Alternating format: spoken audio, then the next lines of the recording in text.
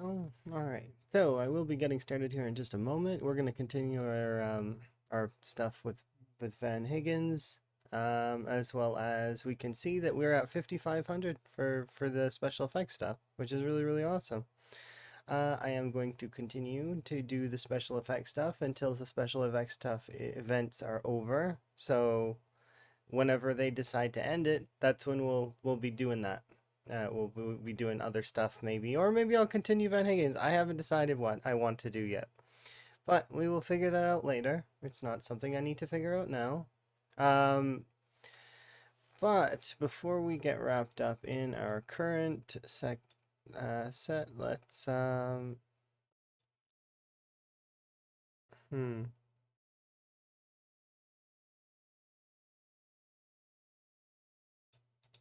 There we go. I'm going to play the special effects video, the 60-second one, and I'm going to during I think I'm only going to take one break today, so, or maybe more, depending. I don't know. I kind of take my breaks on a whim, like whenever I feel like I need them. But we'll continue to play the videos. So if you've seen them already, I do apologize. You know, it's repetition and whatnot, but it is important, right? For the folks that haven't seen them. Anyways, moving on, I'll play the special effects one, and then we will continue. You should work on laundry. Yeah, that's one of those things that it's like I gotta catch up on some stuff. I've got to catch up on other things, but eventually I'll catch it all up and it'll be good and we'll be solid. But anyways, without further ado, I'll do the special effects video, the 60-second one, and then we can move on to Van Higgins, which I should probably have loaded Zomboid.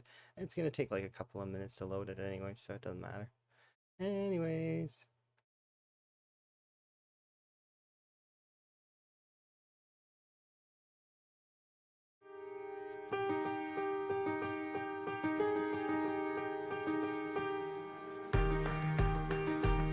Nobody likes being left out. That's why Special Effect are helping people with physical disabilities to play video games. But this isn't just about having fun. The gaming setups we create are personalized, so people can play to the very best of their abilities. And that opens the door to inclusion and independence, confidence and creativity. Help us level the playing field and create more magical gaming moments. Because it's everyone's turn to play.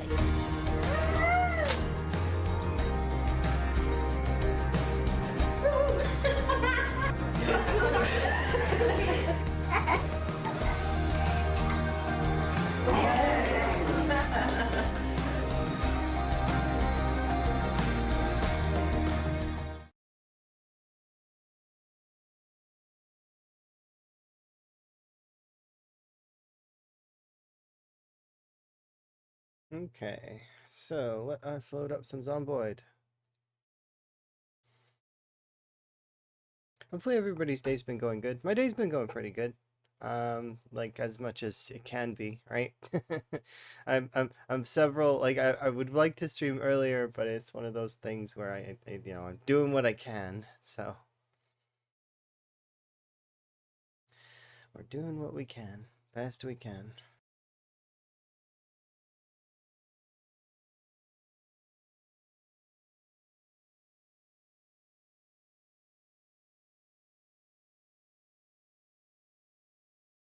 With luck, hopefully this month goes very smoothly and efficiently, and everything goes the way that I want it to.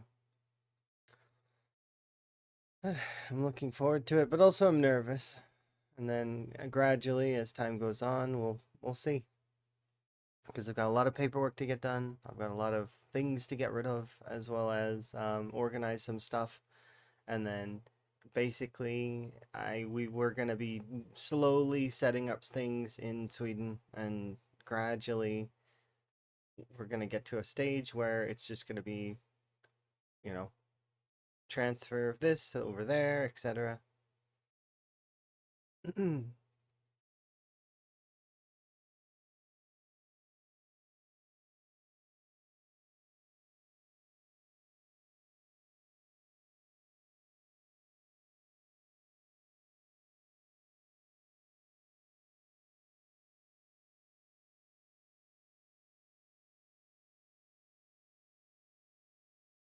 Oh, I see. That's not necessarily a bad thing, though, right?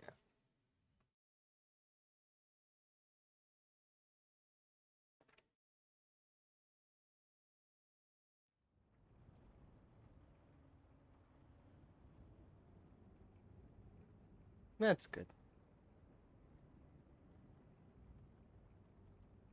I'm waiting for Zomboid to load, by the way, in case anyone's curious what I'm doing.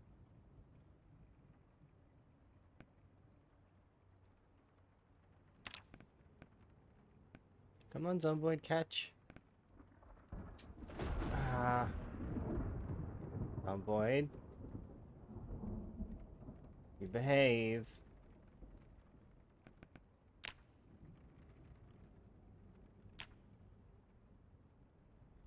There we go. All right, so we'll get some stuff done with Mr. Van Higgins. Um,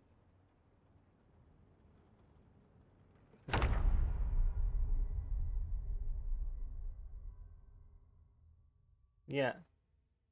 I mean, it's good that they warn you though. They're like, hey, by the way, this our dogs. They might be having an issue if you're aggressive. But that's kind of dogs in general. Yeah,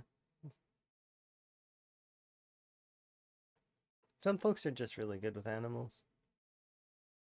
One of my um one of my grandparents very good with animals. Very good with animals indeed.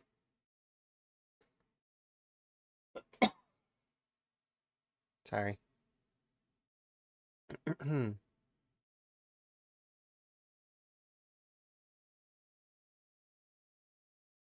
I'm okay with animals, but sometimes I'm not. It just depends. I can't wait for us to have frogs. It'll be great.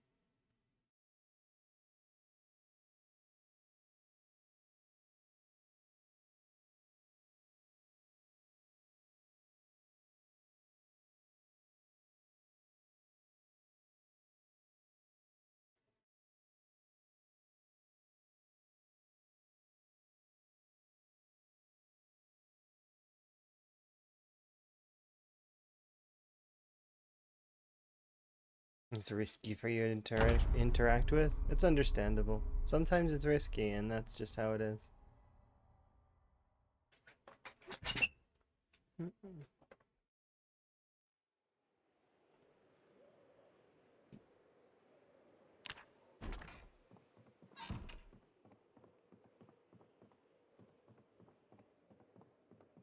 Why are you encumbered?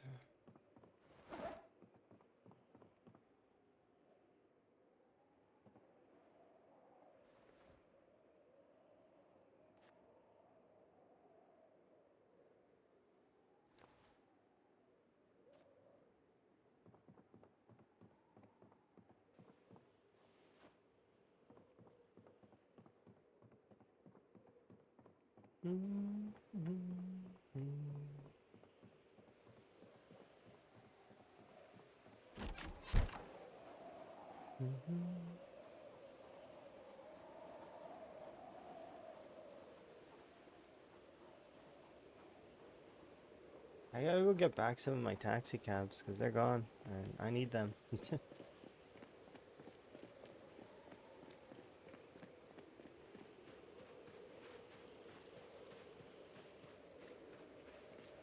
As well as there's that police vehicle that I'd like to go get as well. We're getting fairly close to the prison.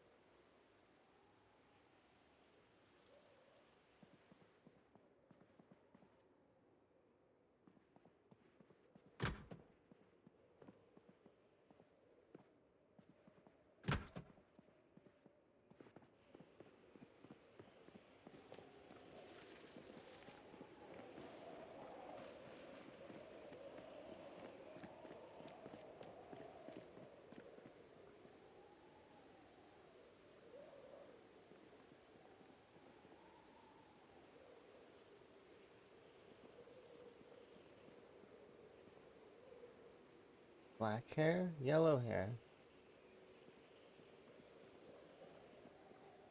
brown hair. I think he's wearing brown hair right now. Darker brown hair.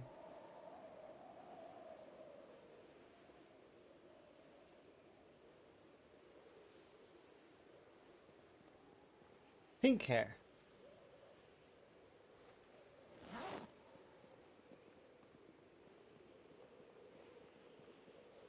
I mean, we gotta go with the pink hair, right? I wonder what you would even look like with pink hair. Dye beard.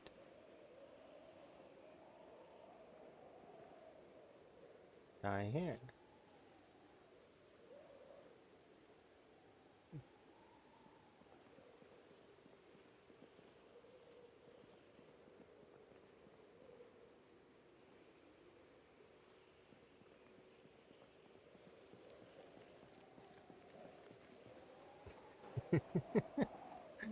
I kind of like it. I think it's interesting.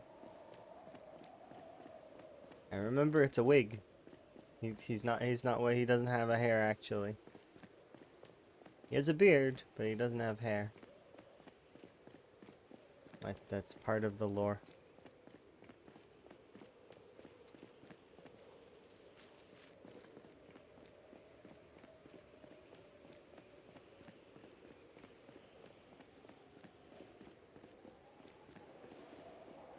Yeah, I'm really happy with how things are going and progressing. This week has been amazing.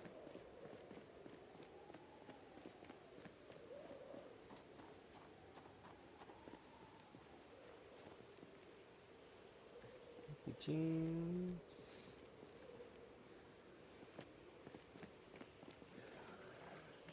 Hmm?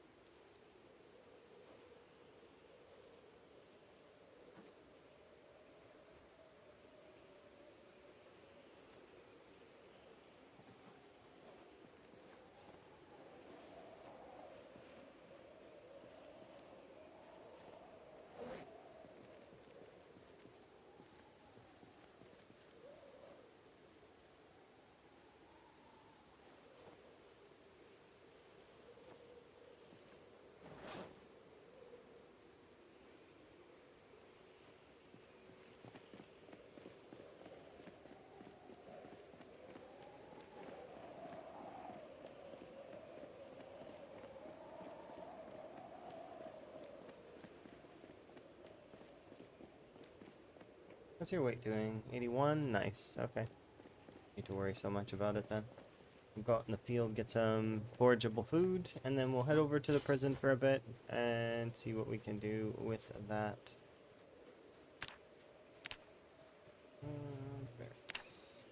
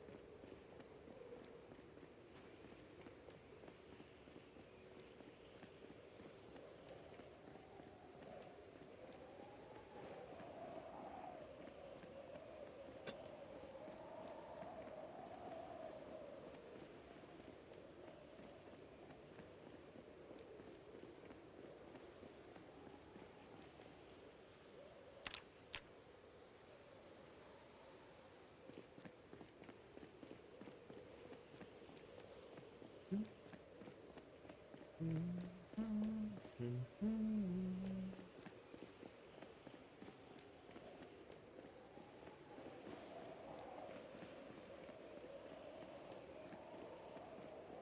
that reminds me about something.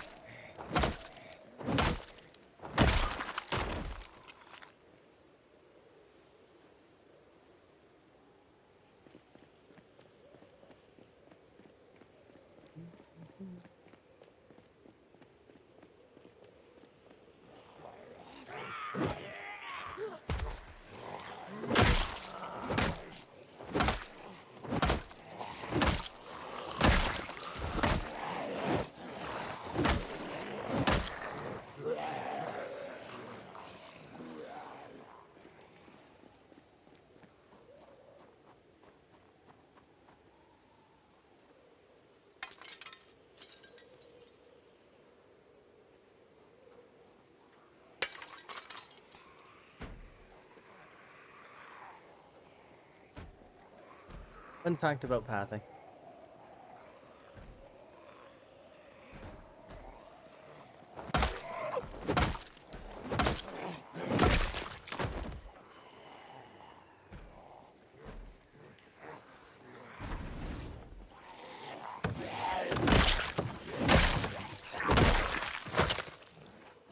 Ooh, is that a scratchy ticket? It's a $10 winner. Heck yeah. Another $10 winner just like flat.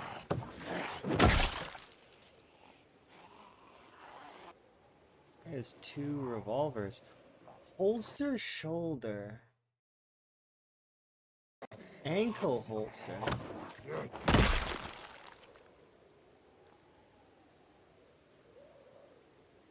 Guy has like a million pistols. Ankle shoulder. Look at this. Extra gun slots. Haven't seen those yet.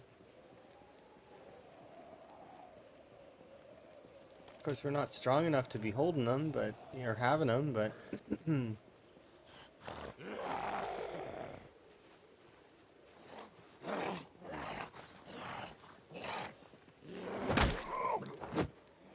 yeah, he was like double revolver. He had one on his ankle. He had one like because there's apparently there's an ankle one. What does it look like when you take it out?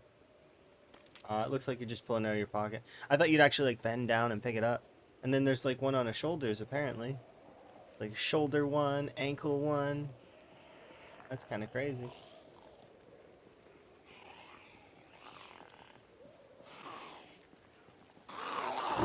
Yeah, so many revolvers.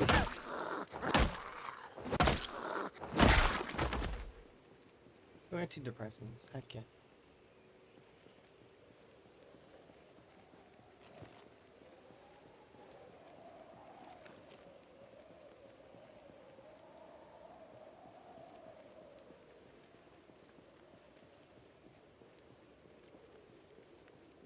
Yeah, dual belt holster. You have like 6 guns on you.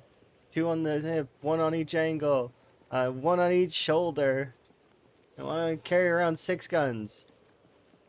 We're gonna be looking like somebody who's got like, you know, loads up like 50 guns on their person.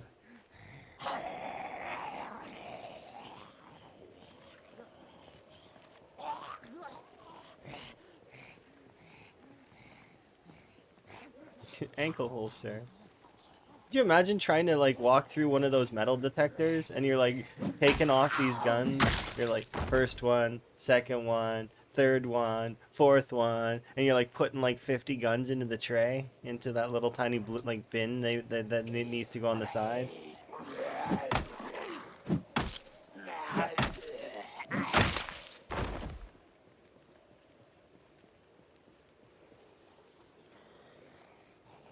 No, I want that, but physically can't carry some of these things. Like there's too many.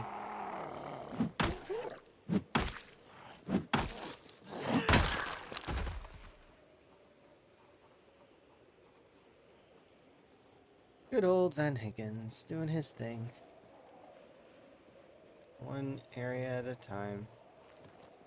I guess what I'll do for right now is, because I know that I can't carry these, I'll just put them over here.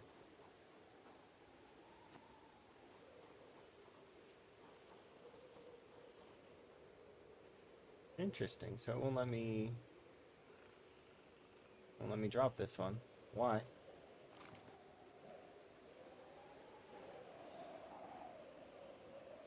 Uh-oh.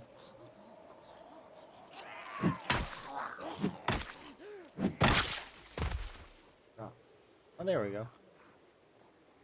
It wouldn't let me drop it the other way.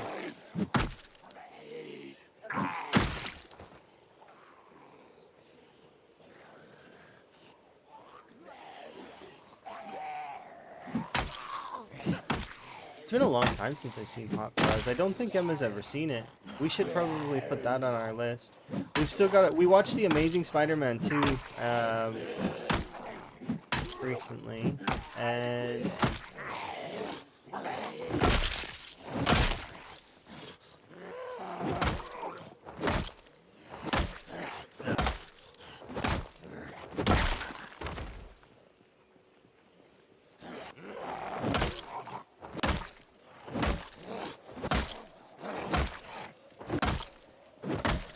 you still yet what Far From Home? I heard that we've watched that one, and so I won't spoil it for you. It's good. It's a good film.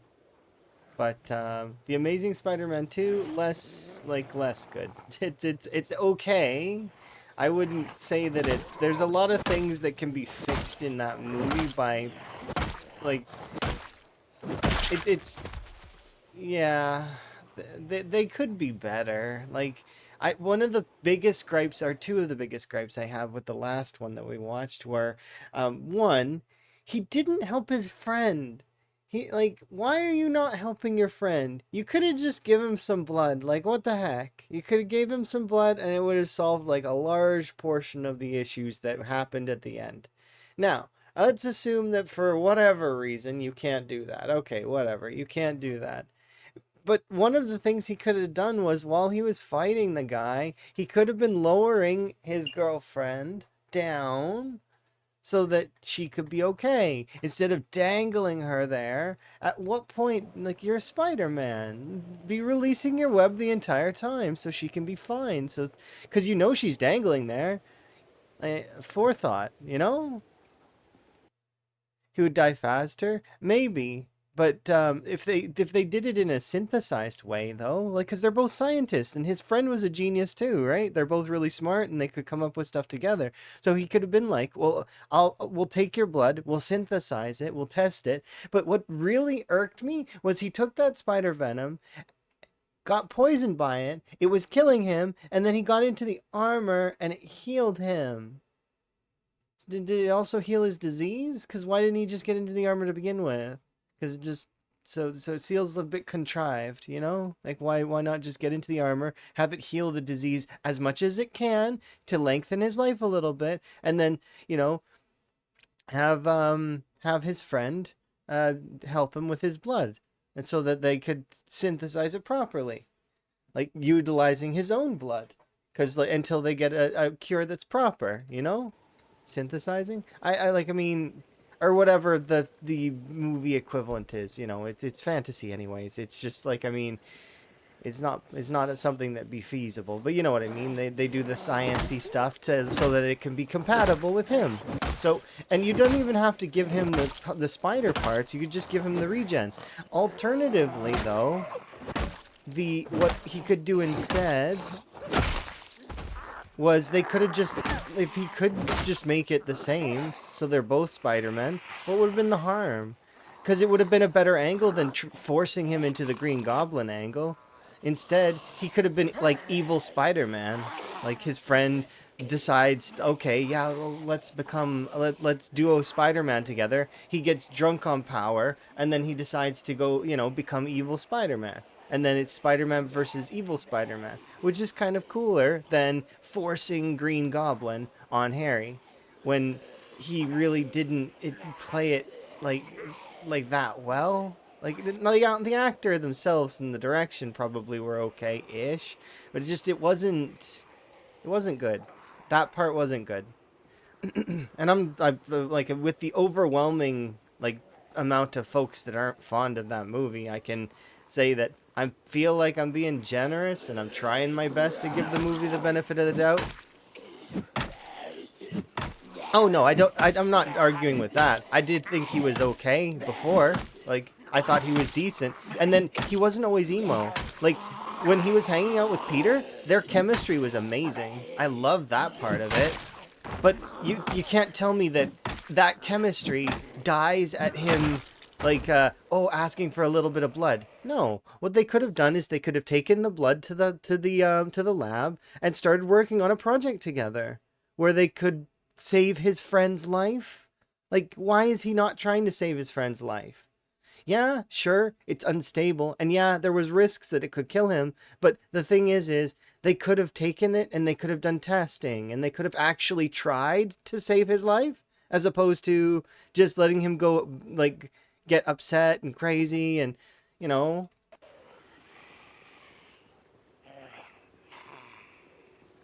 I think the Amazing Spider is the best Peter ever. I think, no. I think I'm kind of on the fence. I suppose I like Tobey Maguire. Um, I think that the other guy is okay. I think he got better in the second one in terms of being Peter and being he definitely improved as a Spider-Man. And then when he's in No Way Home, he's also really good. I liked him in that. But I feel like he could have been better to his friend, and that he wasn't really good to his friend. Like, yeah, like I said, the blood could. Tom Holland is the actor. Yeah, I don't mind him. I think like I said, I thought he got better as in his acting as Peter Parker and his acting as Spider-Man in the next film was good. Like I thought that too, he did a better job, and the suit looked a lot better. I can agree to that. The suit looks way better in the second film than it did in the first one. But yeah, I think that yeah.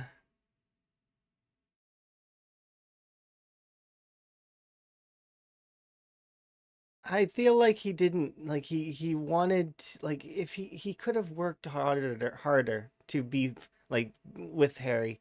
And also if Harry was mentioned at all in like the first film, he wasn't really around, which is a problem. If they're best friends, why are they like I get he went off to boarding school, but come on. You gonna tell me that you didn't then send up like a letter or anything to your best friend? At least their chemistry was good when they were on that beach scene, like with the rocks and stuff. I really liked that scene. I thought it was good. But when he's asking for him for his blood, like I mean, he should have put one and one together and been like, "Yeah, okay, well, here's the deal. I've seen that this causes explosions and stuff. We need to do this carefully." So they could have went into the lab and they could have started working on serums for his friend's blood, a little bit more specific. But with the research that they had before, and then like I said, they could have went with an evil Spider-Man angle instead of a Green Goblin angle. It would have been better. No offense meant to the like. I mean, I understand they're trying to stick to the franchise, but they could have went a different route. They don't have to force Harry to become a Green Goblin. Or perhaps they could have made him into a Green Goblin via that method instead, and it would have been more like better than what happened with him in that like in the lab and whatnot. I feel like it wasn't good. Spider-Man 3 sucked, but not because of really. I don't feel like it sucked because there was a lot of studio interference, and Venom was kind of forced on them. They didn't want it to be about Venom. They wanted it to be about like Peter and overcoming himself, his ego, and then also, Sandman and stuff like that. It was going to be mostly about that, but because of studio interference, they kind of forced Venom in there, and it just didn't fit right, I feel. Sandman, yeah, he was kind of unnecessary, but at the same time, it wasn't going to be fully about him, right? It was going to be about Peter and focusing on how he needs to, like not like he was like beating himself, his own ego, and how he was kind of like in a spacey little area, like of his own world, ignoring Mary Jane and all of that. Like, yeah, the comics were amazing, and the old shows were really good. I really like the old shows. Uh, New Rhino also didn't like New Rhino. No offense to that version of it. Yeah, it didn't fit right with me at the end. You didn't like Mary Jane? That's fair. I'm kind of neutral. I thought she did a good job. Like as you know, but I think that the movies with Tobey Maguire are good movies. That the movie with Tom Holland is an okay film. It's not terrible, but it's not good. Like there's a lot of stuff that I can poke holes in. So it's not. I don't feel like it gets to be classified as a good film. But of course, these are my opinions, right? So if you disagree, like, and you love that movie, and continue to enjoy it. It's just that for me specifically, it just didn't hit the mark, which was to be expected. I was going into that film knowing that Emma doesn't like it at all. Emma dislikes those two movies passionately, so much so that she refuses to buy them and put them in the Spider-Man collection she has, which she has lots of Blu-rays, like lots and lots of Blu-rays, and yeah, she refuses to buy those two.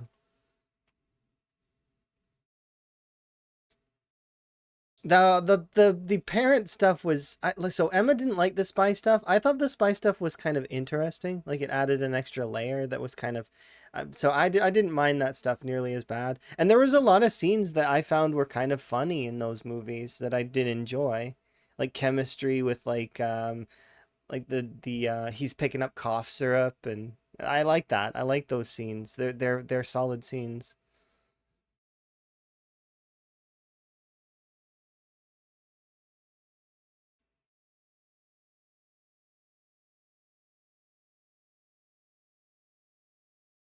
Yeah, I don't know. It's weird. And then the whole Harry thing, like Harry feeling betrayed, and feel like Bernard not telling him throughout the whole thing annoyed me. Like, so there are things in 3 that bothered me, because a lot of that could have been fixed at the very, very beginning, where if Bernard had come forward and said, "Hey, by the way, or I treated your father's wounds, it looks like they're self-inflicted. You shouldn't go after Spider-Man. If anything, you should maybe abandon that, like, and move on." But no, he comes forward at like way later. But plot. I get it. I understand. A lot of issues. 3 is by no means like a masterpiece. It's definitely lots of studio pressure from that from for that one. And I don't want to go into details on the last one because some folks said they haven't seen it. But the last one, I was hyped when I've seen who was involved in that film, and it was cool to imagine some things that could come as a result of that in other universes, because it is a Spider-Man, where there's multi-universe stuff happening. And although I don't always like the multi-universe stuff, because I feel like it kind of can just automatically set a reset button on anything at any time, any point. So it's like it's kind of it takes away any of the lessons you learn, anything like that. Kind of, because you can just kind of undo everything whenever you want. It says somewhat frustrating, especially when you include things like the time stones, or other things that are more powerful than that. how can you undo with multiverses? They do it all the time, where they completely like. I mean, sometimes there's like ramifications, like some of the multiverses falter, but oh, but universe whatever the is fine still. So it's like it's a bit frustrating in that way.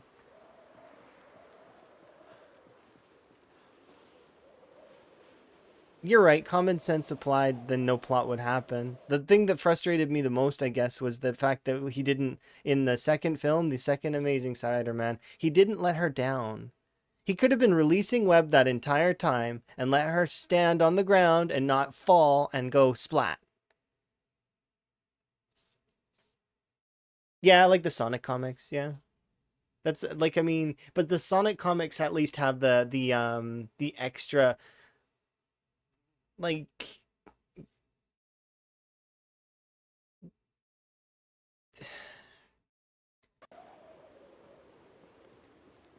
yeah, I feel like he could have saved her. I feel like it was like a bit of a waste. I don't resent him. It's not resentment. It's just like, dude, what the heck? You're a Spider-Man. Think about that sort of stuff. Like if anybody could think about that stuff. Extra lore with auto resets. Yeah, see that sort of stuff annoys me a little bit. I don't mind it sometimes, but it's just like because I let it go because I wanna. Oh, I'm inserted. It's but it's those sorts of things that bug me sometimes. It makes it so that stories can't end, so that you can kind of milk stories for longer. I like I like endings. I like when things end and you can close the book and you can open a new one. But that's maybe not for everybody, and I understand that. But it's like it's not, you know. Yeah, let's go have a nap.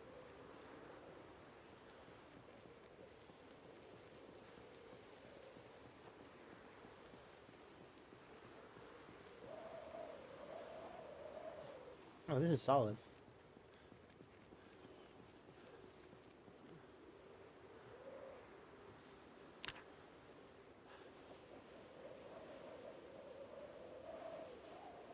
Yeah, I don't resent them for sure. It's one of those things where it's a work of fiction. I see it as a work of art, and I try and keep my mind open to it. That's why I say it's an okay film for me, but it's not great. It's not like I wouldn't cry during a movie like that.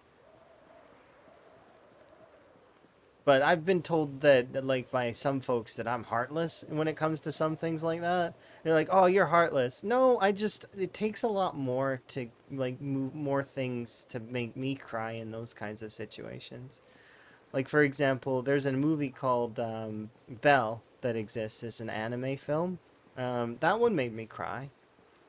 Pixar's Up made me cry twice. Like that film got me twice.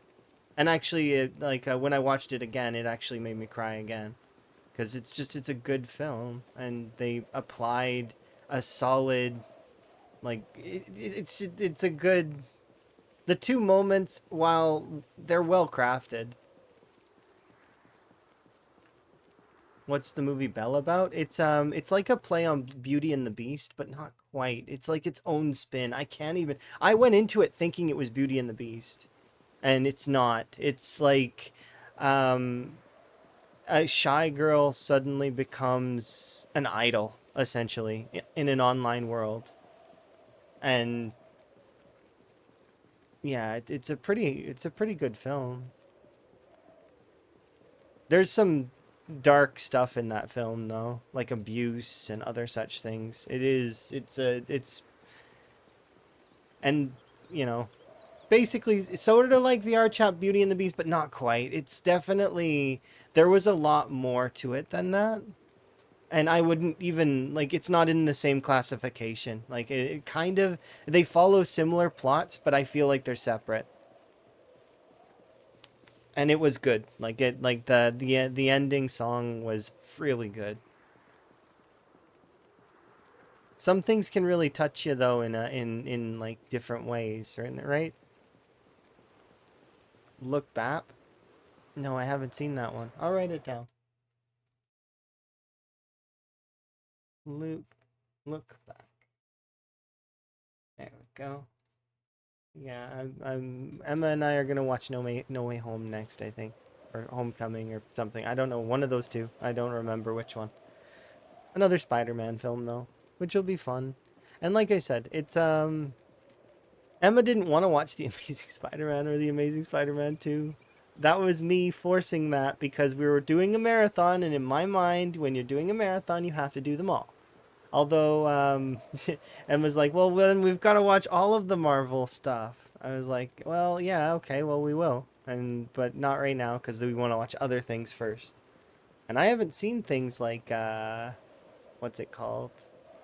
Whatever that movie is the Avengers something War or whatever with Thanos. I know who Thanos is. I know some of his powers. I know he has got a glove, and I've seen a lot of the memes, but I don't actually. I've never watched that one like with that.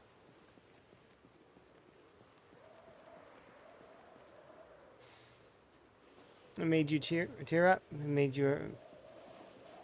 That's good. It's good to have films like that make you sort of appreciate things that are around you and or you know I like when things are like that. Yeah, I'll have a look into that one. Bella's one that Emma picked up at random, kind of. Emma just suddenly was like, "We're gonna watch this one, okay?" And I was like, "Yeah, sounds good."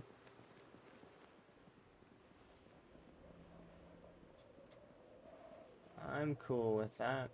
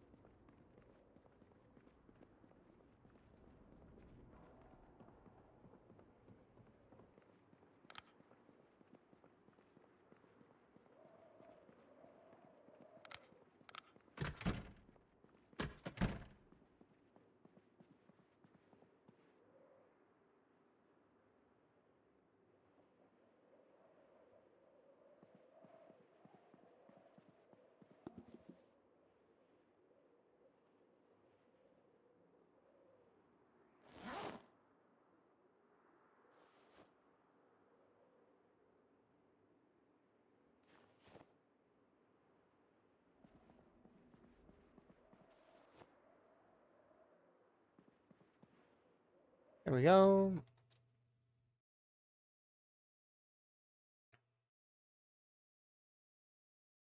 Okay. I mean, you're entitled to that opinion. I haven't really seen them, so I don't know. But I just know that I do like some of the films, and I for the most part I don't hate them. I don't really have that in me, anyways. Can't really dislike films to the degree of hating them. There's some films that I don't really like. I think. Let me see. Um,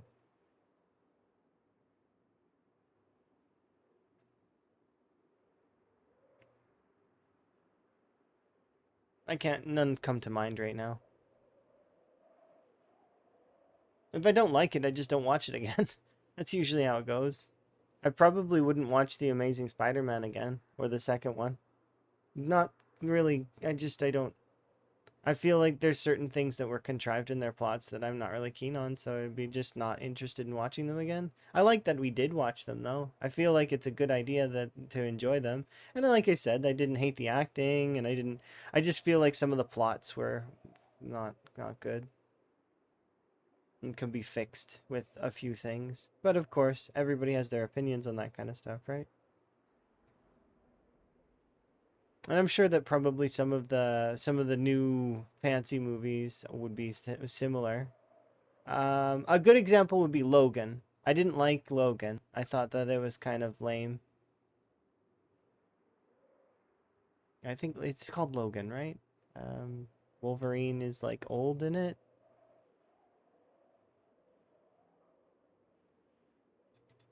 You haven't watched that one either? Okay, I won't spoil it for you. Wolverine's old in it though. And I didn't like it. I thought it was kind of eh. So I guess there you go. That's a film that I didn't like.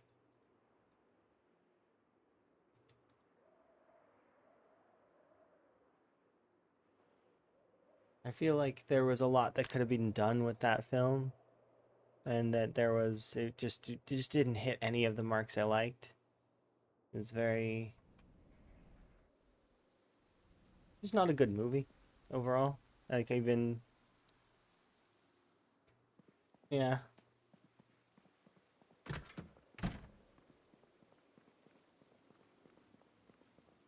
at least not for me. Apologies if you like that film, you know.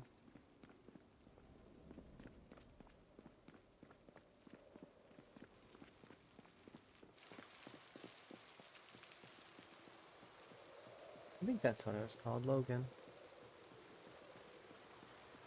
One of them, his friends told me that I'm heartless for not liking that one. But it's like, it just didn't hit the right number. Like, it didn't hit the right notes with me. And I feel like that Wolverine's character in that one could have been better. Without going into spoilers, of course. In case anybody decides to watch it.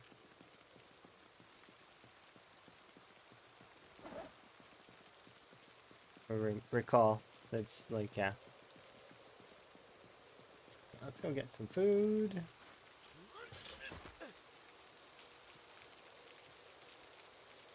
Poison or not poison?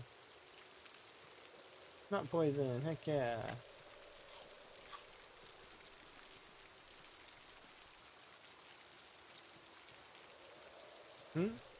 Um, kind of. I feel like he could have come up on the thing with her a little bit.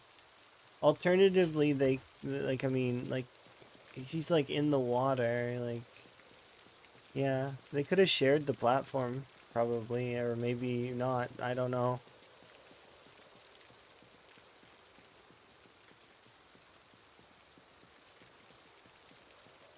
Maybe he's... If he went up there, maybe it would have sank that bit, but they could have found more debris. It's not like there's not other debris floating around. Made a little bit more of a makeshift area, and then they actually could have hugged and like kept each other warm. Actually, it would have been a better scenario than, you know, what she was in to start. No, I'm not heartless. I there's certain things that don't quite sit right in my brain, and I it makes me question things and be like,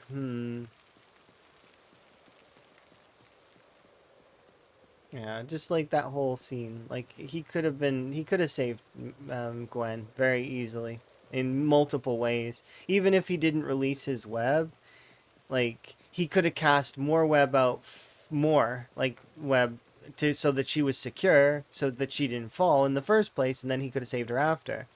Or like you see that, so let's even go on a limb and say that he ran out of webbing, which he didn't, obviously, because he reached for her at the end with the webbing, right?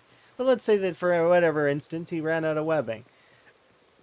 Well, he could have increased his own spawn speed, right, with the limited web he had, with like a slingshotty thingy that they do very frequently in Spider-Man movies, and then he could have caught her and landed. It would have probably broken a leg or two, but he would have been, you know, he would have saved her. And he has super healing, so it doesn't matter nearly as much. You know? It's just like I can see lots of different ways he could have saved her, and it just seems like a waste. And like contrived a little. And then for 5 months he doesn't do anything, which I can understand because he's suffering through grief, but like, and then yeah, the new Rhino, I just, because I like the old Rhino, you know, gray suit Rhino. But even I like the one from the games, like that Rhino. I thought he was pretty good, and that's how you do a technological suit well. But in like, I mean, yeah, frustration is a better word than resent because I don't resent it. There's no hatred in me at all for that stuff. It'd be pointless for me to hate it. I can't. It's I don't hate things. I don't like things sometimes. I get frustrated by things sometimes. I don't hate anything. I can't. It's a waste of energy. Hating something, blah.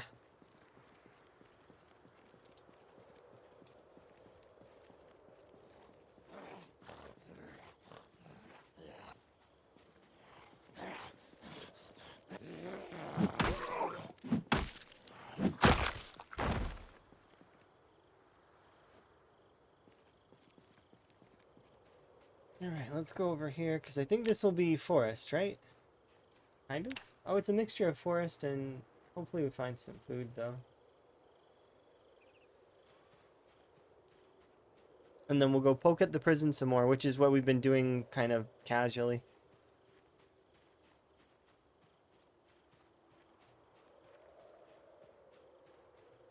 I think that movie's not terrible. It definitely isn't as bad as everyone says it is, for sure. Like I'm gonna say that.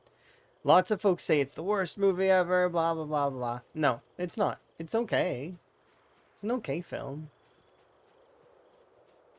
Like, cause there's a lot of scenes that I did very much like in that movie. Like, especially like the beach scene when Peter and Harry are like just hanging out, being buddies. I liked that. I thought that was cool. Their chemistry was good. Um, I do feel like he did his friend dirty though, which is unfortunate. You know, he could have saved him. They could have done something. Like, they're both really talented scientists. I don't understand why they wouldn't, like, at least try to save his best friend's life. He was dying. Like, what do you... And sure, he technically shouldn't have died as quickly as he did. It was kind of partially because he forced it, right? With the venom and all that. Like, he was... But then, how come the goblin suit was keeping him alive then? Some of it just didn't make sense. Why didn't he put the goblin suit on to begin with? I don't know. Little gripes like that. Just small things. It could have at least stabilized him for a while.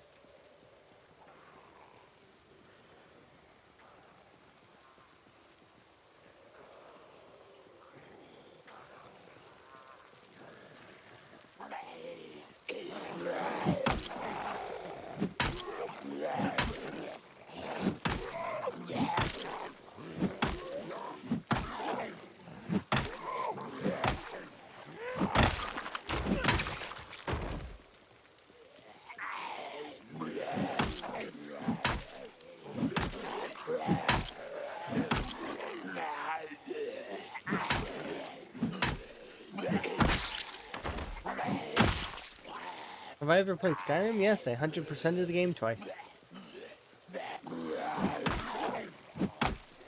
And then I got partly through the new edition that they released, and I decided that I'd stop there for the time being, and then I just never picked it up again. I also did things like the Ebony Warrior and stuff like that. 100%. No, I didn't use 4,000 mods. I'm not a big fan on mods most of the time. I was gonna do Moon Pass to Elsewhere, but I never ever ended up doing it.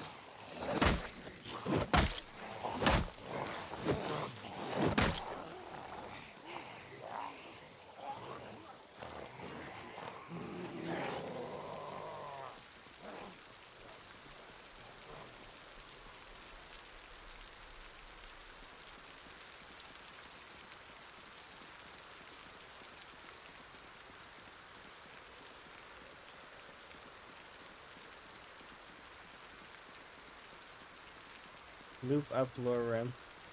A great mod. Okay, I can write it down and...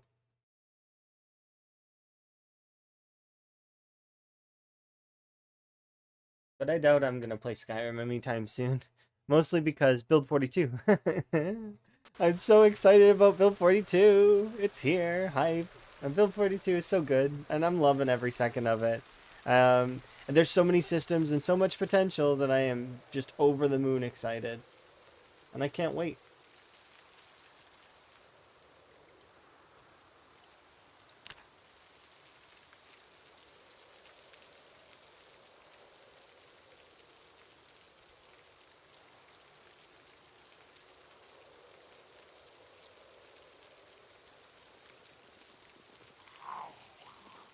What is Build 42? Build 42 is the unstable branch of Project Zomboid that has been updated to its next build.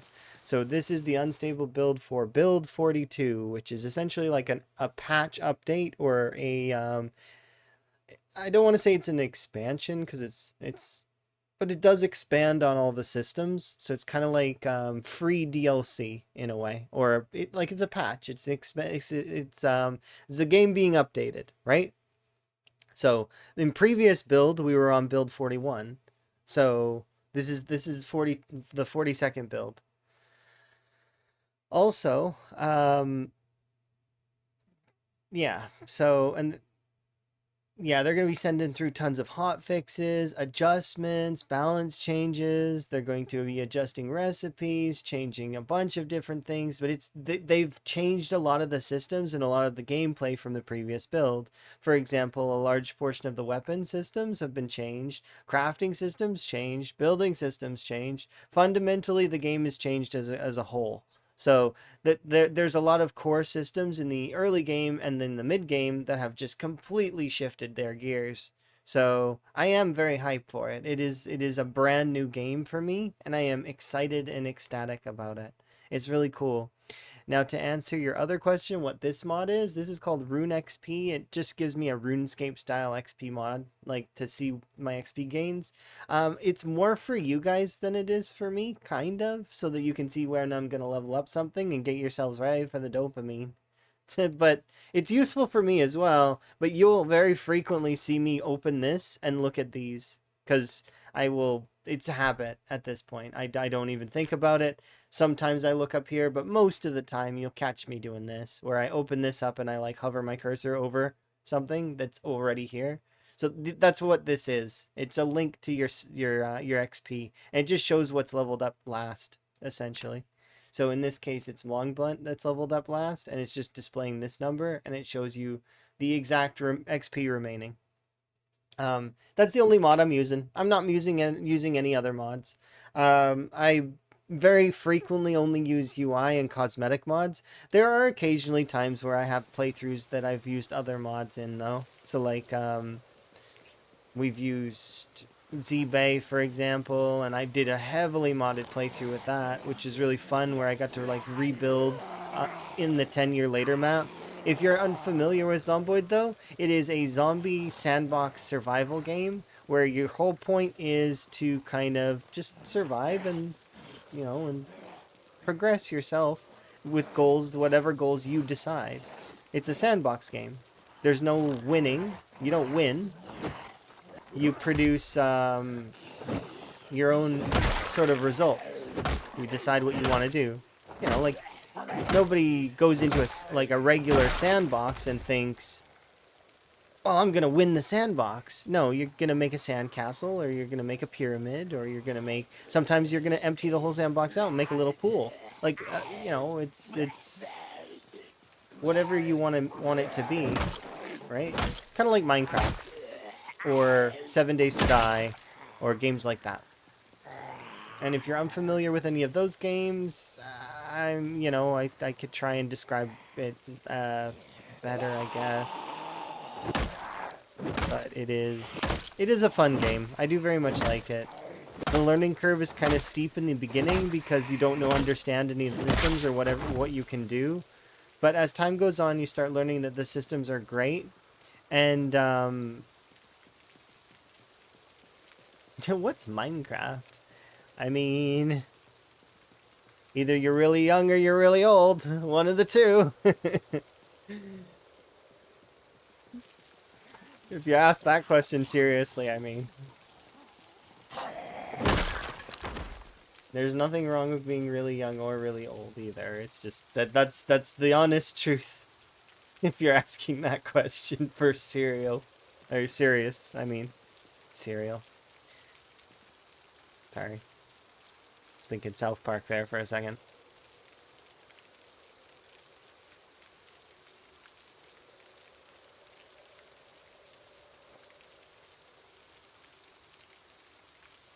Are spears good in this game? That's you used to love them. They're not terrible. They're not great anymore though. All the other weapons kind of equalized out now. So you can use pretty much whatever weapons you want. A lot of the one-handers are mostly the popular ones right now because they give less muscle strain. They added a mechanic in the game called muscle strain where your character gets tired sort of from, swinging their weapon. Which I like this mechanic. I actually think this mechanic is good and healthy for the game.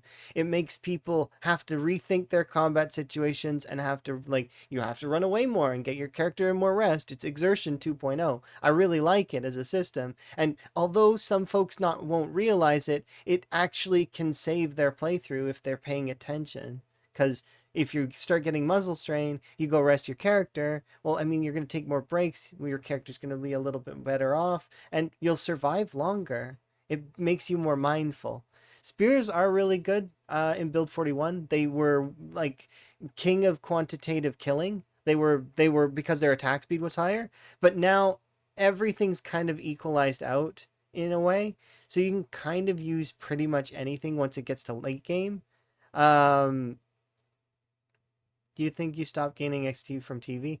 I think that that's okay if that's a setting. But the thing is, and this is how this works. Um, hi, by the way. The all of the settings that are in the game can be adjusted. It is a sandbox game, meaning if you don't like muscle strain, if you don't like the XP rates, you don't like how long something takes, or you want things to take longer, you can change them. You can turn off infection. You can turn off the zombies in this game if you want, and just play with the animals in doing your own little farm. You don't have to play with zombies. You could turn on maximum brutalized settings. The sky's the limit. It's a sandbox game. Hopefully that kind of, that's a lot of folks are complaining about the muscle strain on release, and it's like they didn't really give it time. And I can tell you right now that I'm playing with times two muscle strain at the moment, and I'm gonna be turning it up because it's not hampering enough for me. But that's later on. I'm not gonna turn it up right now. I'm still kind of this character's for this sorry. This character is for the special effects stuff, which for those that are not familiar with special effects, they help infirmed gamers with being able to be included in gaming. So that's why I started this character. This character is about 4 days old. His name is Van Higgins, and he's a police officer, and he really likes to hit things with sticks. Hydrate, yeah, thank you. But hmm. We've been slowly sieging down the prison just for fun, and I'm, well, prison used to be that place you go for to get a little bit of an ammo boost.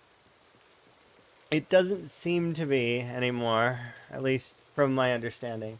But yeah, when you get to level 3 in default apocalypse, I think the TV's not as helpful anymore and the VHSs aren't as good anymore, which is good. You're amazing. But most things aren't you don't really need to if it depends on how long you're going to do your playthrough. A lot of folks don't survive for that length of time.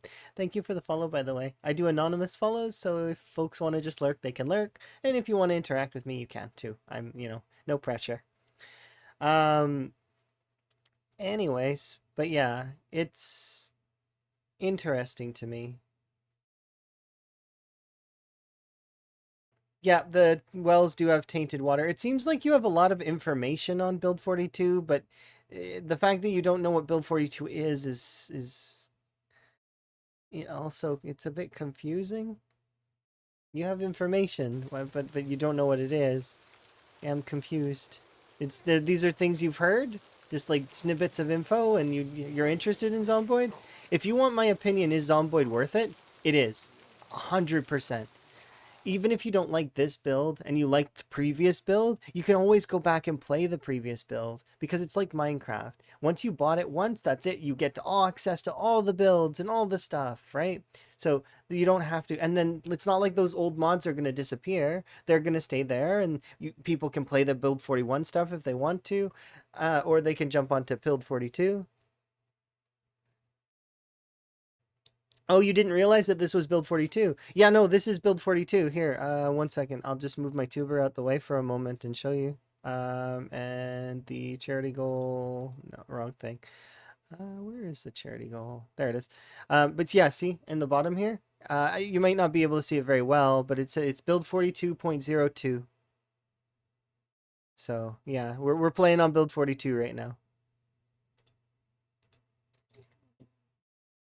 Yeah, and this is my character of Mr. Van Higgins, or Officer Van Higgins. He's okay. I've also got one other playthrough that's active right now that I'm much further along in terms of the crafting. But Van Higgins is better at combat than my other character is. My other character's short blades are fairly high, but Van Higgins' long blunt is very high. And long blunt, while he needs to take more breaks, is better in the aggressive combat than short blades is. At least at the moment. My tuber's adorable. Oh, thank you. I very much appreciate the compliments.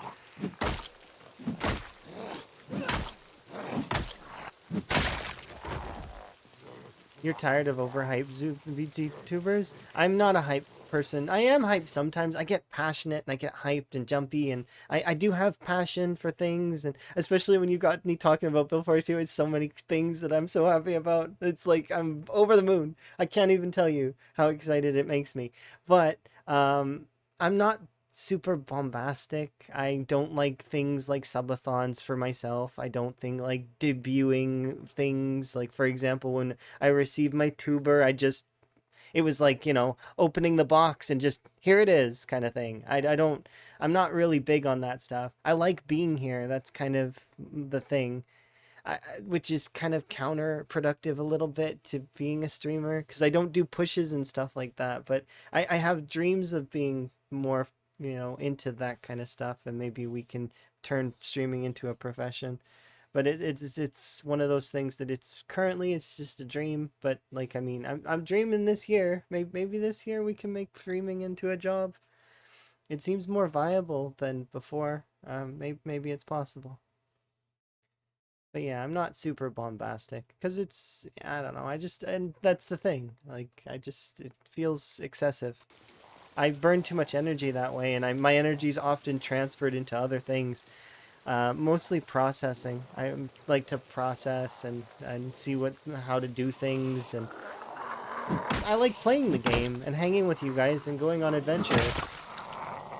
It's more fun.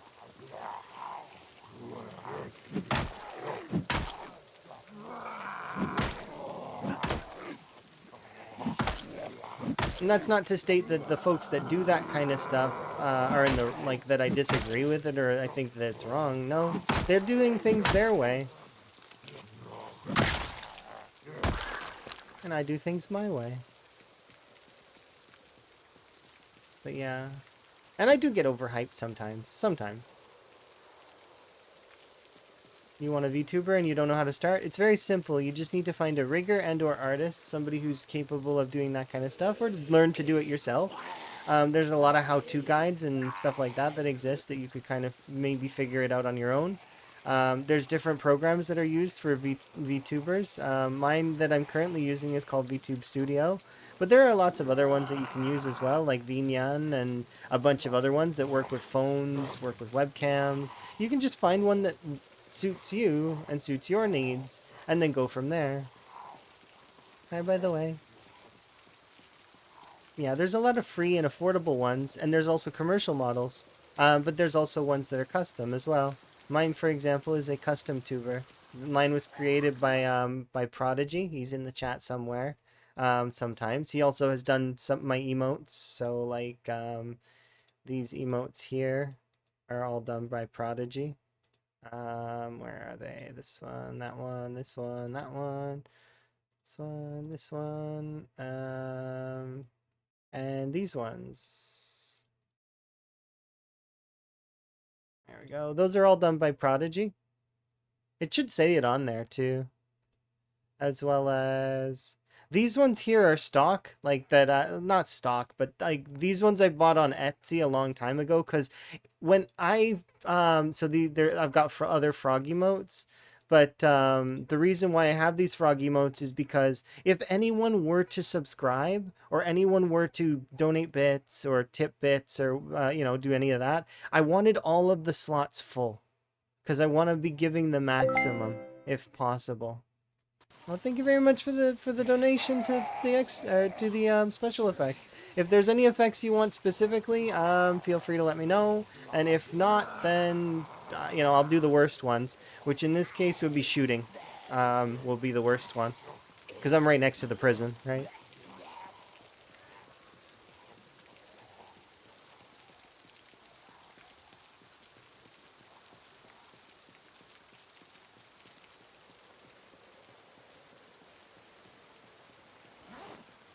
So I do what was it, 5? So 6. We'd have to kill 6 zombies with that.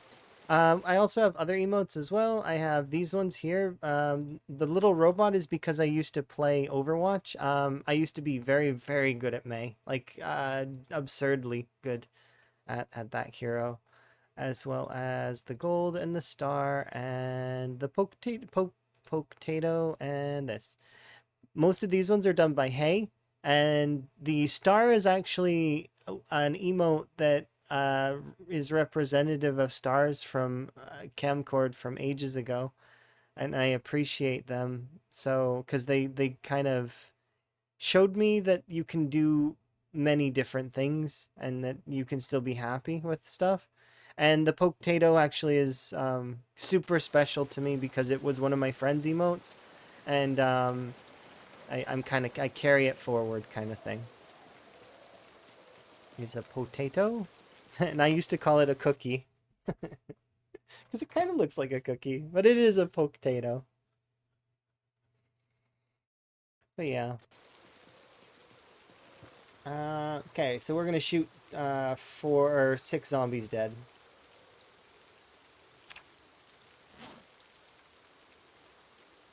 Yeah, hopefully everybody's day's going good, and thank you very much for donating to the special effects. Do appreciate. Checked. Insert.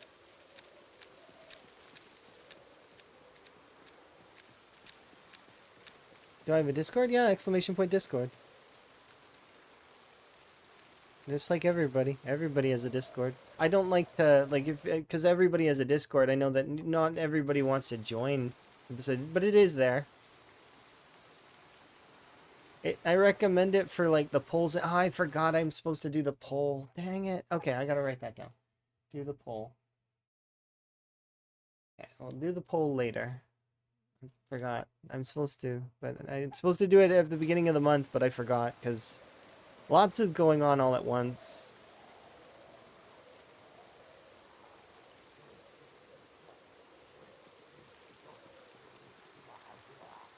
Let me just drop you on the ground for a second so I can get these shot kills. Those are some good emotes. Yeah, I really like them. The Etsy ones, like I said, those ones are anybody can purchase them. They were like $50 or something like that. It was like a bundle. But I do very much like our custom emotes, and yeah, custom ones are better. 1,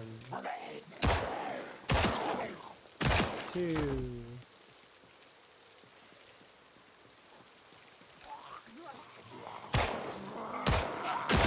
4,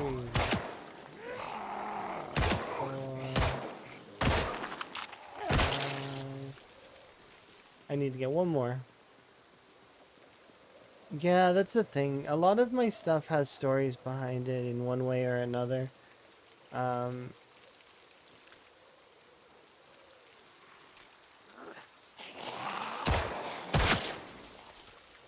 Alright, they're at 6. Okay, we're good. Here we go. Good chest.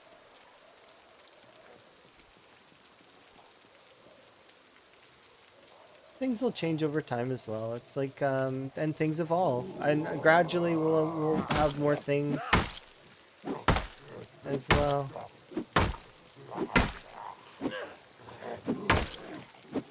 How are you liking New Vegas, by the way? You seem very apt in that game, like you've played it a lot. Do you usually play, you said you like Fallout 3.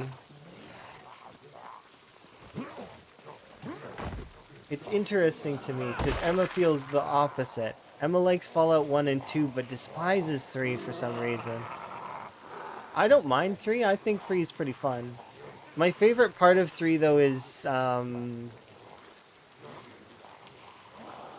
what's it called? It's the virtual space.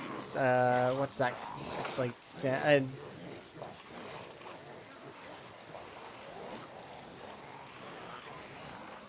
you adore both of them? Understandable.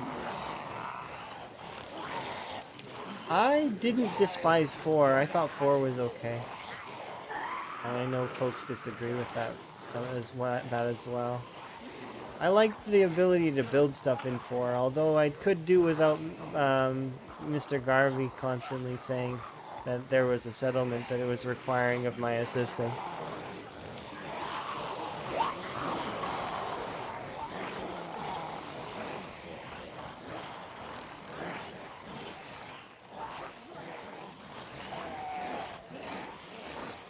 General, there's a settlement that needs your help. You like 76? Interesting. I didn't like 76 as much on release, mostly because people kept coming up to me and being like, this game sucks. And I'm like, but it's okay, maybe. But yeah, it does seem to lack the NPC presence that you expect from a game like this. But they added stuff in later, did they not? I'm pretty sure. I do like when games do that, when they improve themselves.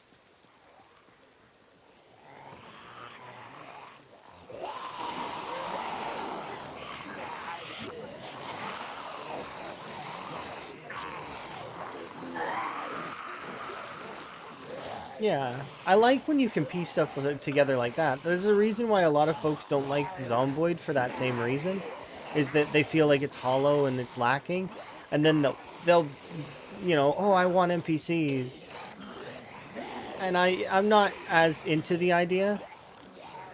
I could go on a long tangent about that, but I'm not gonna right now.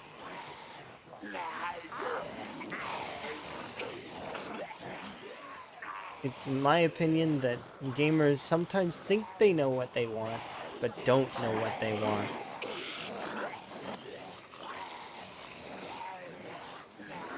But at the same time, it is nice to have choices, so like have things available that you can have.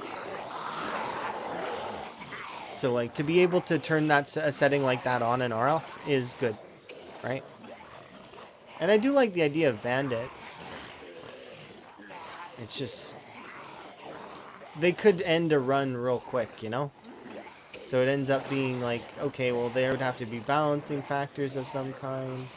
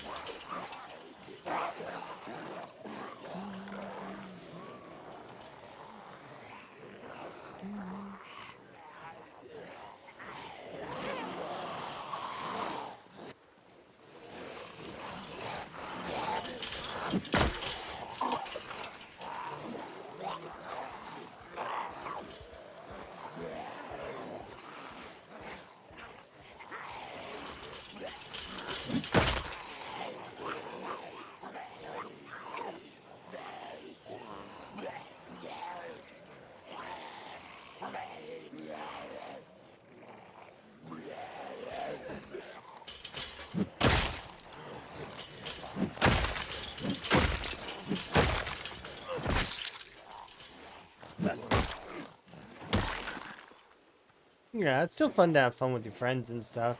And so for those that don't know, you can actually coop in Build 42.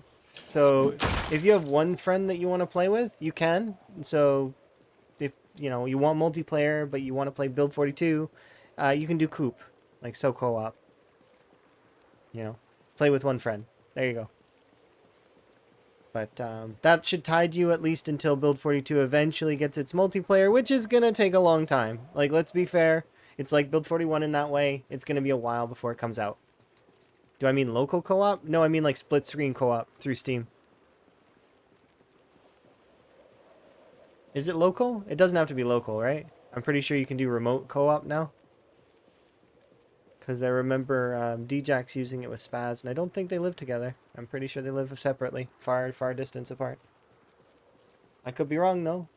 I mean, I'm not sure. You'd have to ask somebody who's actually used the coop, because I haven't.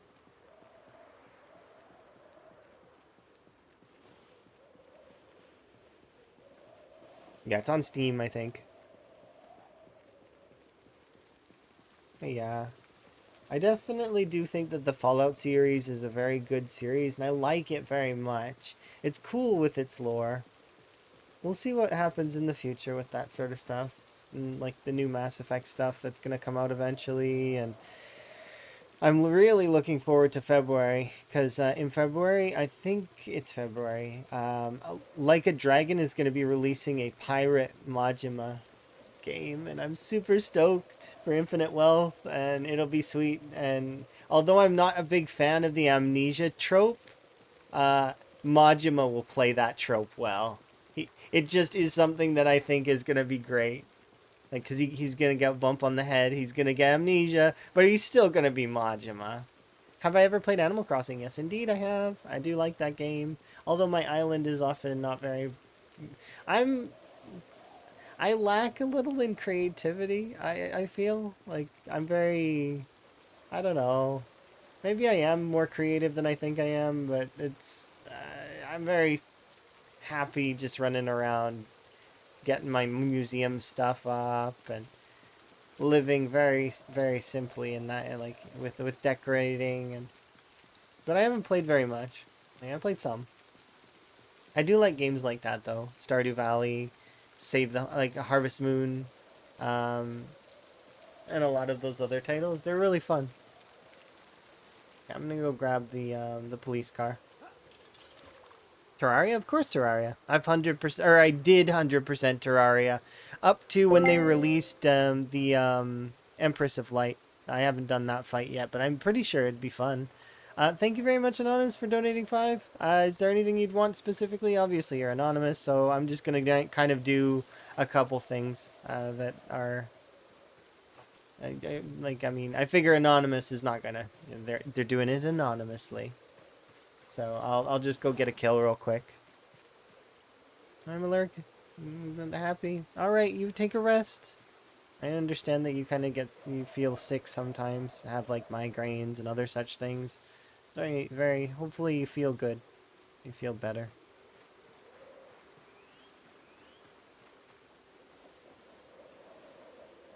Heard how many games have I 100%ed? I don't know. Let me see. I have a list, don't I, somewhere? Categories. Badges, achievements to get. Thank you very much for the donation. Do very much appreciate. I missed that one, so I'm gonna actually go look at the thingy, which is here. I'm not sure how to say your name, but do appreciate the £5. Begins with a B. Bill Ogro, something like that. Sorry if I butchered it. But I do appreciate. So let's see. Which games have I 100%ed?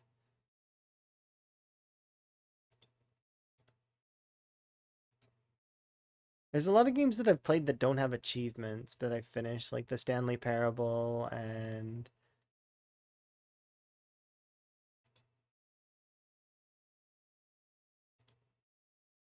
Yeah, there's a lot of games that I've played, but let's see.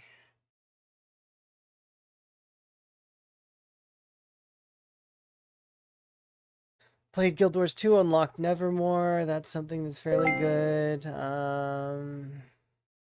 I've kind of got a little scoreboardy thing for Zomboid. Thank you very much for the donation. Do very much appreciate. Storm Glider, 25 pounds. Do appreciate you. Thank you for the donation. If there's anything specific that you guys want, you can let me know, okay? Otherwise, I'm gonna go on a killing spree with bullets because we've got like 100 bullets, so I should be able to get, what is that? That's 1, 2, and then 5. So seven kills with bullets. We'll go shoot 7 zombies at the very least. Um, let's see. I finished all the Portal games except for one. There is one Portal like mod thing that I haven't finished. Out of the, what is that? 1, 2, 3, 4, 5, 6, 7 Portal like side things in the Portal series. I did Deep Rock Galactic's entire first season to level 100. I used to play a lot of GTA online. Um, World of Warcraft achievements and Dead by Daylight stuff. Then Overwatch achievements and Minecraft stuff. So those are my major achievements in gaming that I've had that are fun. I can show the scoreboard stuff though as well, because that was my hobby. There's only 2.5 Portal games. No, I'm including like the modded like Portal Story Mel and like Aperture Tag and all of those side ones as well.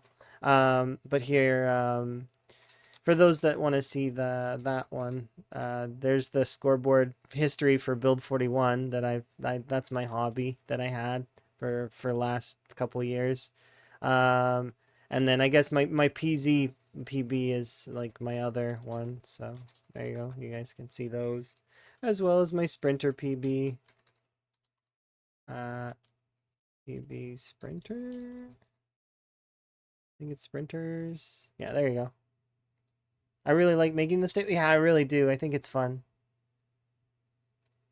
It's a fun hobby. It's not meant to be super serious. It's just meant to give us something to strive towards. We haven't done one for Build 42 yet because Build 42 is not ready.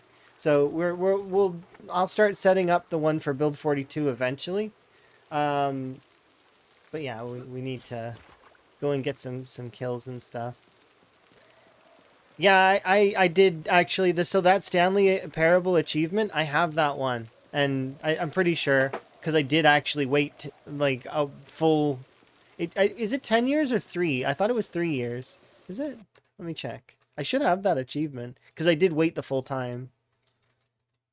It's and to load it back up. It's like go outside is what it was called. Right here. Yeah. I have go outside naturally. Do not play Stanley Parable for 5 years. Yeah. I got that one. I got that one naturally. I didn't play it for 5 years and then I booted it up because I seen there was an expansion on it. And I was excited to play the expansion.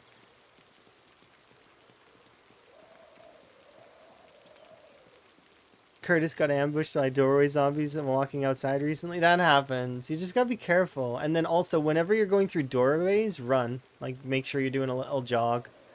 So that you can kind of, at least, if anything, you'll be shoving the zombie that's in front of you first. But yeah. On 6.9k. Oh, not bad. Oh, a 4-month run. Yeah, there's a lot of really amazing zomboiders. And there's actually a lot of amazing zomboiders that are not on my spreadsheet thing there. But that they haven't decided to submit anything or talk to me in any way. So that's why they're not on that list. It's not because I still think they're amazing and stuff, but I don't know what their personal bests are. So that's why.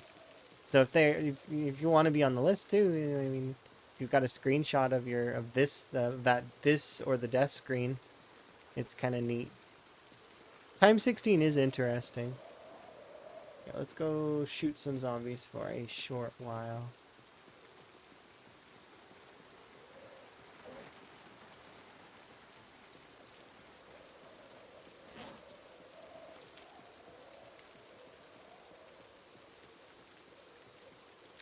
We need to go get 7 kills, right? Because that's the worst effect right now for me, currently. Um, the most positive effect that I can receive right now would be if someone wants to give me back the crowbar that's sitting in front of the prison. Or one of the, what's it called? There's axes around town that I can't pick up because I've dropped them because people have asked me to drop them. So, it's like, I think 5 or 6 axes around town, fire axes. But yeah, there's a crowbar sitting in the front of the prison that I can't have. I've picked up and dropped that crowbar so many times. It's like 4 or 5 times.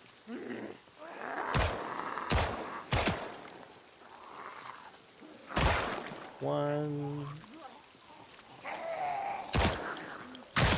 2. So we need to get 7 kills. Yeah, it's an Excalibur crowbar, kind of. It's like half durability now, but it can't be lifted from the rock. If we ask you to drop the gun... No, I don't drop the guns, because the guns are part of... They're so long as I have ammo, they're $5 per shot, and I have to get a kill with them. So if I can't... Like, I have to be conservative with the ammo best I can, and actually succeed with my shots. I did a little video, though, I clipped a little video of the aiming system to show that it's not garbage, because there's a lot of the people in the community right now that are making fun of the aiming system and saying that it's not good. It is good. It's a great system. They just don't know how it works. Although there's some folks that don't like it, which is fine. You can not like it. But I see potential in the aiming system. One shot left. Level 3 aiming betrayed me. How does it work then? Oh, you've never aimed in Build 42? Well, first you can customize your reticle, which is really nice. I like the ability to have like a dot in the center that shows me when I'm gonna, like if I'm aiming at a target. Secondly, you can choose the colors of it. So I like green as a go and red as a bad. Secondly, you need to aim at the zombie where their head is if they were standing up straight. So currently, because it's isometric. So some angles will just be more favorable than others. Meanwhile, so you want to be a proper distance away from the zombies. You need to take a second to aim. So like your character needs to take aim. And your moodles need to be sorted to a degree. If your character's high panic, they're going to miss probably. But if you know... There we go.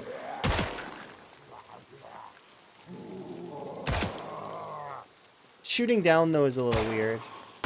But... like, they'll fix it. It's a work in progress system, and I know that it's going to get better. There's the way that they have it set up is really cool and really good. I see them adding more planes. So, which I know that it's a bit technical, I guess, in a way for when I talk like that about it. But essentially, if you pull up the hood and look at how the aiming actually works, it is really cool. Does crouching help? I don't know.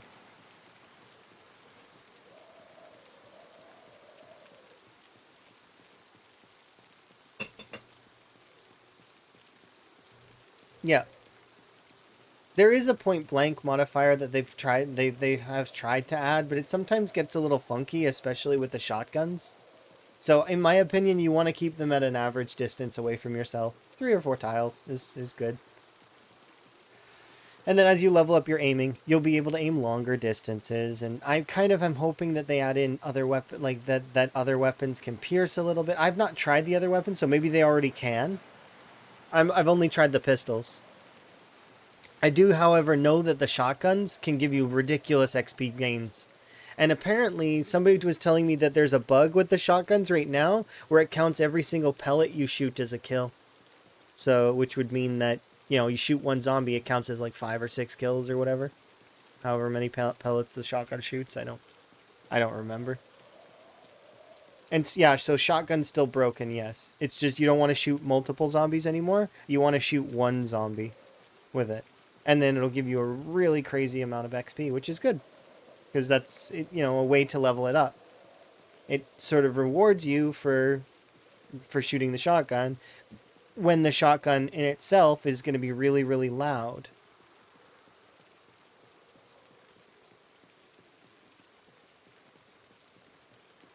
But now the shotgun's not a mystical tool that shoots like 4 zombies at a time. You can still hit multiple zombies with it, though.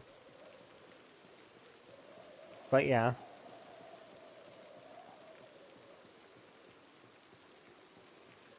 Why don't I eat? I do eat.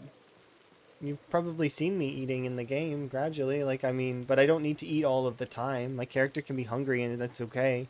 The, out of all of the negative effects, hunger and thirst are the least concerning. Like, yes, they are priority. You need to focus them for sure, but they aren't super concerning because outside of the calorie system where you need to balance your weight, they don't affect your character super, super severely.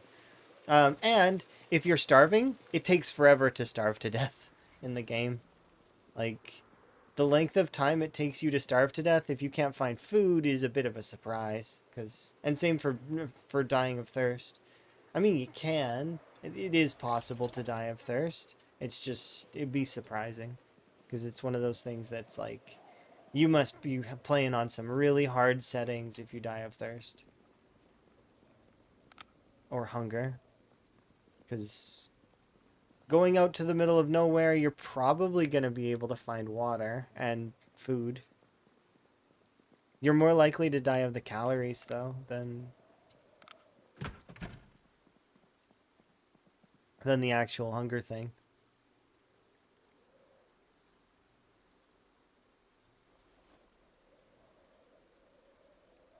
But yeah, I know how to balance my moodles really, really well. There's some of us that are just like that in the community that can. Thank you very much for the donation, Miss Press. Do very much appreciate you. If you have any particular wants, like for me to shout or do grace or stuff, you can just let me know. But if not, if you're wanting to lurk and or if you're in another stream, I can understand. So, kind of.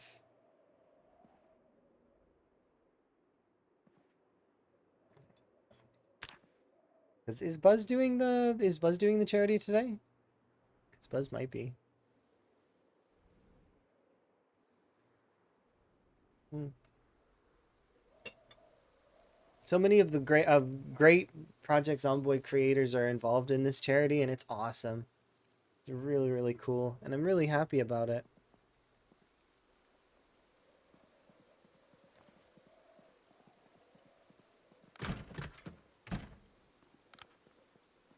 We're able to help folks that aren't able to normally be included, and it's really, really nice and wholesome.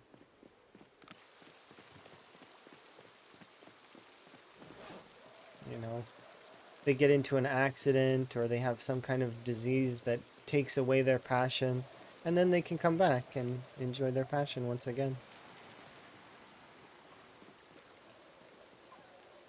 Yeah, we have raised a good amount for charity. I'm super happy about it. Because for this total's not just me. It's a team of Zomboid creators, so it's all of us together, united, to raise awareness as well as for special effects.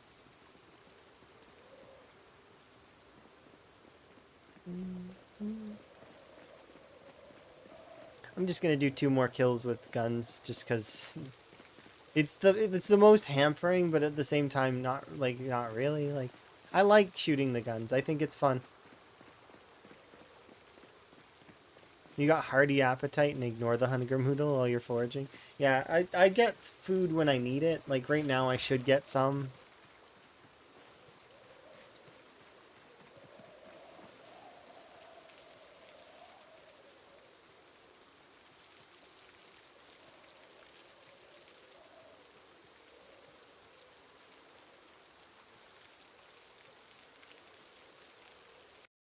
Pretty sure that nobody's had put any comments on there. No.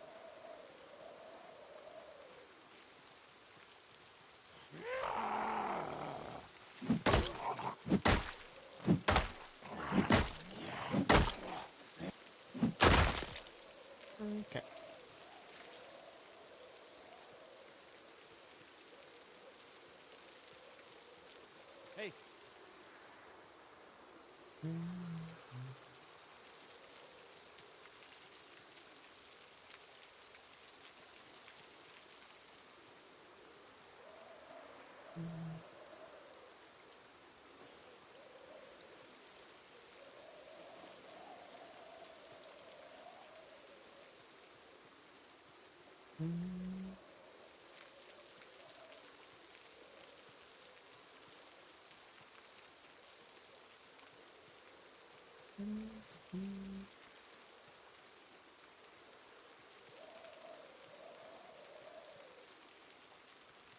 there. What's my favorite feature? I mean, I really like the build as a whole. There's a lot of things that I really, really like.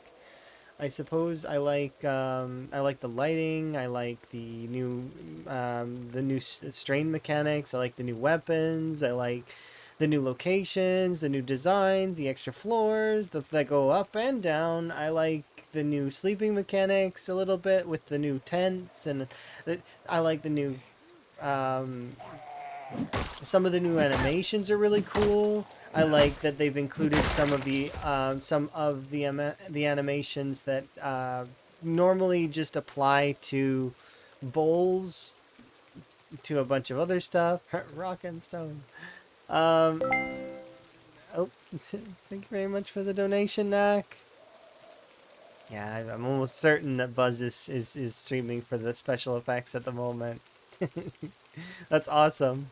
But I'm still going to honor those things here as well. So whenever anyone donates for the special effects, they get wherever they are, but they also get here.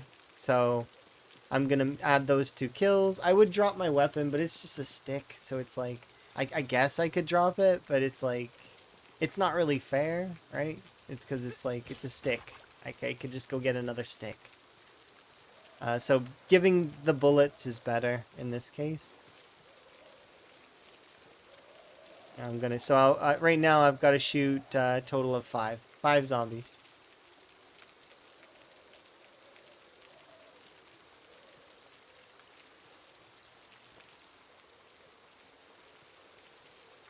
His title said yesterday that he was going to be doing this charity today. Okay, perfect. That's good. You see, some folks are doing the charity like one day. I'm doing the charity as often as I can until it's over. So that's, I want to be supportive of this as much as I'm capable. So I put in, as much as I can. This whole character is based around the charity. So we're going to get as far as we can with Van Higgins. And although the it's been interesting. He definitely has protagonist energy, this guy. Because he's gotten quite a lot of books and a lot of extra things that I kind of wish I had on my other character. But it has been fun, and I have been enjoying, like, bonking stuff with the sticks, and drop the stick and find another stick. And drop that stick too. I mean, I could, but that seems kind of cheesy to sort of do that, and I'd prefer to get the kills because it's more, it's not gonna cause me any problems. It's more fun overall. Because right now I can make even more sticks, and some of the sticks in town I'm not allowed to touch anyways. Like some people actually did make me drop a sizable portion of the sticks that I had. So, they're all poison. All the berries are poison. Come on, please. These ones won't be.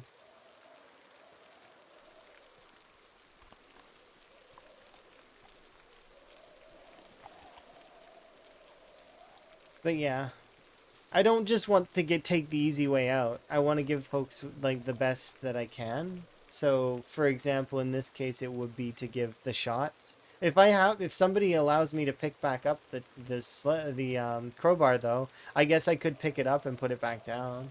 But, eh. Yeah. So there's actually two of those now. There's the herbalist, which is a really cool trait. And well, I mean, it's still the herbalist, but there's another one that gives it now as well. They've added in wilderness knowledge. This is a really good value trait. I really like it. It gives you carving, it gives you napping, it gives you maintenance, it gives you foraging. It's such a good trait, as well as it gives you some recipes, it's so good. Um, I don't know if it's the best trait, but it is definitely a trait I want to take every time. I love that trait.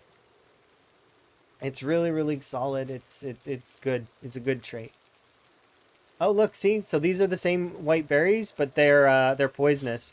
I mentioned this to somebody before, and there's some visual proof because you guys just seen me eat these berries, didn't you? The white ones. But yeah, you can get poison ones that are the same now, and that's been a thing since build 41 a little bit. Um, so you always gotta be careful. I had one of my runs end that way, kind of, but it was one of my offline runs.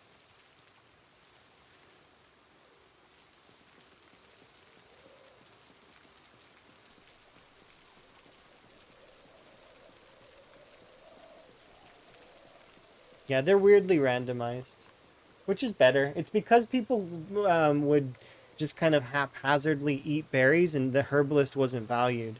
So at least that's how I think they changed it. Does eating poison food kill you? You can eat bits of it, even with weak stomach. But yeah, it can cause you quite a lot of problems. Very much. Like it can kill you, and the mushrooms are very aggressive as well. They'll kill you.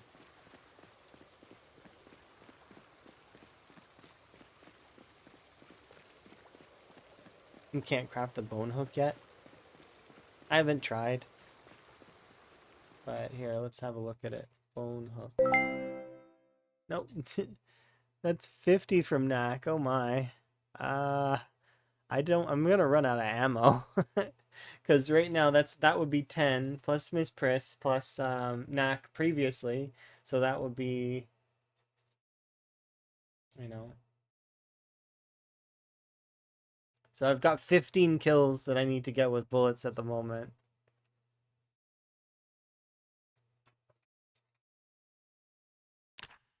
This is the one you mean, right? This one here that requires 5 carving? Well, why can't you make this one? All the rest, this stuff exists. You can get a sharp bone fragment. Does it just not work? I don't have level 5 carving to test it.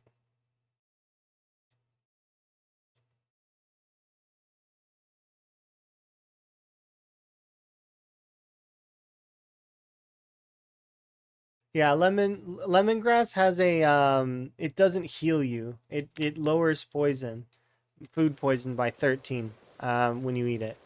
Yeah, that's the bone hook. Yeah, so why can't you make it? I know you can get all of those pieces. Does it just not let you? You still have to use a paper clip to make the improved rod? Can't you just change out the hook though on the end once you have the bone hook? Yeah, but you can change out the hook on fishing poles.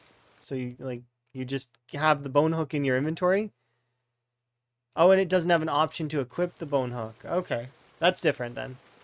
You can still craft it though, right? Okay, yeah, okay, I got you. I was confused. Because it looks like the crafting recipe's fine.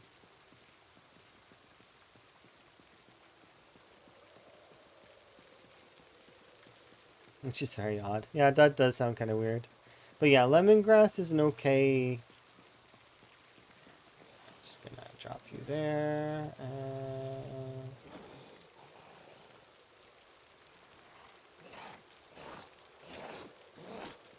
So we have to get 15 kills. One.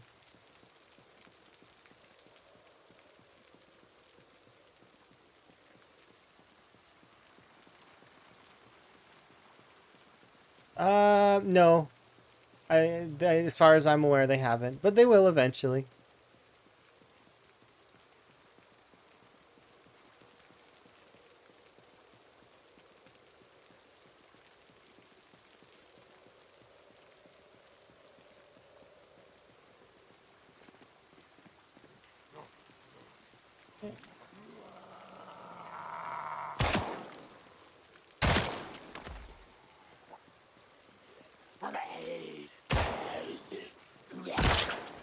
Three.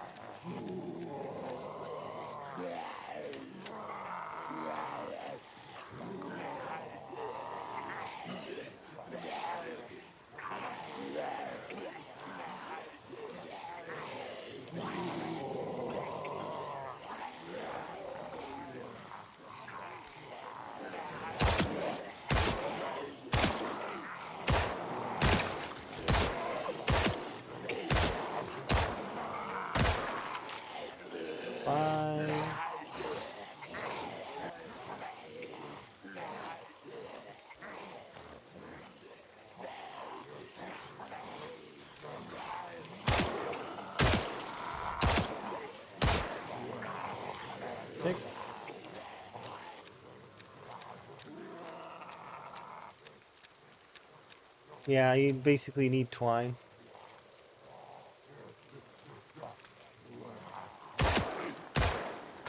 Seven, 8. I need 7 more.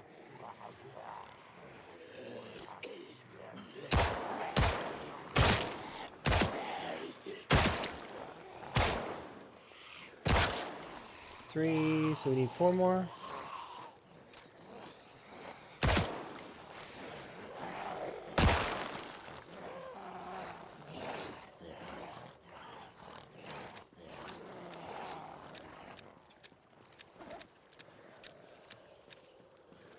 One, not many.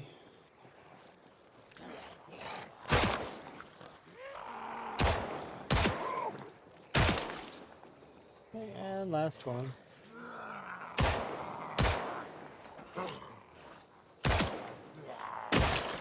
There we go, done. 15 kills with pistol.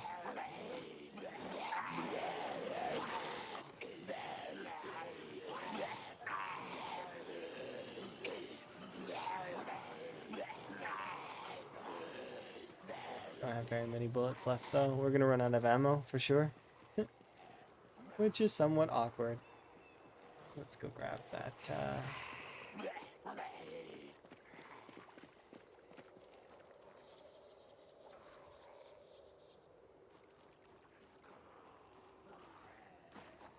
That guy has a crude knife in his pocket. Cool.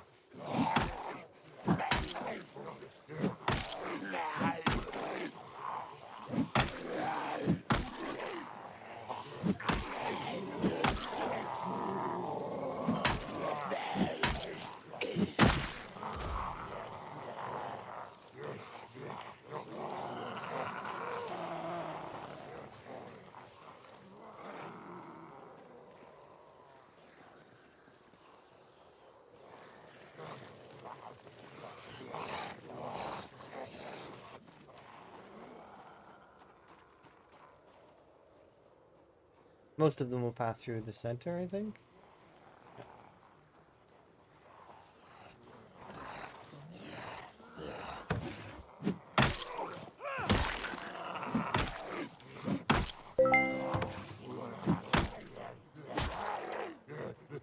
I missed that one. Pause and have a look. So, yeah. Thank you very much for the donation. It's another 25, so that'd be another 5.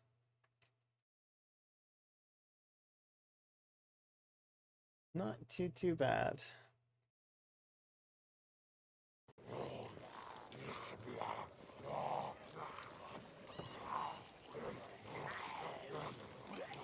Can I do it with these 7 bullets? I don't think I can, but that's okay. We'll still try.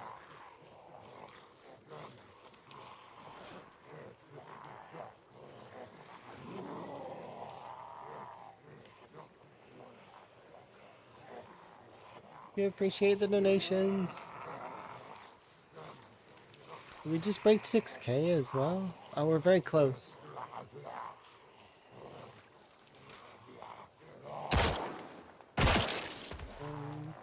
I'll just reload now.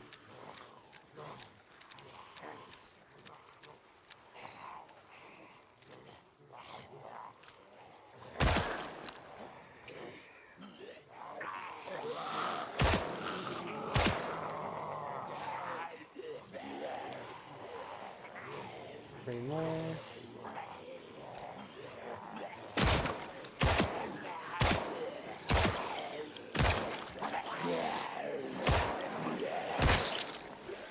we'll do one more just for good luck. There we go, done.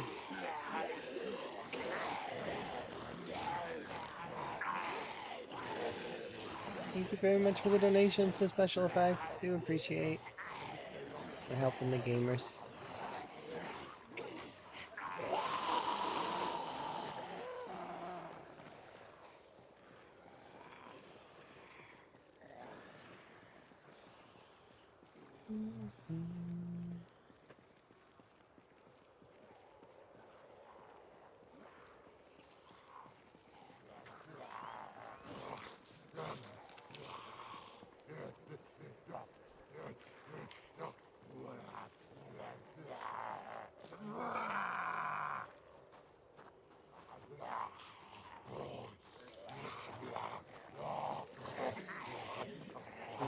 Let's run away for a second, get some rest in.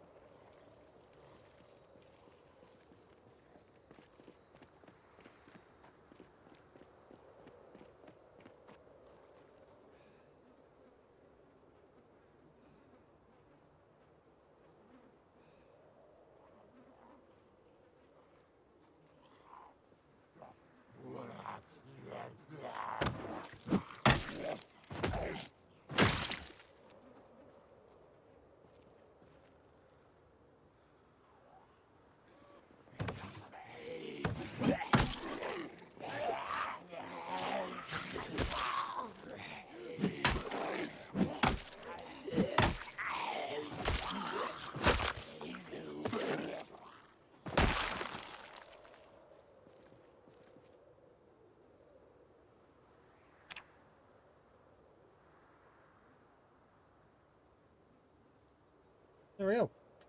Solid. Watch for a bit more food, I think. Get a little bit more food, and then we'll head over to the prison proper, and we'll start poking at that. I want to get over and into the library if I can, because if we can get into the library, we can see if there's a generator mag. If there is, then that's great. If not, then that's okay too. You know, we're doing the best we can.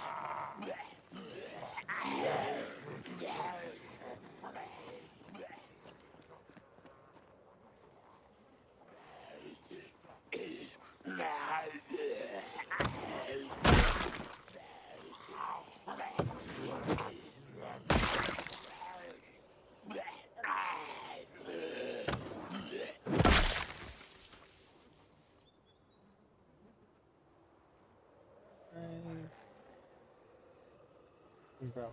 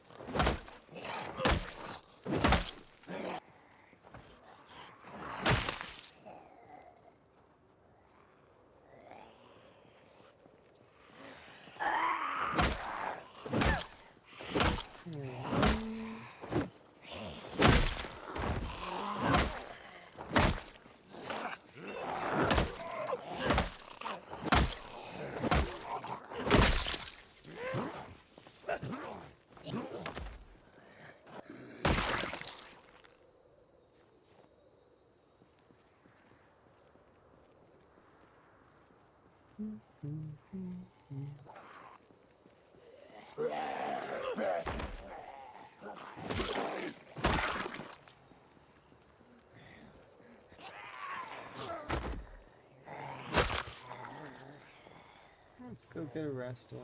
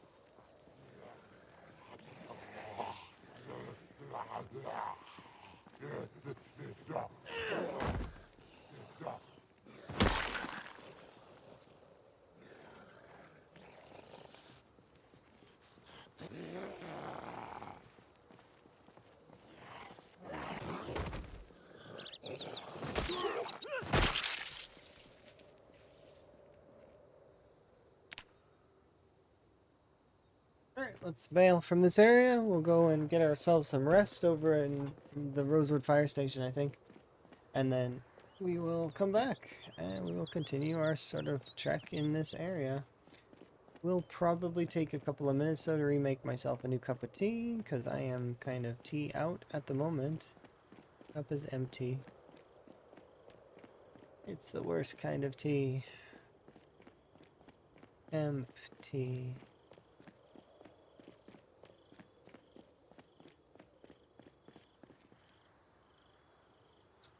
You and let's bail all the way to Rosewood Fire Station. We'll have a nap there. That way we can come back right away. Do I want to go and get fish? Maybe. Maybe we'll go fishing. And then we'll come back maybe with that police cruiser. I really should go and get the police cruiser. Yeah, we've managed to catch up a little bit.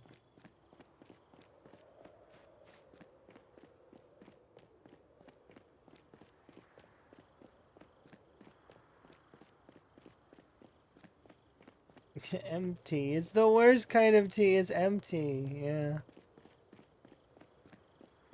It needs to be filled. I need a full cup. Plus, I'm doing okay-ish. Like, in terms of my energy levels, I'm doing alright.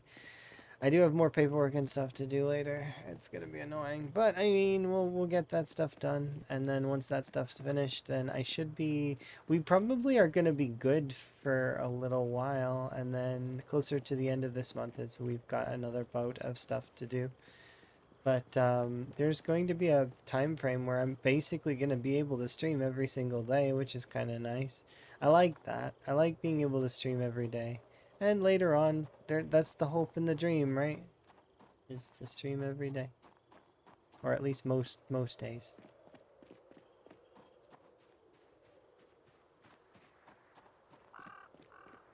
But while I'm getting my tea, I will put on one of the special effects videos, which are, you know, like they're really good ones. I do really like them. I've watched them all several times now, but like I mean, I still think that they're really nice and wholesome, and that they really kind of show just how awesome the charity is.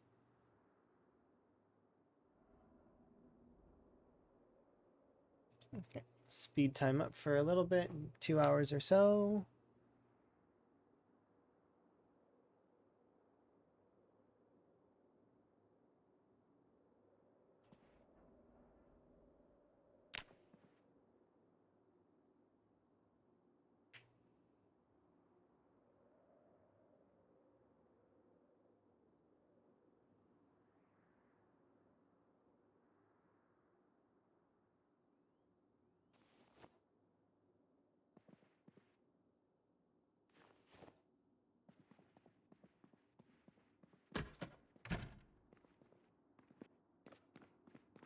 Hi, nice to meet you. Oh, my avatar. Can I know how you make the moving in lip sync? Is the software free?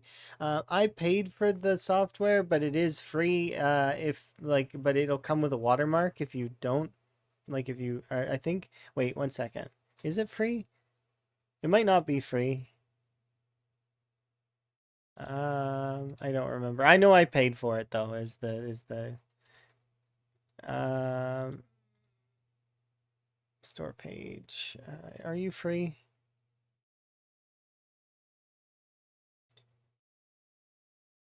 Yeah, it's VTube Studio is this the and then you can just customize the things that way. Sorry. So yeah, it is free, but it comes with a watermark. So and so you can pay to remove the watermark as well as the other such stuff. Um but yes, it is a good program. I definitely like it. And then you can kind of customize the mouth based on whatever you're using, whether you're using a phone or a webcam or whatever microphone you're using. But yeah, thank you for the compliment on my avatar. I do appreciate. I like my tuber. It gives me makes me feel good that my tuber exists in the way that I do. Connects me a little bit. Anyways, I am going to do a brief BRB to refill my tea, and I will play one of the Extra Life videos so that or not Extra Life. I keep saying Extra Life sometimes. I mean special effects. I do apologize. So yes, we'll do that. Let's go. Which one do we want to watch? We watched that one last time. I want to watch another one that's somewhat longer, if we can. We can watch this one, I think. It's not longer, though. Oh, thank you very much for the donation. Do appreciate. I'll add that to my list. Five more kills. With guns, at least until I run out of ammo, so that'll be better. But I will be RB. Choose this one.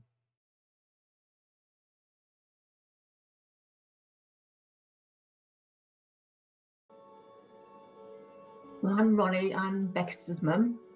I'm John, Bex's dad.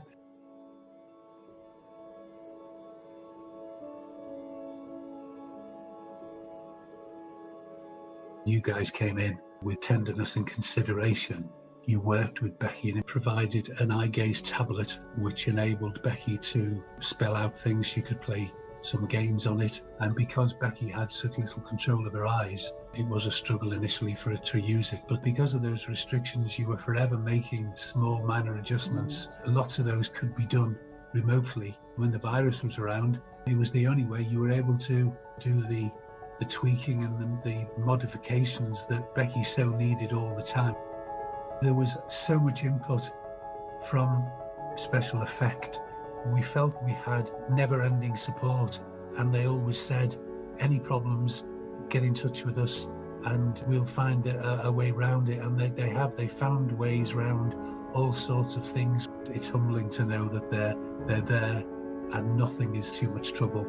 And as she got stronger, they started to add the email facility on for Becky. We know that really, really helped Becky's mood. It gave Becky some more freedom to be able to express herself and to do things herself. I dread to think how many emails she deals with in a day, because she's got a fantastic circle of friends and we've got a big, very close family. To have this eye gaze tablet with Skype on it was invaluable, especially during COVID.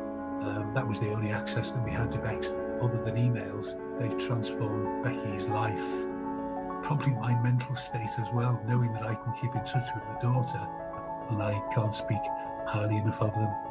People use this word amazing, and I've often thought it's used too often. I think in this situation, it is truly amazing what special effect do for their clients, you know.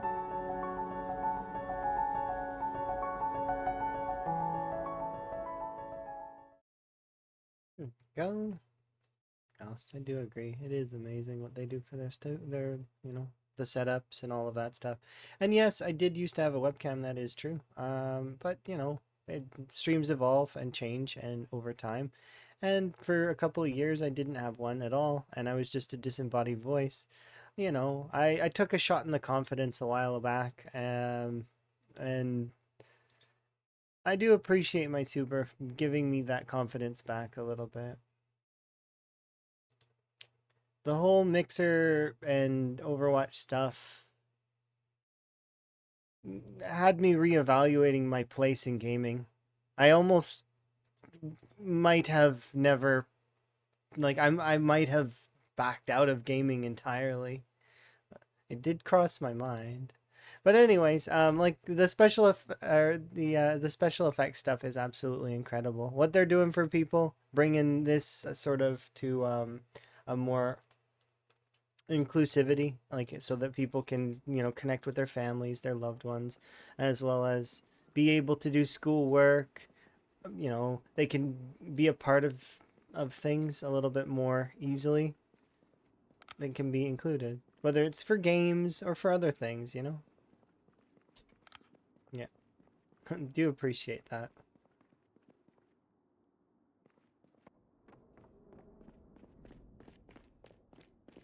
Many moons ago. Yeah. Well, my streams had seen some very much like large amounts of change over many years. Cuz I used to just stream, then I had an overlay, then I decided that I didn't want an overlay anymore. Like you know, the game was like just like a box, and I had like a big overlay that included chat before. I was a PNG at one point, like I had a PNG. It didn't light up or anything. It was just a picture of my avatar back then. And then I went from that to a webcam for a while. And then from webcam to not, like not streaming for a while. And then from that to a tuber. And then, well, there was the period where I just didn't have anything at all. Nothing on the screen. I had like a little sign and I was just a voice. Yeah, I don't dislike the way I look, but it doesn't really resonate with me the same way as, say, my tuber does. It's more, I don't know, it's more something I can connect to better, I suppose. I'm not sure if that makes the most sense, but... Plus, it's better for my setup currently, and it will be better in the future because that way I'm not going to be invading, you know, Emma's privacy at all. Because I don't want to bother Emma when we're living together. Yeah, it's a way that I can express myself, which is good.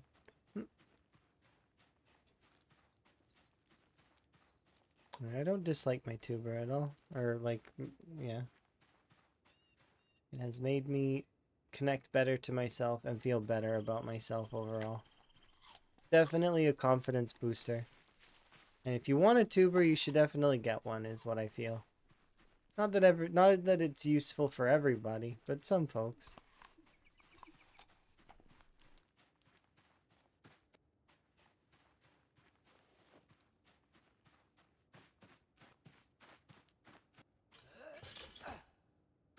I'm doing pretty good though. I'm really happy. We've raised so much for special effects. It's crazy. We're almost at 6K.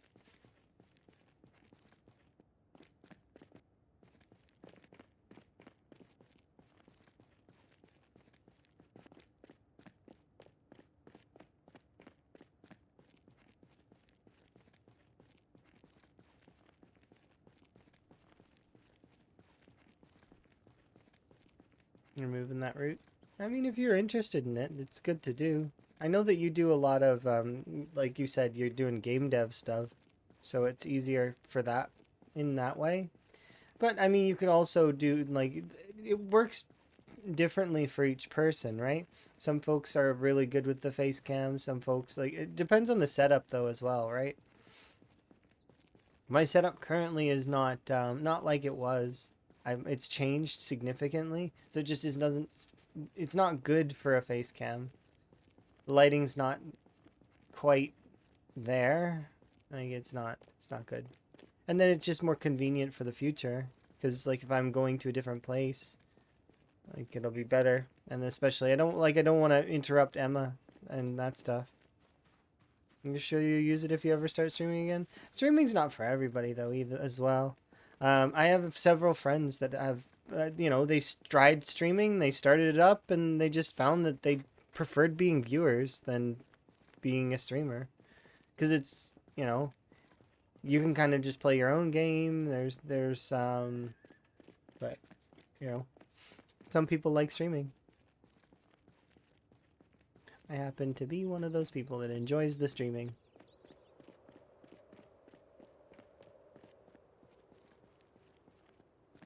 But yeah, some folks, they don't. It doesn't resonate with them the same, Different worlds, different people.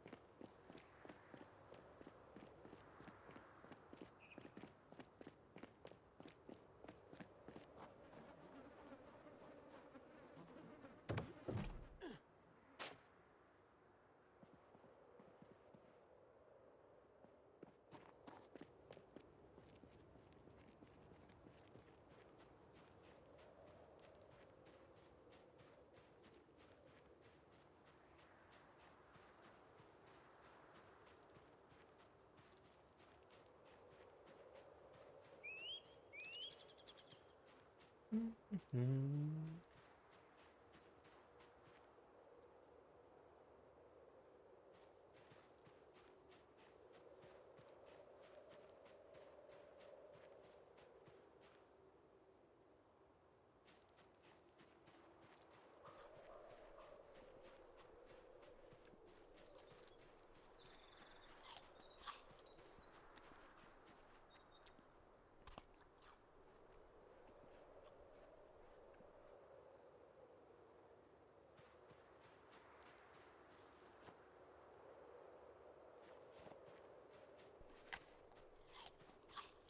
There we go. All right, now let's make some waves at the prison, shall we?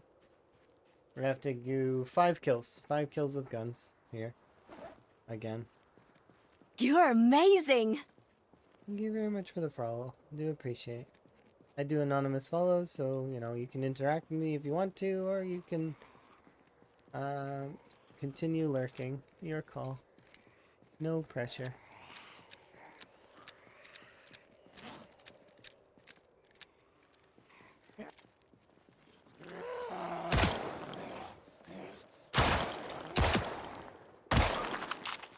That's 2. I need to get 3 more kills with guns, and then we can continue our sort of stoof poke in the prison.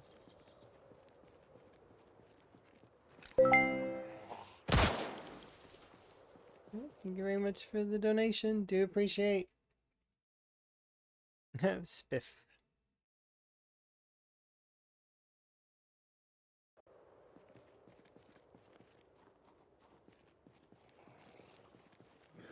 Yeah, I prefer anonymous follows because that way people can just continue lurking. If you want to be recognized for stoof, you can be. You can do wellness checks on me and stuff like that. Those have display names that say, "Hey, I'm making sure that you're okay." But at the same time, it's good for folks to have an option to just, follow and be okay.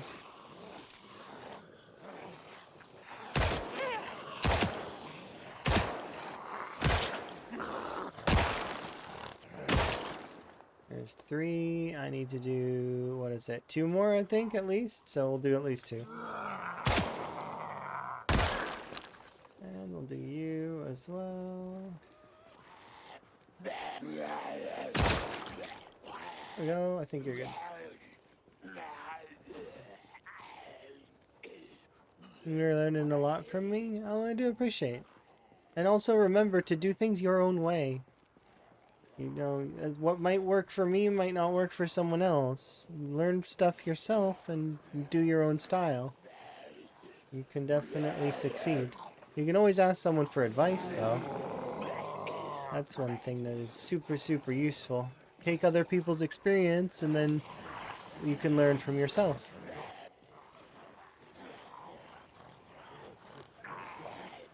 Thank you. Enjoy your parent stoof there, Mr. Trend. Do appreciate seeing you. Mr. Trend. My friend from when we used to play lots of different things together.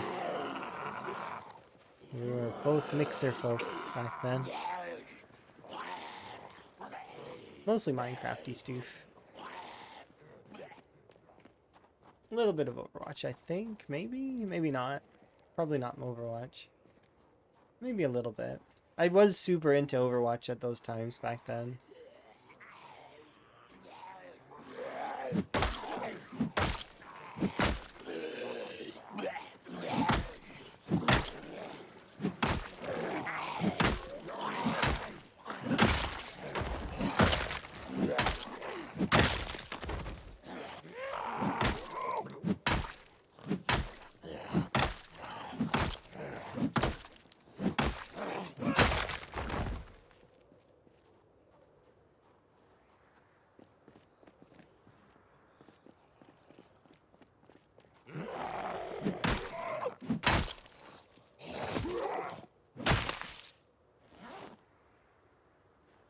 There you go.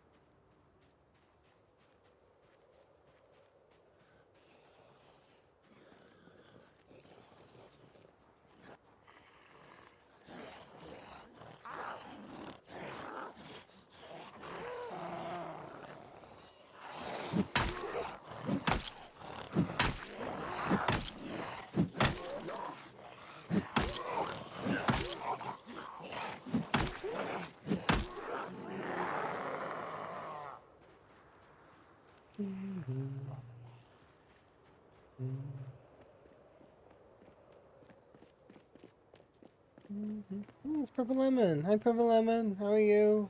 How is The Sims? Hopefully you're having fun. I'm having a good day. I'm making progress. I had to take off more clothes though, cause my poor little guy here, he's sweating.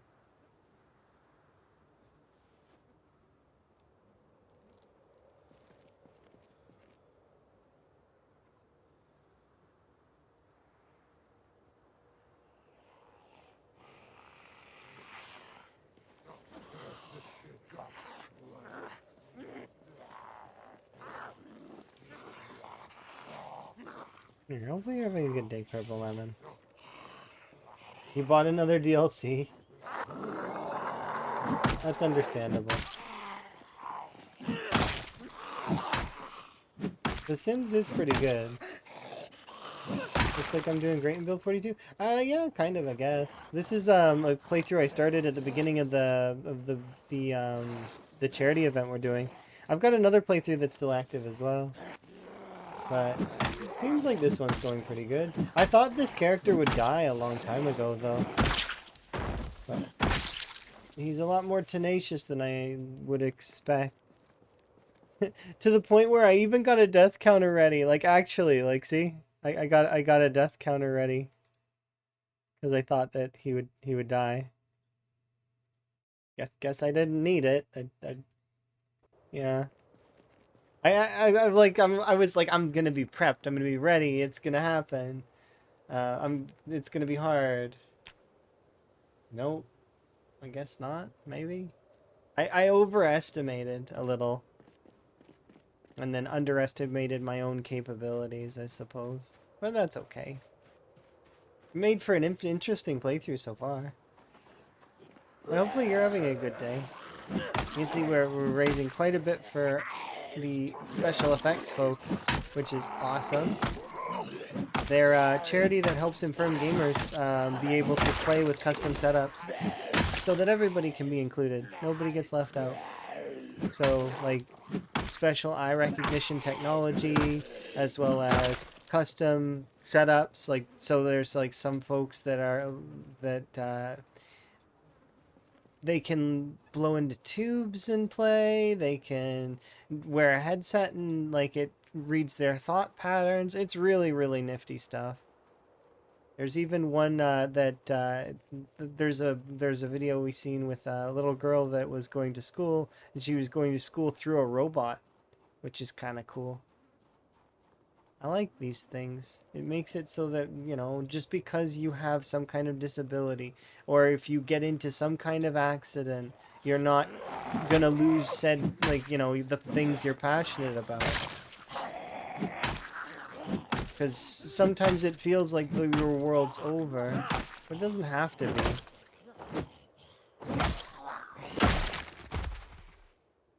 I do like that.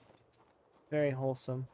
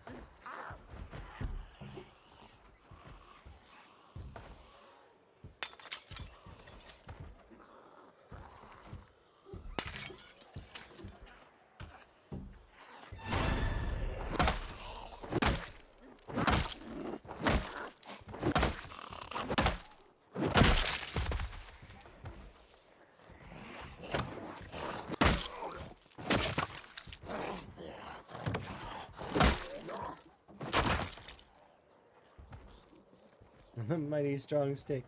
Yeah. Keep bonking enemies with branches and sticks.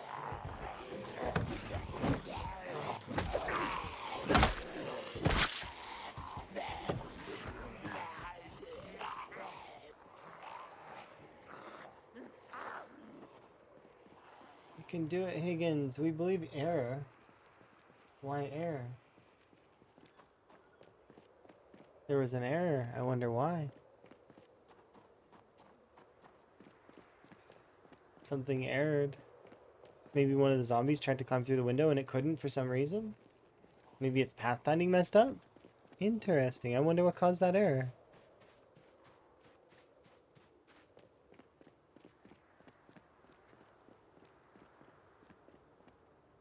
Alright, Higgins, have a seat. That was a little closer than I appreciate. I pressed the wrong button just now, by the way. I hit F6 instead of... I think I hit F6 instead of F4. Yeesh. That kind of mistake can get you killed real quick. Thankfully, I didn't. Yeah, it was a whoops. I did not die, but it's okay.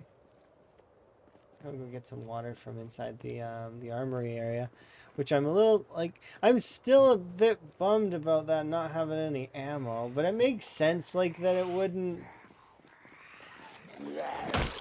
because they would do a stand with that ammo, but, you know. Yeah, fat fingering the wrong buttons on the mouse, or having things disconnect, or...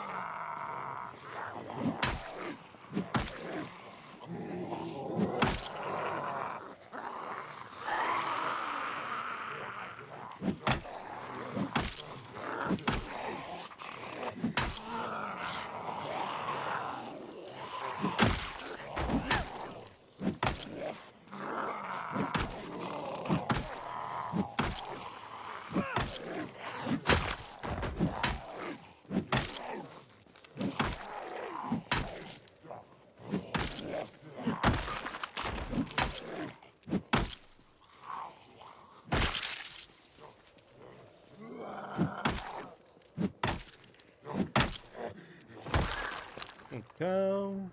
Good job, Higgins.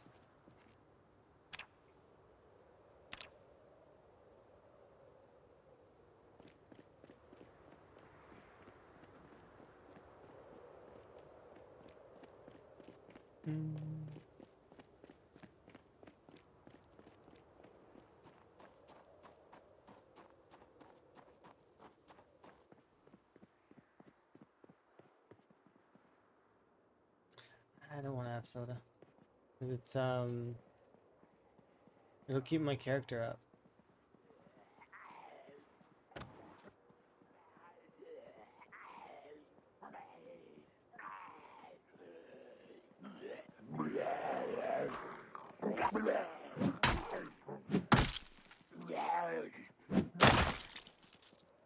That was a bit of a fail on my part. Hey, look, a rat.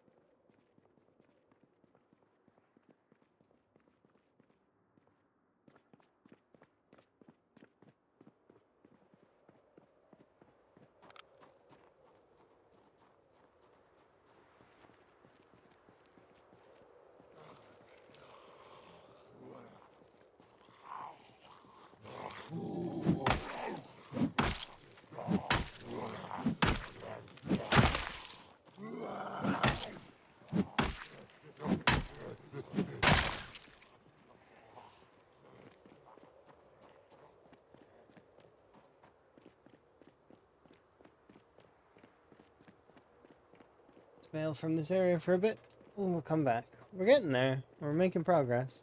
Morning. The apocalypse is going great, and we are up to just over 6K, I think, on the donation goal, which is awesome. We've got some phenomenal other content creators on as well that are earning a ton, which is nice. We're up to quite a bit. Yeah, 6K, which is crazy, given the fact that, like, I mean, our initial goal was, like, you know, 2K, and we've beat that, and then 4K, and we beat that, and now we're, like, almost, like, we've got a few days left, and we're already rapidly approaching the next milestone. These stretch milestones are kind of cool. I do like them. Making good progress. Yes. Hype indeed.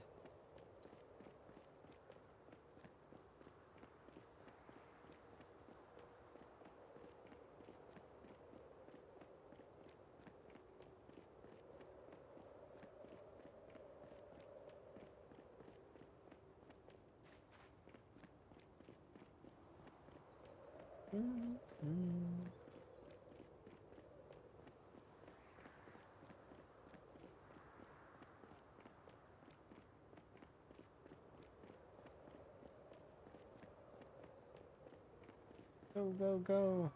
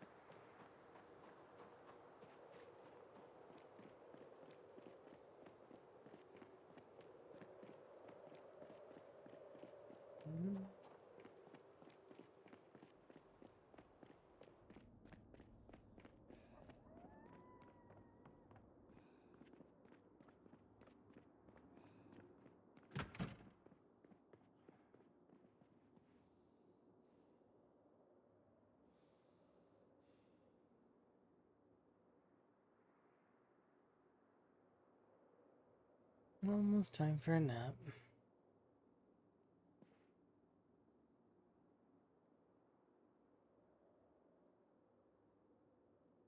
No, I clicked the right spot once. There, I found it.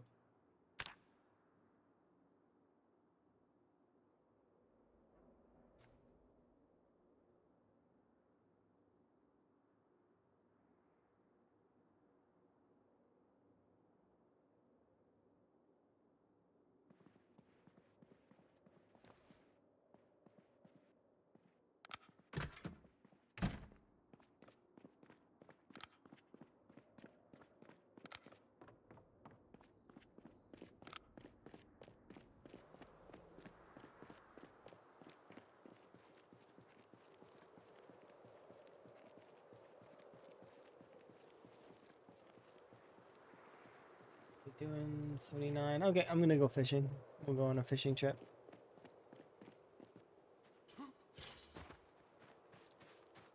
What's this anyway? Backpack.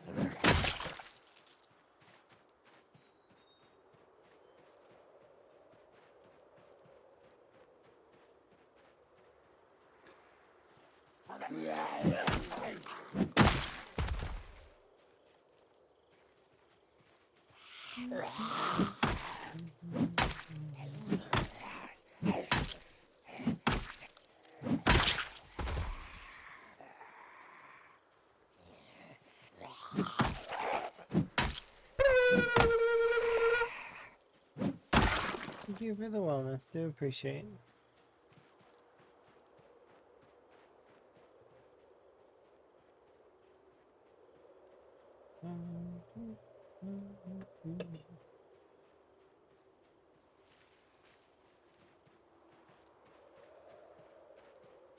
When do I think I'll stop streaming? Like today or like in general? Because I really don't see myself stopping streaming as a thing because I do really like it.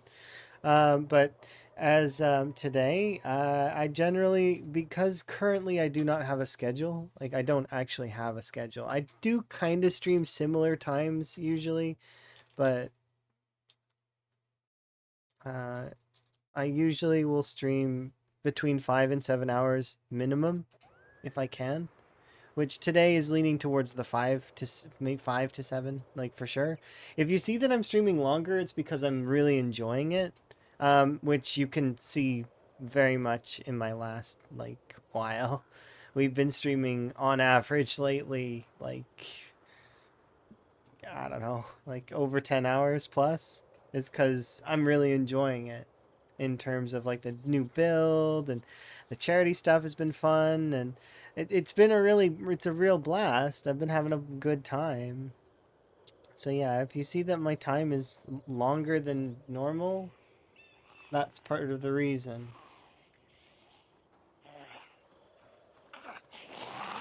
But I also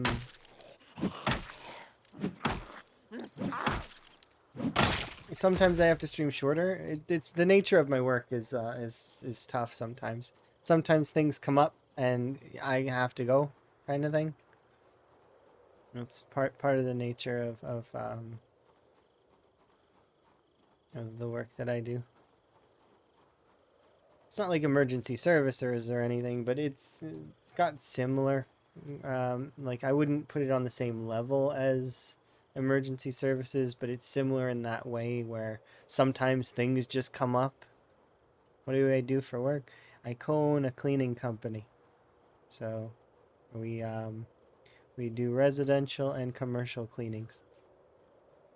And sometimes things come up and, folks need stuff done. And then I've got to go supervise and or other such things. Very important. But, you know, I try not to talk about it too much because I don't want to dox myself. That said, I do like the work that we do. I think it's good. It's good work. In the future, though, I won't be doing that same work, unfortunately, because it can't come with me to Sweden. So when I move, I will be trying to. We'll try to make streaming into a profession initially, and if it works out, great. If it doesn't, then I'll have to find work. But I'm quite okay with that. It doesn't bother me in the slightest. But I mean, if I can stream as a profession, I can bring streaming with me. So.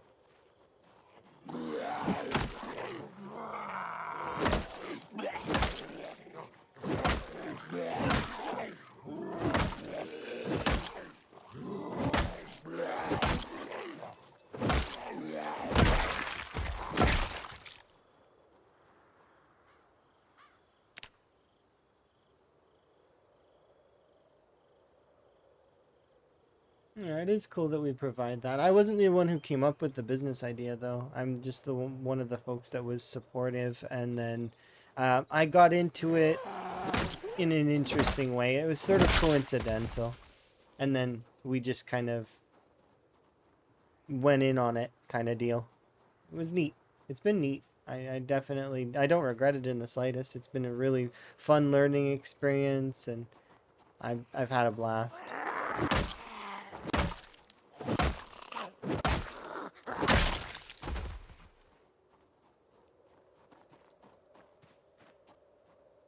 Well, I mean, you can give her. You do whatever you think is best for you. There's lots of programs that exist that are fairly decent. You can look at comparison videos, and then find out what's best for you.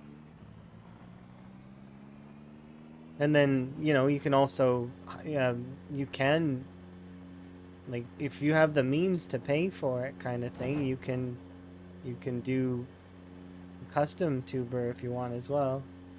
And they range anywhere from, you know, fairly affordable in the sense of a few $100s to free, and then there's also the ones that are worth, you know, thousands of dollars to hundreds of thousands of dollars, depending on like which style you're looking at. Because, like, for example, like the HoloLive folks and their ones, they have quite a few different styles for their models, and I'm betting that they're very expensive to set up.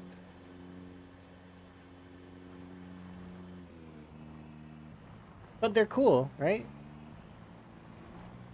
I do really like those ones. Although I'm not really huge into it, I do see that world. Like, it's many worlds within the world. You choose which worlds you want to interact with, and I do see that world. I don't really spend too much time in it, but there's quite a few folks in my Discord that are very into that sort of stuff. They're very keen on it, right?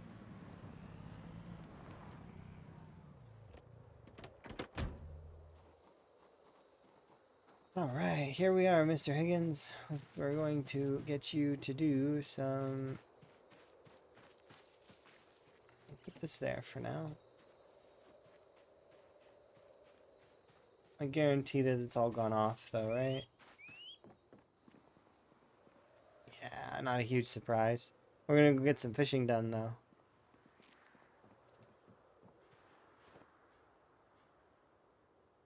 Do I also make YouTube videos? I have...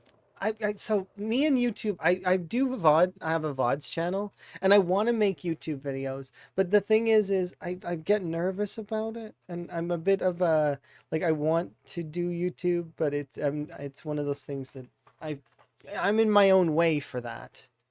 So I should do them, and I probably will eventually, but it's just picking a style is hard. And I don't know what I want to do. I want to do tutorial videos, but I also want to do vlogs, but I also want to do, like, you see, so there's so many different styles that you can pick, and I'm struggling at picking which one I want. So I do have a VODs channel that where I upload VODs kind of. Like I do selective on it though. So like for example, I uploaded my previous playthroughs for certain things. So like Z-Bay and a bunch of other ones. But for example, if the playthrough's too like lengthy, I won't do the VOD for it. I'll just make it a collection on Twitch. So like when we were playing 7 Days to Die, some of the streams were like 16 hours long.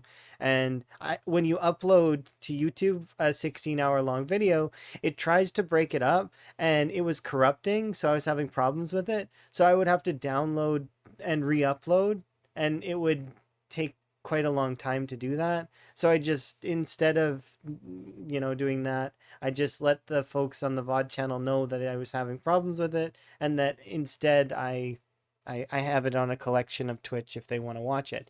Same for the Factorio stuff and some of the RimWorld stuff, because we played a few different titles, right? And then primarily Zomboid. But yeah, if you go over 11 hours, YouTube doesn't like that. So, which I do sometimes. Because sometimes, especially when I'm really enjoying something, I don't look at the clock. Because why would I look at the clock if I don't have to be anywhere or do anything immediately, right? The only times that I have to is when I'm on other people's time. When I'm valuing other people's time, that's when I start looking at the clock. But my own time, I just enjoy and go.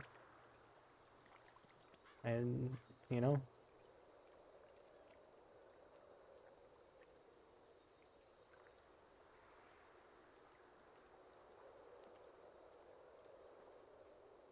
Yeah, long form content's good to sleep to, I agree. Sometimes it can get noisy though. Like I mean, it's even the like a chill stream generally. All my VODs though, they have no music. So the music you're hearing in the background right now is on a split audio track, so it's not in the VODs.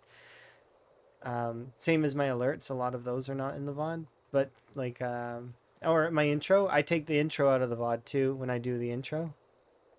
So like when I'm meeting people for the first time, I'll do this intro right here because it takes some of the pressure off of me to have an intro. So I'll do this here. I'll show you.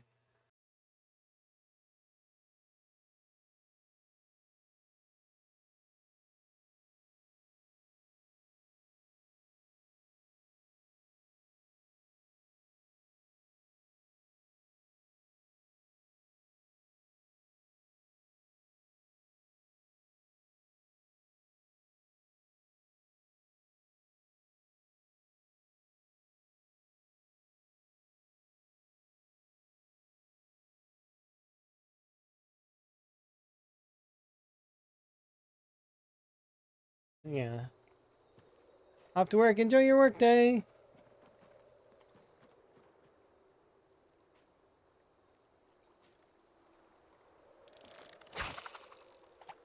Yeah, it's a chill intro, yeah.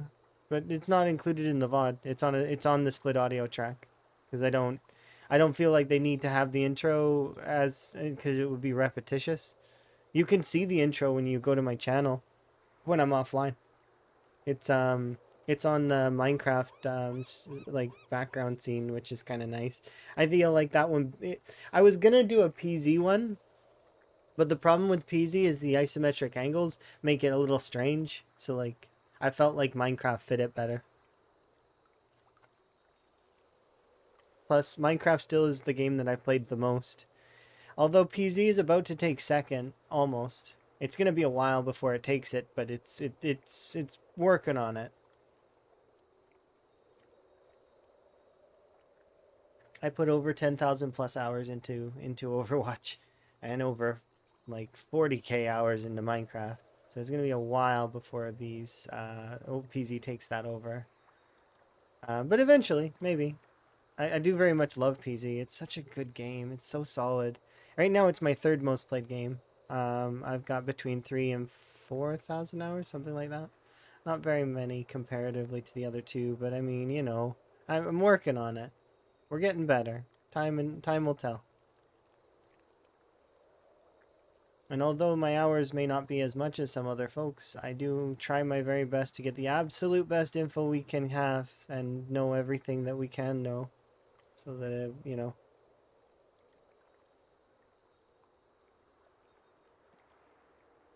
Oh, the hotspot went away. I knew it didn't. I thought it went away. It's not.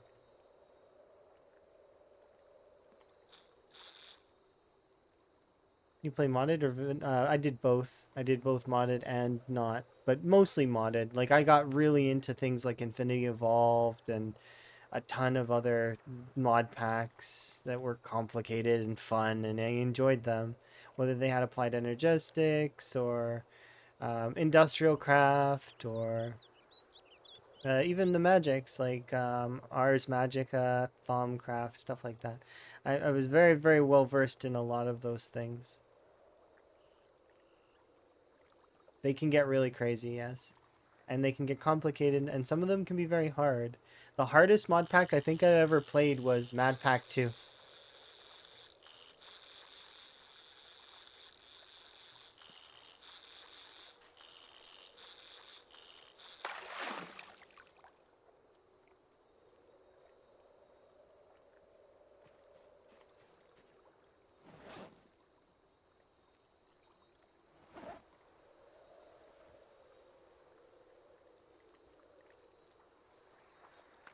What's your favorite mod pack? Infinity Evolved, and then Crash Landing, which kind of gives away the kind of gamer I am. I like very difficult games, like games that have permadeath, hardcore, and it's fun. I mean, I'm playing PZ. And this character I thought was gonna die, he's now 2 months in, and just giving her. We've got another character as well that's 4 months in, I think. She has a little bit more going for her in terms of crafting, though. She has a lot more stations available.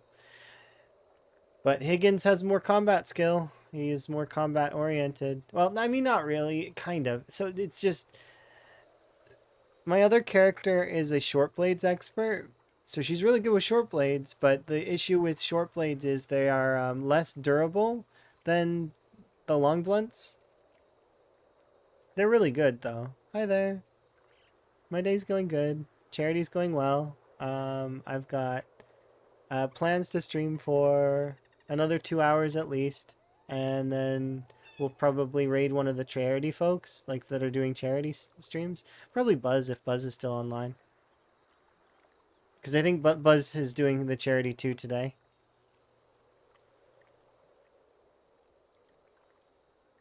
Hopefully you're having a good day.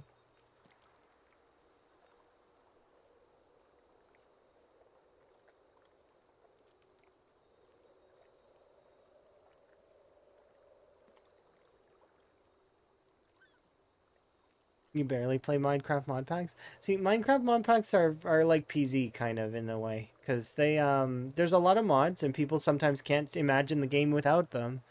There is a version of Minecraft that I really, really liked, and I would have liked to do more of it, but the friends that I was playing with got bored with it. We were playing a game. It was called Vault Hunters. It was really, really cool. It was like playing Minecraft Plus. So what happened was you had to beat the game first. So you had to, go kill the Ender Dragon, etc. Right? And then, and make yourself some netherite armor and all this stuff, right? And then the whole point was that you would then start entering these vaults. And these vaults would give you special armor and stuff that's like, it was like playing Minecraft Plus. It was really, really cool because you go into these vaults looking for things. You get armor, accessories, gear, and then skill points. And gradually you get more and more skill points that can give you access to other things. Like, because there was mods in it. There, you had access to all the mods were there. Like ours, what was it? Botnia was there. It had applied energistics and all of this other stuff. But it was all gated behind the plus. So you had to unlock it via getting enough points with the Minecraft Plus vaults in order to unlock them. So you actually you earned the mods gradually. It was really, really fun. And also, it had a system in place that weekly, if somebody would be able to get a special box if they did good in that, like, so if like you had a high score, it would give a special box of special gear to the person who had a high score weekly. It was really, really cool and really awesome. Um,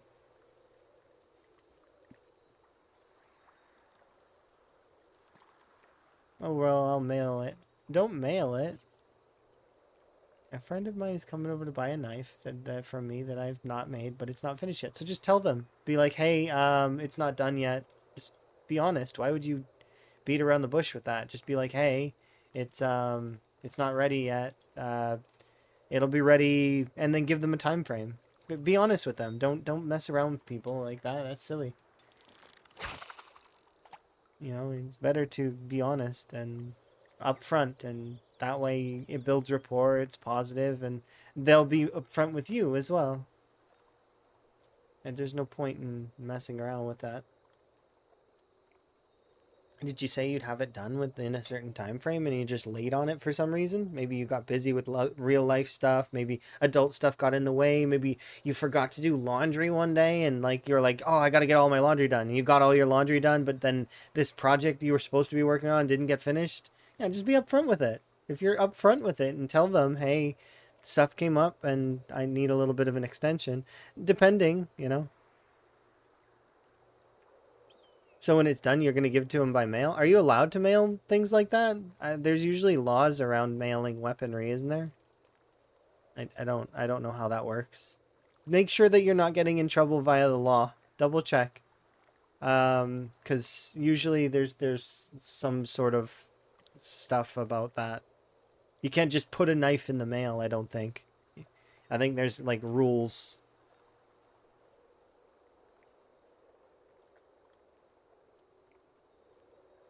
It'd be based on where you live, though. So be careful. You know, make sure you're following the law. Don't break the laws.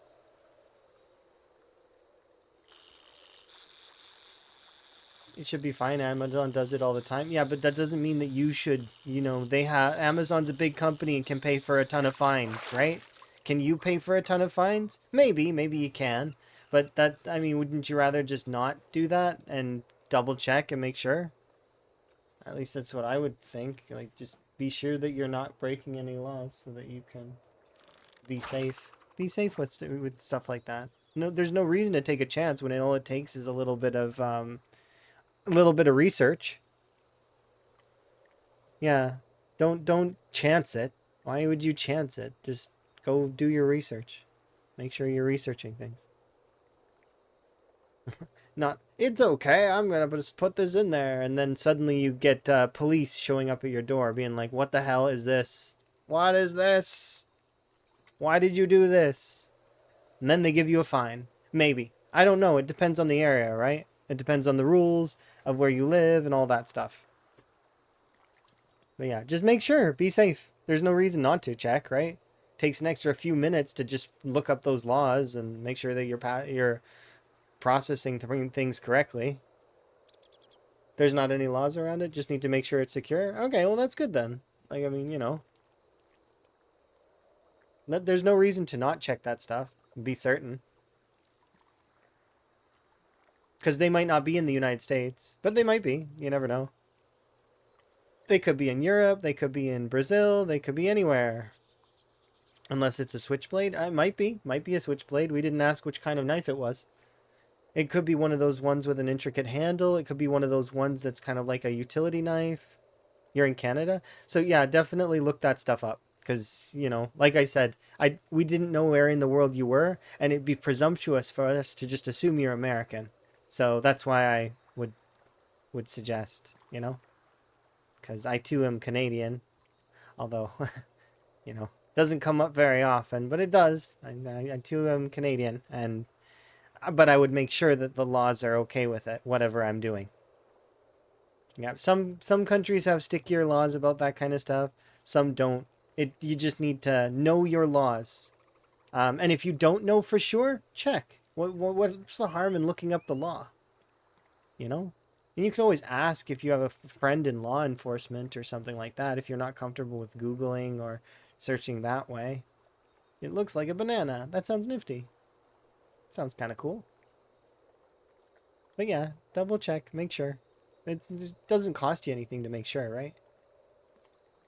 That way you don't have to pay a fine or, face them taking the knife away and thus this not getting to your friend and your friend being upset and you being upset and, the people involved being upset, like the parcel carrier service, depending on what you're choosing to use, whether you're choosing to use FedEx, Amazon, Canada Post, whatever, doesn't matter, you know.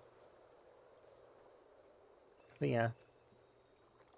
Can we call? No, you can call. You can even call. Like, yeah, you can call non-emergency lines and ask about the law.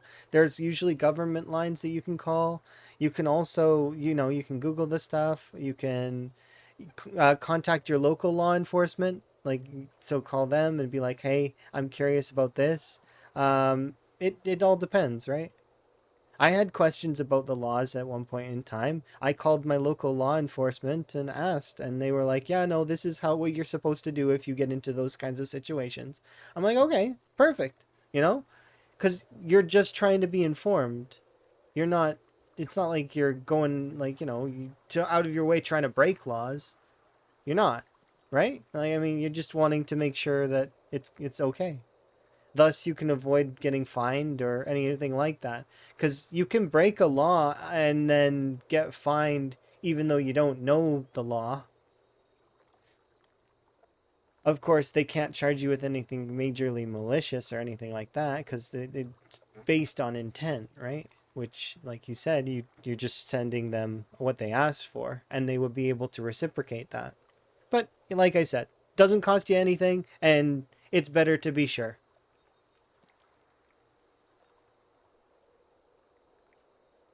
That is nifty sounding. A knife that's like a banana. Nifty.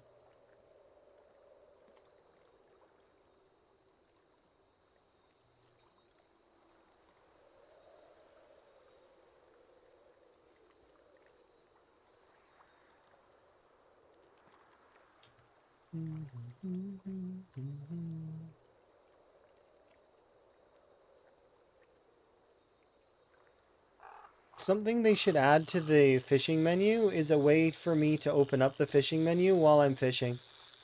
Like a hotkey or something.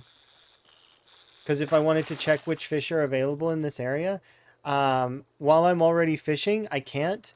Because it involves right-clicking the water and going to this. Right? But that's something that I'm sure that they're going to maybe consider in the future. The fishing system's amazing. I'm loving every second of fishing. It's so good. It's like playing. I was concerned that it was gonna be hard to enjoy fishing, but it's all melted away. I have like this system is perfect. Absolutely amazing fishing system. It's just the right level of difficult. If you actually feel like you're hurting, like or you're not hurting, but like you're fighting the fish when it's a big one. Like you actually have to like focus a little bit. And then I can just imagine a zombie coming up on you while you're doing some of that, and it's hilarious. Yeah. It does feel good though. It's yeah, you're not wrong. It is standard, but it's like it's just right for this game. It feels like it fits, right? It doesn't feel like it's out of place. It doesn't feel like it's being forced. It fits the game. It's solid. Kind of. It reminds me a little bit of Stardew, but a little bit less like Stardew. Like it's more chill than Stardew for the most part. Enjoy your lurk.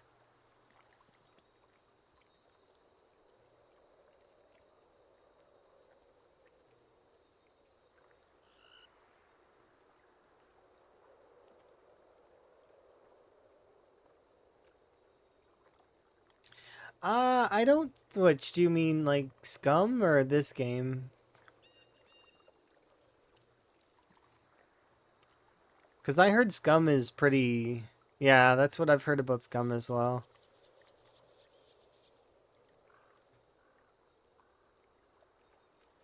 I've never played Scum, though, so I don't know.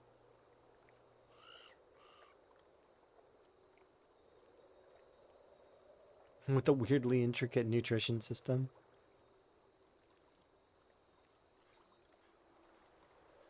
Sounds kind of like DayZ, almost. Mostly PvP focused, with a strange fascination with beans.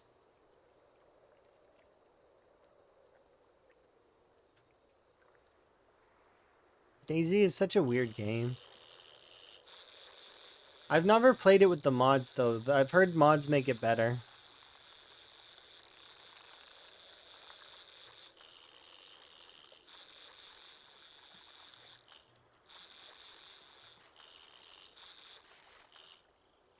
What? Oh, so you are a fish.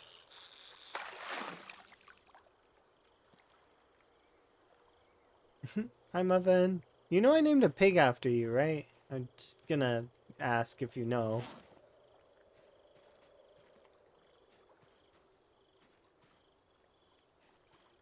It's not in this playthrough, but in my other playthrough, I named a pig after you. You didn't, but you love it? Okay, I'm glad. I thought maybe you'd be... Don't be insulted, because if I name a pig after somebody, it means that they're going to be treated really good, because I don't treat my animals poorly. Or I try not to.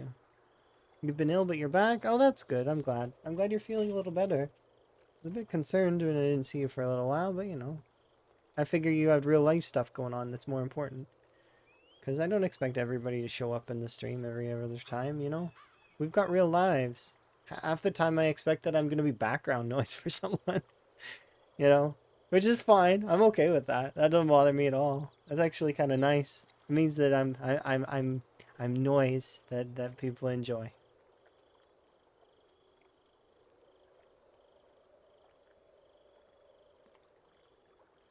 I'm your background noise. I'm glad. Hopefully you're having a good day, Purple Lemon. And I hope your Sims goes more fun. You get to be a part of Purple Lemon's world if you want to. I'm saving up, though. I'm gonna buy all the lemons. That's my plan. I'm gonna buy all the lemons.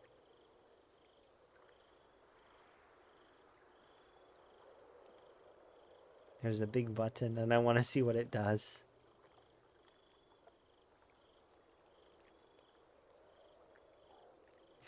Everybody has their big button. My big button is a VIP button, but it's special because it's a prestiging VIP button. So if you push my VIP button and then save up another 500k and then push it again, you get prestige VIP, which is an upgraded form of VIP. And then you can keep pushing it actually and keep gaining more and more prestige. It's a never-ending button. And that is the idea that I had for it. So the way that prestige works is you get a special rank on Discord that recognizes your prestige. And then also you get mentioned in the about section based on how many stars you have. We've only got one prestige VIP at the moment. And that's Karumi. Karumi Periwinkle. Prestige VIP. But I'm sure we'll have more here eventually. There's a lot of people that have a lot of points. Like a lot of points.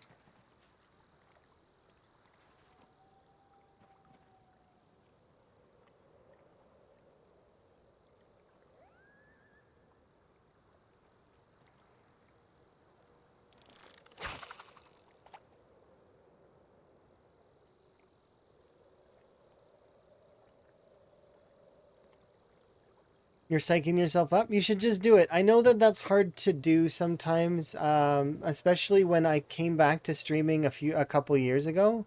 I actually faced for anxiety for the first time in my life back then.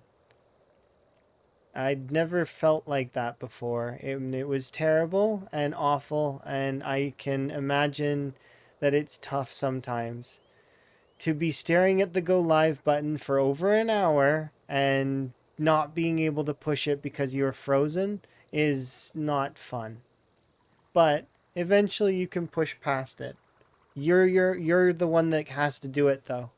There's nobody that's going to be able to do it for you.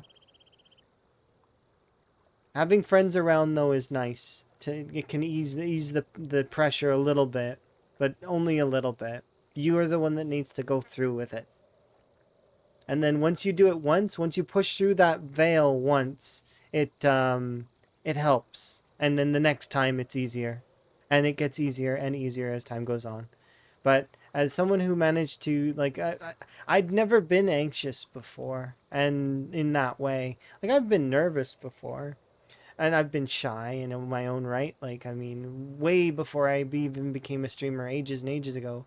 Over what was it? Between it was like back when I was oh, it was ages ago.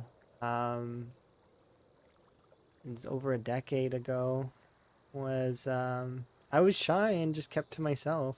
I didn't stream or anything. I just played games for the fun of it back then, which is still now. I do still play games for just the fun of it, but now I have folks that I can kind of bring on the adventures with me, which is nice to have. But it's one of those things that's very interesting. But I was shy before in that way. I kind of kept to myself. And then I got pushed into streaming by a coworker slash friend that I appreciate. And they were like, "You should just do it. Do it." And then he did it too for a little while as well. We were streaming together. We were doing like League of Legends, Minecraft, stuff like that. And then, I kept doing it. I kept streaming. But then I've taken my breaks as well. Like I've stopped streaming for a year um, back. Um, and then I got back into it.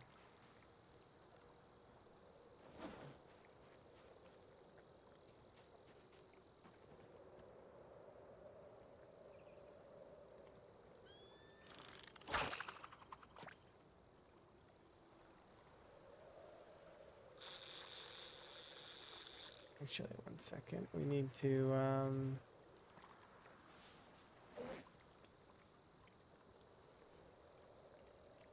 There we go. Okay, I gotta go and pause at these things. You're finally getting stage fright on the internet? Yeah, see, that's how it goes. Sometimes it just happens. Sometimes, for maybe you face trauma, maybe something rattled your confidence just a little bit. It doesn't even have to be a large amount. My life wasn't going poorly or anything, but I did lose why I was gaming for a brief period.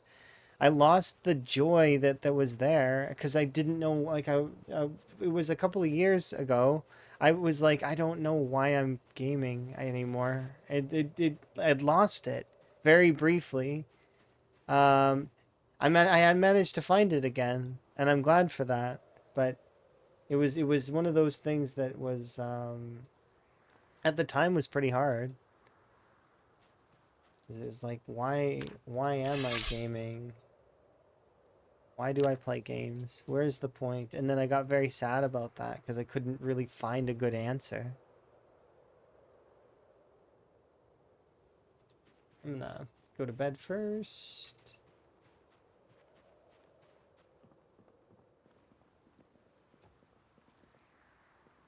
Why do I play games? Because I enjoy it. And it took me a bit to find that answer again. Like, it's because I enjoy it. It's because it's fun. It's fun to play, and it's fun to go on different adventures, and it's fun. It's like writing your own story in a way. I had to rediscover that because, well, it was specifically because of the Overwatch stuff mostly, but also the Mixer stuff didn't help. Gave me a bit of not an existential crisis, but it shuffled my priorities around in a way that made it hard.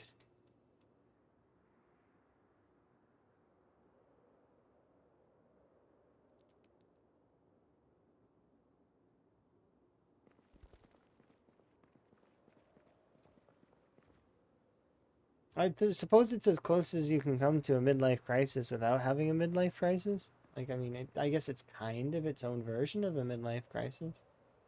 Maybe. Kind of.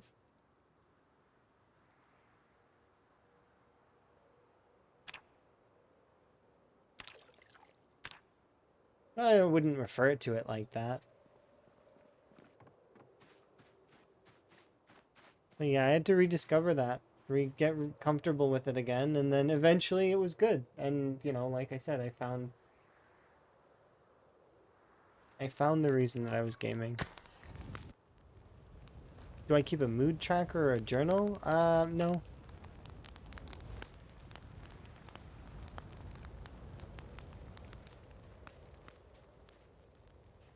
I find that when I start those up, I usually will give them up. Like, I'll stop doing it.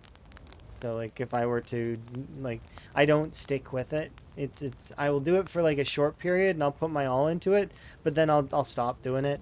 That's part of the ADHD and part of the ADD that's causing that a little bit.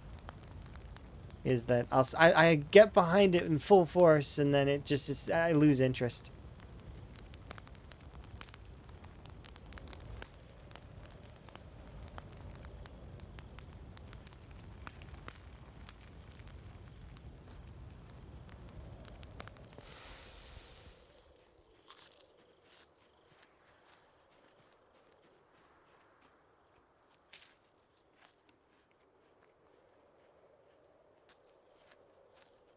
I don't have a clue what you're talking about. I don't know what any of that means. Are they like medicine? I find that I'm okay without taking a bunch of things. The thing is that as a person I've been able to I have gained skills that allow me to curb my ADHD and my ADD tendencies. I can control my hyperfocus to a degree sometimes. It's just, you know, yeah, I drink teas. I really like teas. So maybe that helps a little bit. But the thing is, um, I have coping skills. So it doesn't really hit me so hard in those ways. They're coping skills that I learned over time that are fairly decent. Like, for example, one of them is it's not OCD, but it's like it's a softer form of OCD. I like things in a particular way, and if they aren't in that way, it does bother me a little bit. But I can survive. So my world's not ending, so it's not proper OCD, but it is a OCD tendency for certain things. No hotspots in this lake at all? Oh, they're way the heck over there.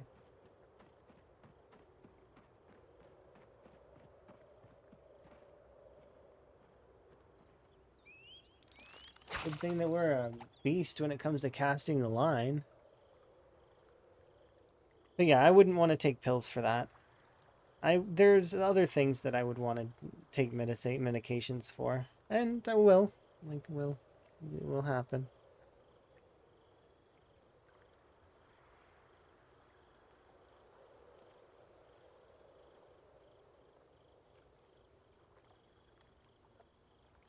But yeah, I'm happy without that stuff.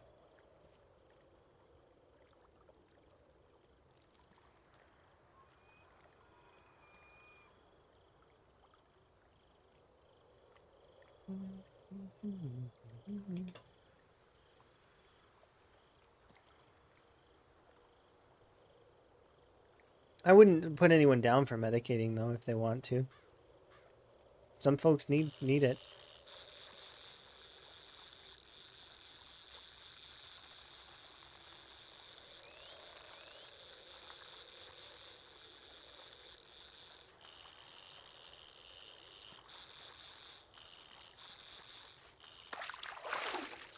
Can.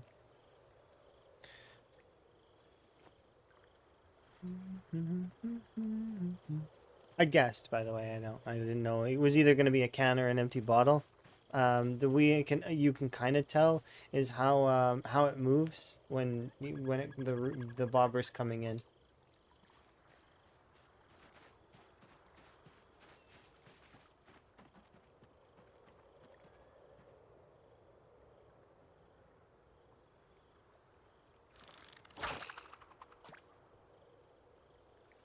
Helps ADHD. It's a stimulant. You drank way much tea before you get it diagnosed. I like tea though.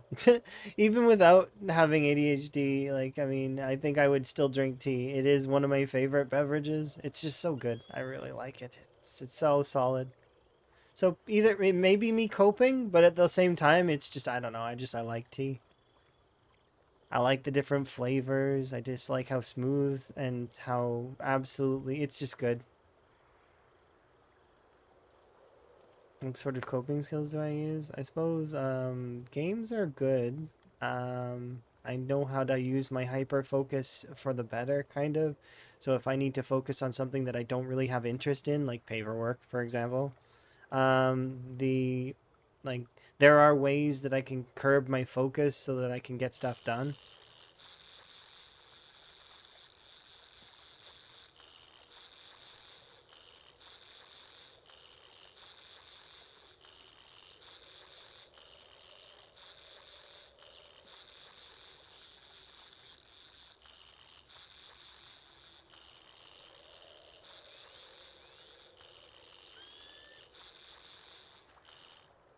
You are a fish. Okay, this is a fish. It's not a big fish, but it is a fish.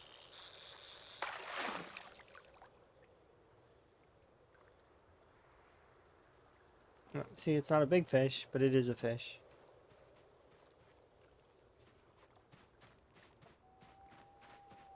The way I could tell was because it started to fight me at the end. You can really easily spot when, but it wasn't fighting me hard. So it's not a big fish, but it was a fish.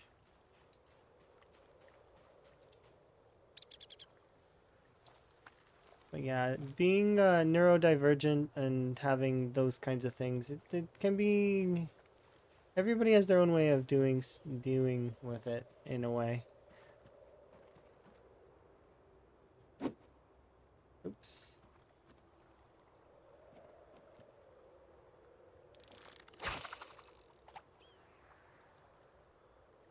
I'm sure that there's probably efficient methods for each person, but it becomes like up to that person to figure it out, right? Anyone up here have bipolar? I know someone with bipolar, and it sucks for them.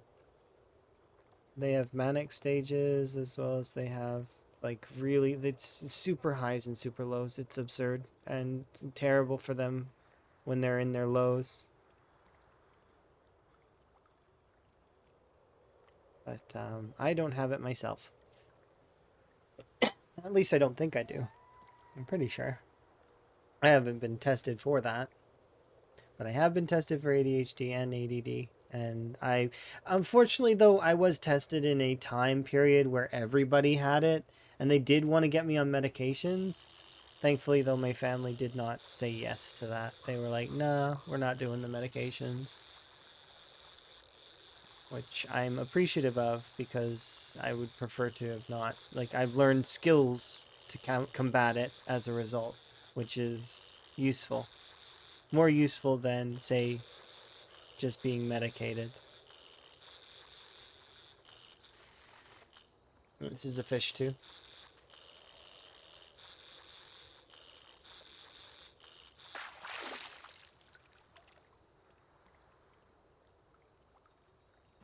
Slightly bigger fish. I did fight me a little worse than the other one did, but not by much either. So, because when it's a big fish, you'll know. There's no questioning whether it's a big fish or not. You know it's a big fish when it's a big fish. It's they fight. They fight hard. And it's great. I do find it interesting. It's really cool. Hello.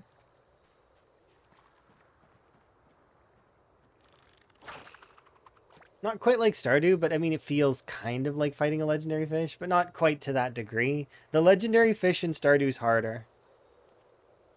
Can anyone still fish with spears? Not that I've seen. It's only fishing rods now. But in saying that, it's still good. Actually, I would say it's better than before.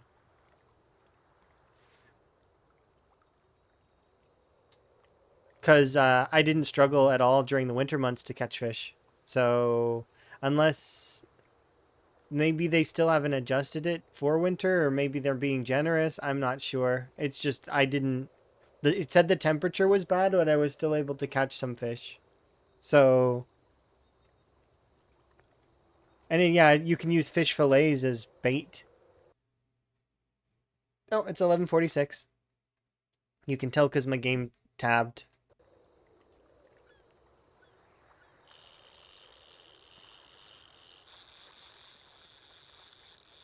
My Windows checks for updates at that time for some reason, and it all tabs me. Sucks if you're in combat. At least before, which now it has a feature where if that happens, if the game loses focus, it pauses it. Super great. This is a fish.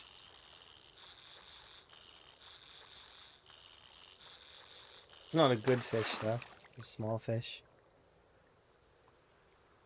So far, one of the best that I've used is no wait. Did we drop the fish on the ground? Yeah, it's over there.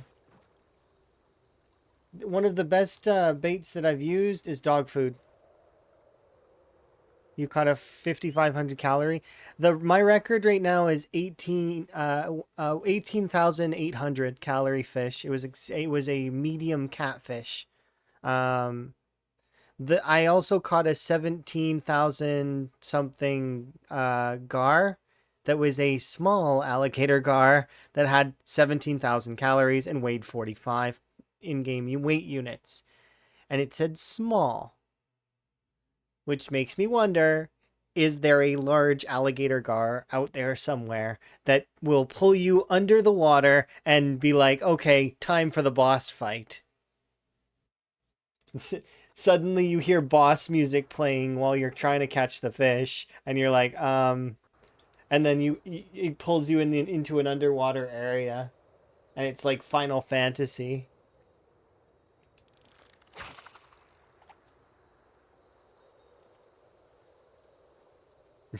Yeah, it's ludicrous. It's so big. I don't... We're here catching fish because we need to get our weight up, so... Especially not in these teeny tiny ponds. Yeah. I mean, we've caught one gar in this pond. It wasn't big, though. It was like... Why do I hear Dark Souls boss music? Yeah. Suddenly it pulls you under. Your character does a dodge roll to the side, and then you're like, uh-oh.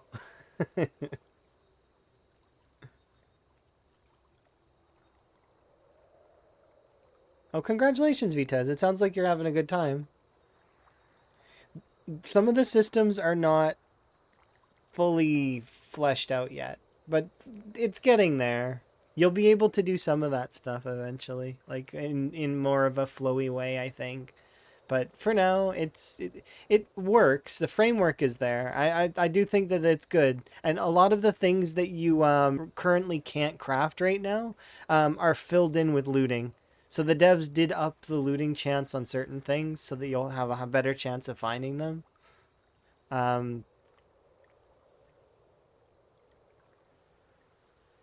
Yeah. Later on, though, there'll be better flow, I think. They're still working on it. There's a lot that is still... But the framework is so good. And I will continue to say that so many times. Because I feel like they deserve all the praise for how much they've done. It's gonna be great. We can barely even imagine what they've got in store for us.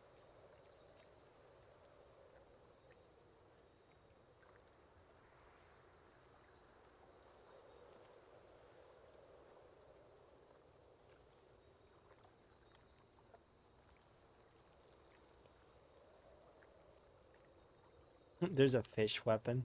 It causes the game to crash. That's funny. But yeah, it sounds like you're having a good time though, Vitez. I'm glad that you found the fleshing tool and the schematic for machete blades.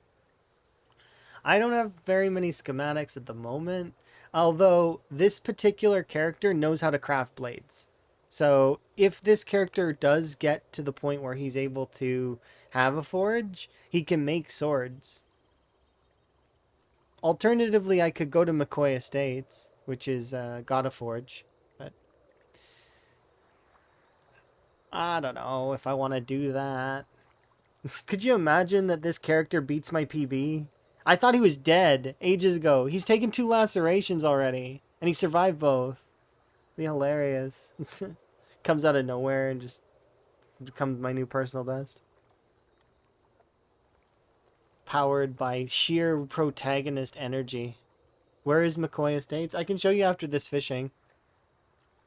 If you want to look on the map, though, it's actually a displayed one on the other Kentucky map. The one that's got the letters and numbers and stuff. So, like, the one that has the town names all written out and everything. The good map, in quotation marks. I like this other, our map, this one. But I would love to be able to switch between both. Like, I want to keep this map. I love this map because it's great to draw on. The other one, though, is really beautiful. And you can see that they worked really hard on it. And it looks like an actual, like, in-universe lore map.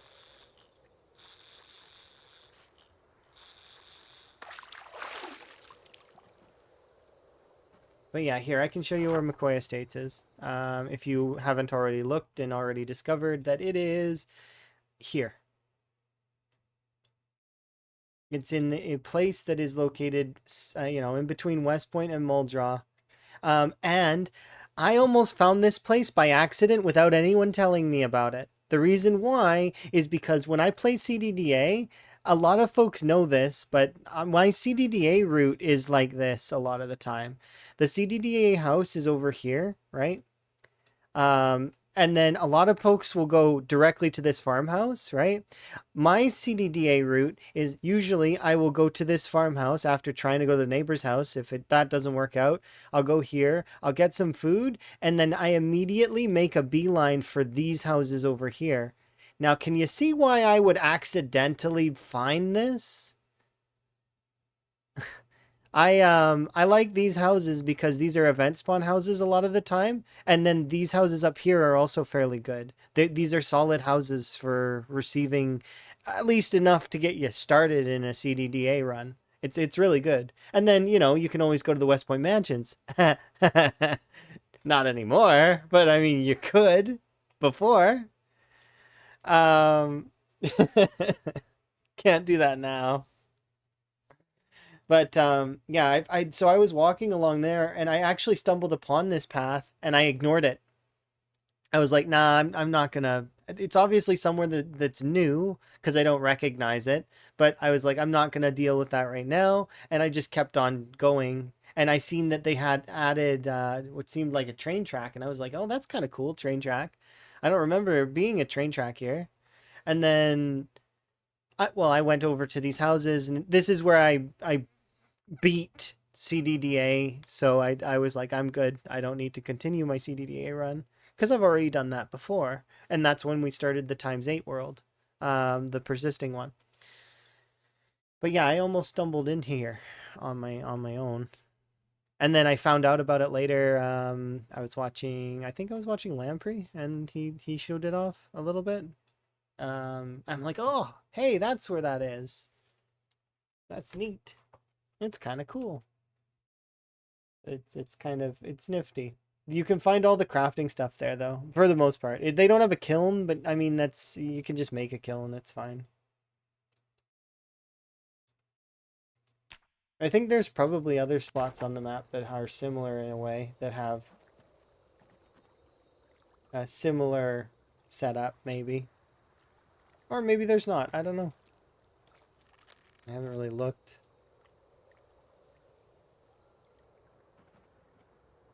I do like the Echo Creek stuff, though.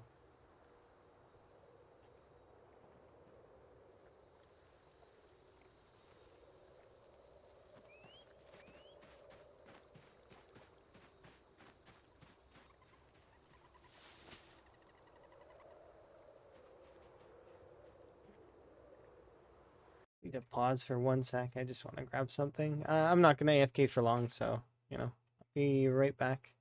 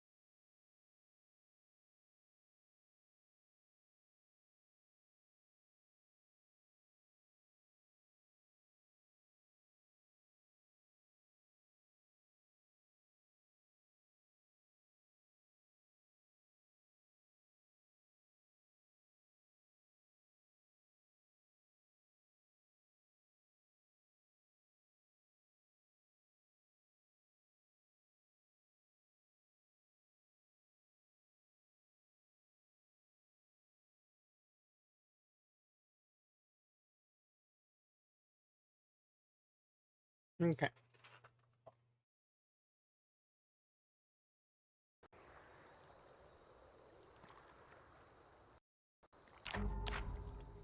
No, I froze you, huh? Oops.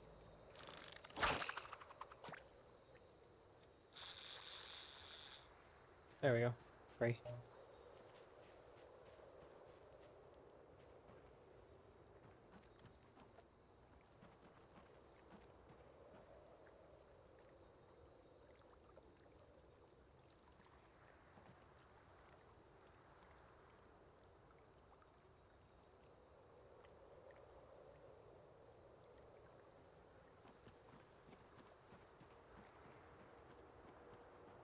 Thanks for showing where it is. Oh, no problem. It's one of the better base locations in the current build at the moment because it has everything to start. So it's good for that reason. So if you want to just go there and you want to have easy time, like you know, you're gonna have to clear some zombies out, obviously. But if you want an easy time with the crafting, like to just get started and have a look at everything, it's a good place to start. There's a lot of folks that are using that one now, and you know they'll clear out all the zombies and go in and they can play around with the recipes that way. It's a good quick start.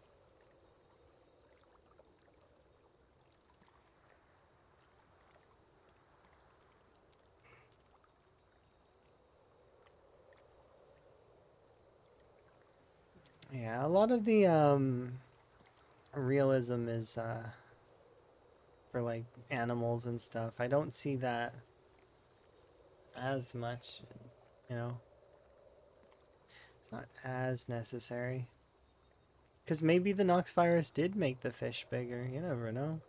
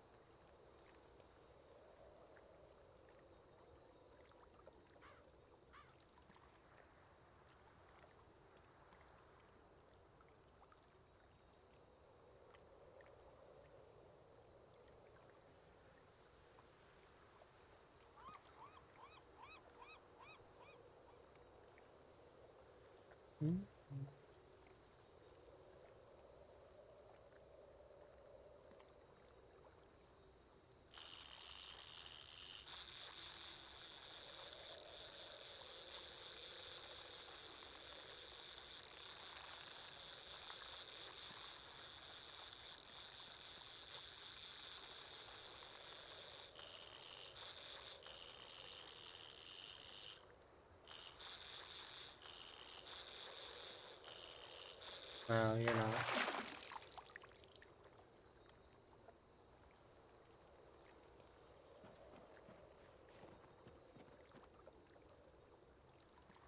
Okay, this is my last bug, and then I guess I'll have to use...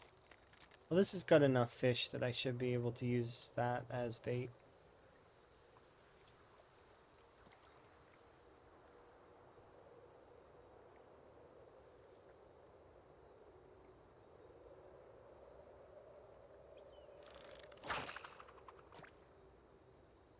Imagine being able to cast that far, goodness. This is like using that special catch from that Goofy movie.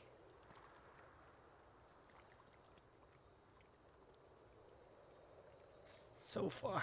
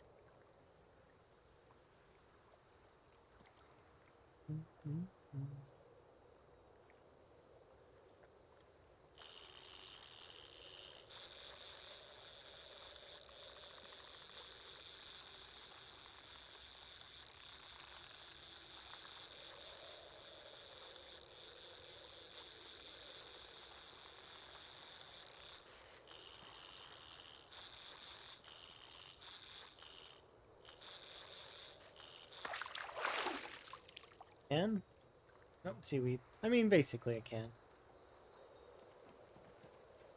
Is there a rock nearby? I don't think there is.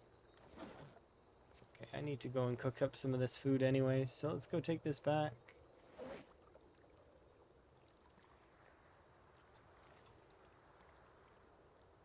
And stay.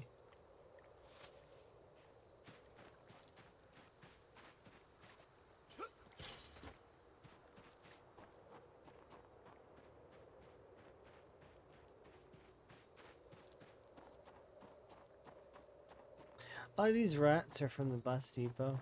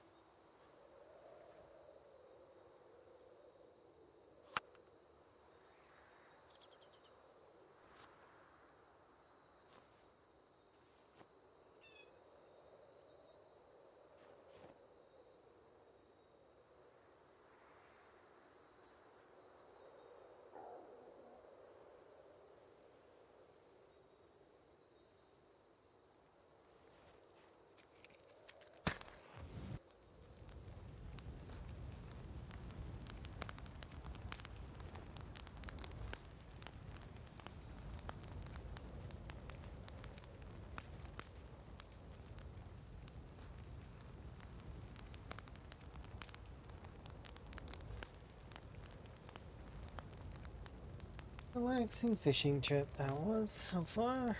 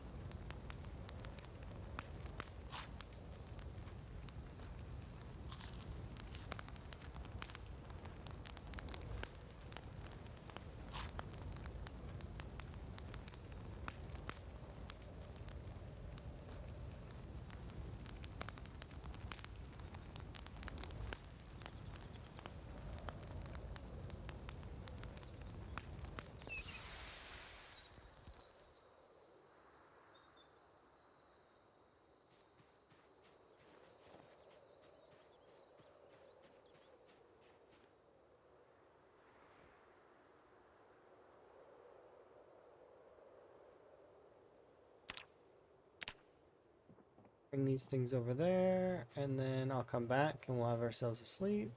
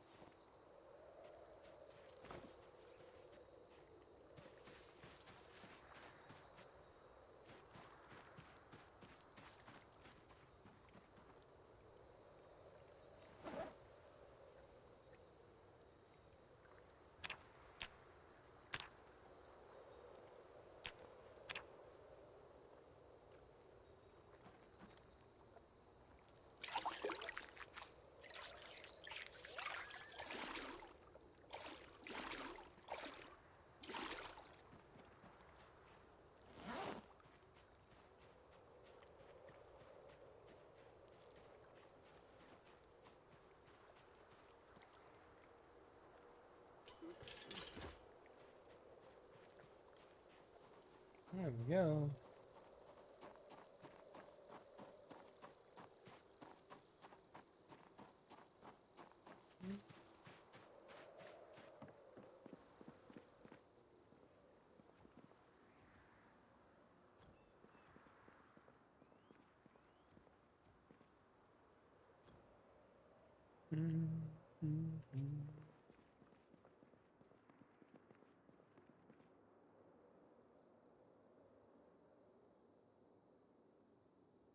So let sleep kick in here in just a moment. Almost done.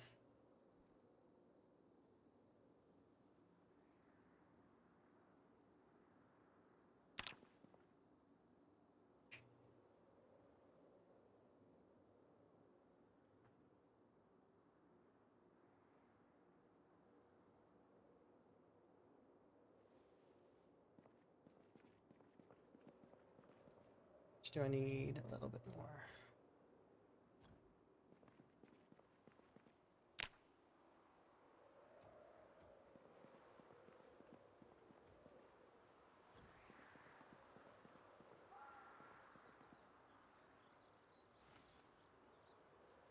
No, little mouse, you can't be in here.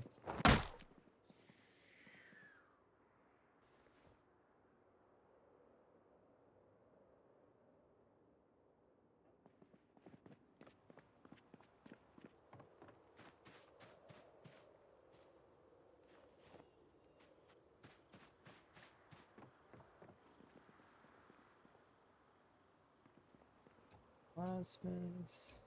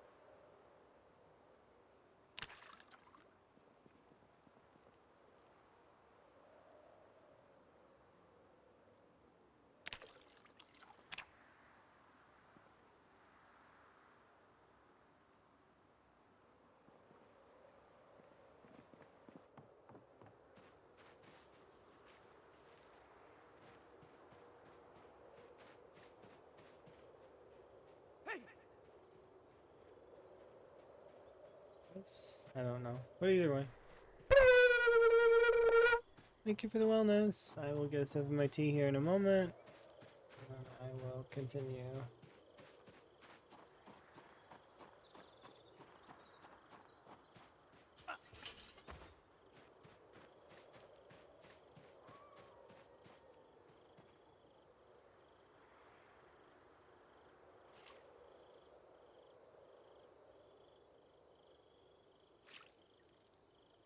Okay, I like those, so we'll bring those back with us here in a moment.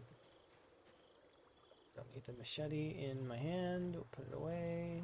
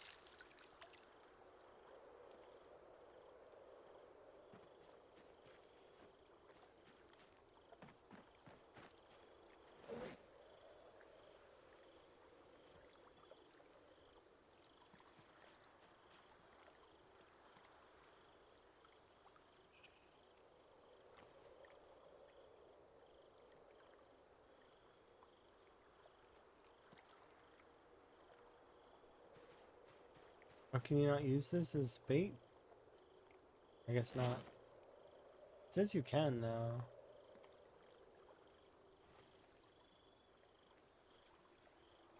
I mean, it makes sense that you wouldn't be able to. I guess you can't.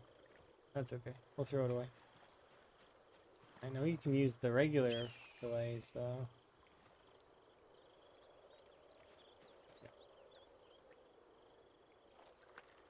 And because it's cooked? I don't know.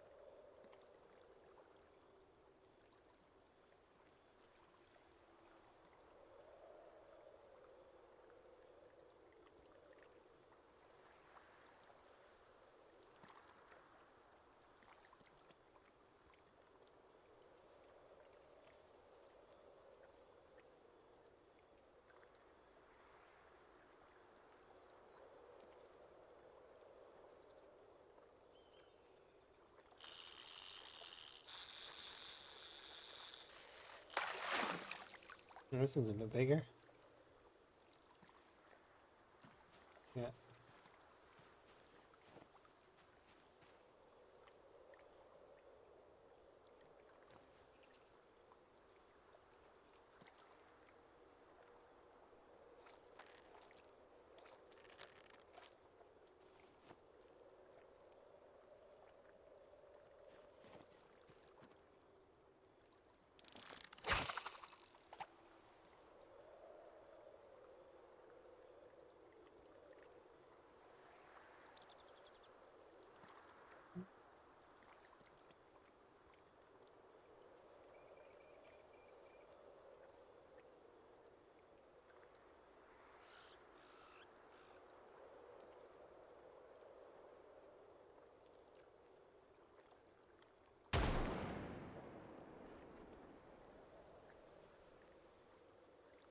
You can catch one big one. Just one big one.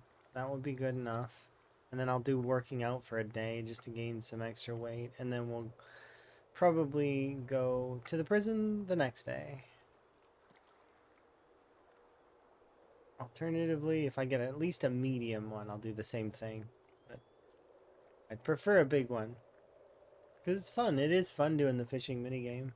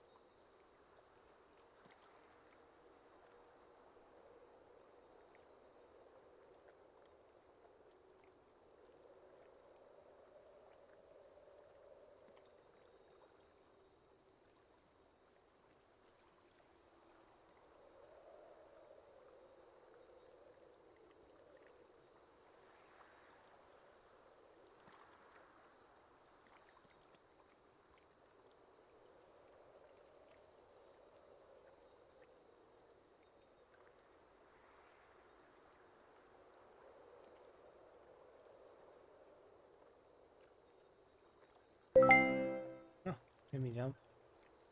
Thank you very much for the donation. £10. I figure I will go back to the prison. We'll do shooting. So I owe you 2, because that's the worst effect. Unless you want me to have something else. If you want something else, like me to drop a weapon, I don't really have good weapons right now though. So dropping a weapon's not very good. But you can have me pick up a weapon. There's a crowbar. Alternatively, I can shout and whistle and stuff, but there's not really very many zombies in this area. So I figure shooting is the best. So I'll just two zombie kills with bullets. Which is not displayed on there right now, but that's because I didn't have any ammo, so I took it off there. It's $5, or sorry, £5 per, not dollars. It's pounds, not dollars. £5 per.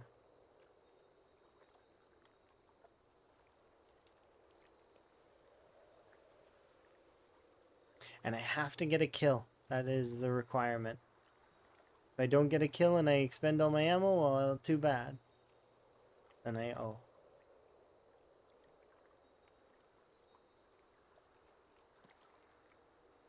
I'm gonna do other stuff then instead, like whistles and shouts and stuff.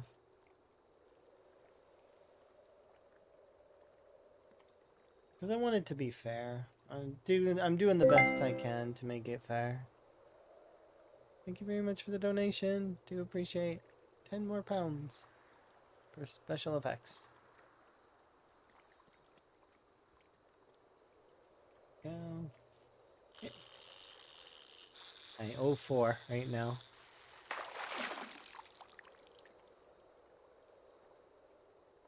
How's that? 72. These 3 should be enough. Plus that, yeah. Yeah, we should be good on the fish for a little while, so I can go work out instead for a bit.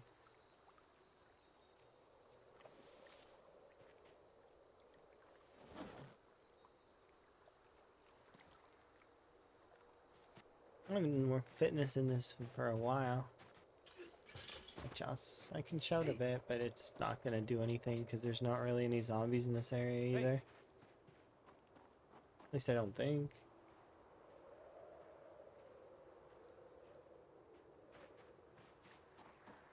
Seems like this area is a lot more bare than it used to be. I wonder how bad it is on time 16.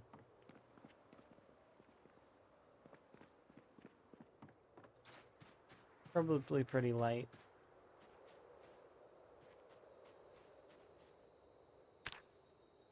Yeah, when we get back to the prison, I'll owe four kills at the moment.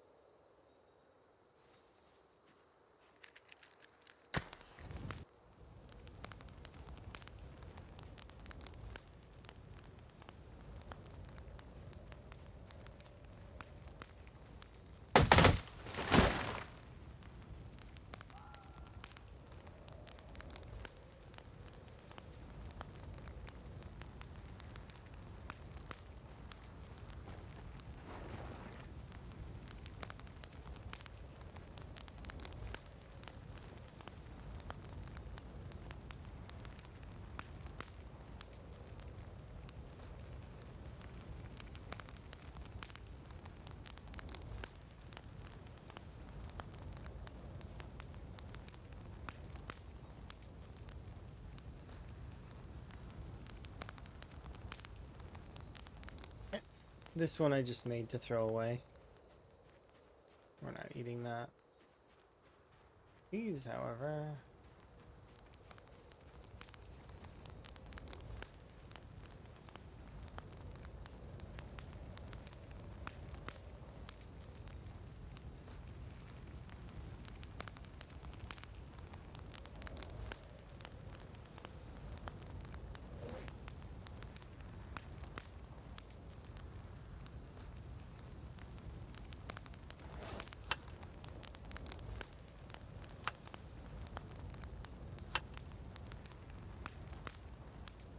Yeah, we did. We broke 6K. We're actually like sizably into 6K as well, and there's still a few days left. We have still some time to get a little bit more. I believe in us. We may very well hit 8K, which would be phenomenal. I like, you know, it's another stretch goal, but like, I mean, we will have accomplished like so much. It'll be good. I can't wait. It's been going so well.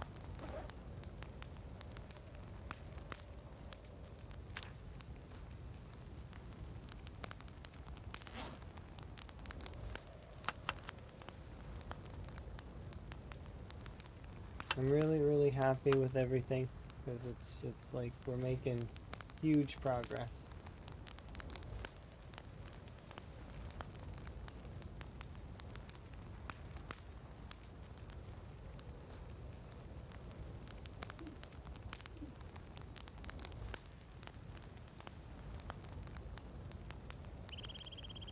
Okay, these two are almost done. I'm just gonna put these in the fridge real quick.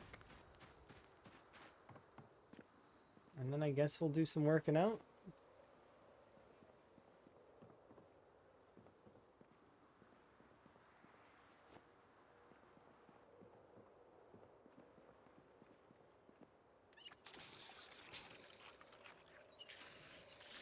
There we go.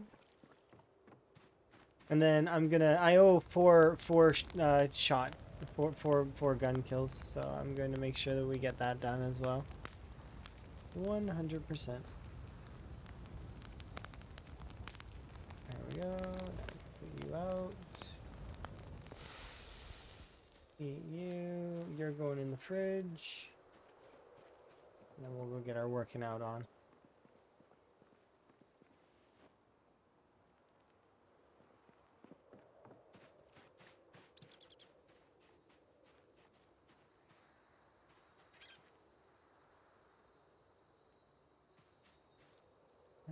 Are you going to take off everything to do working out? Let's find out. What sure I want you to do squats, burpees, sit-ups. We'll do 30 minutes of burpees.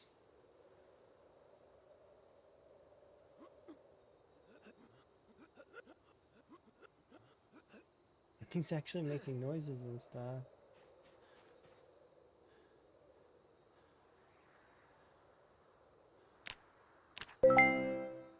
Oh, well, thank you very much for the donation. Do very much appreciate.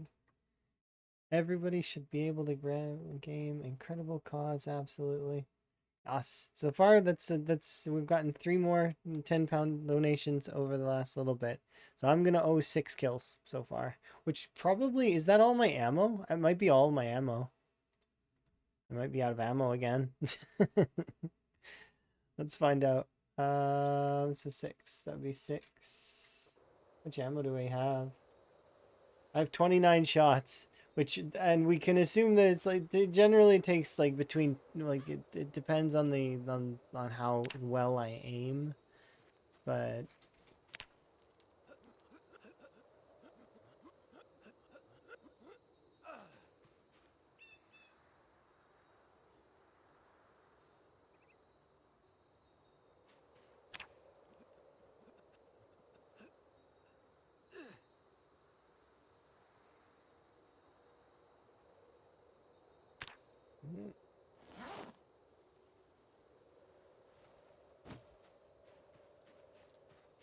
on the bottom, where are you? Where are you? And you.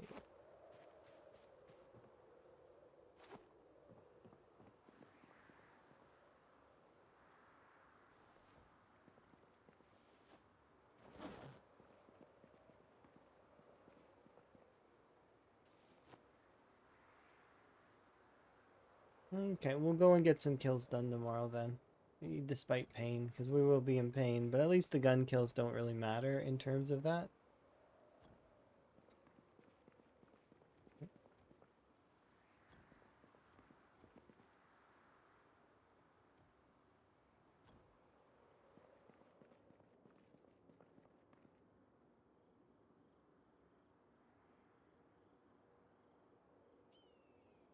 How's my weight doing? We'll be up to 79.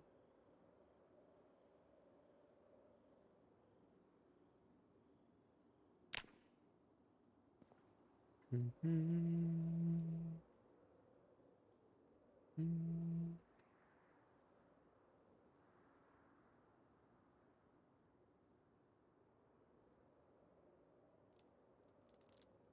we're gonna be in agony. Yep, agony setting in.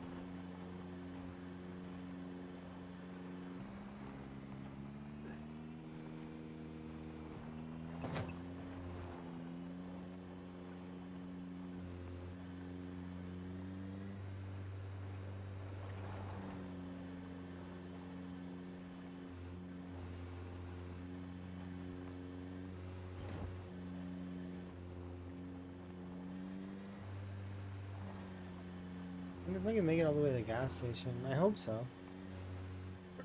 We don't have very much fuel.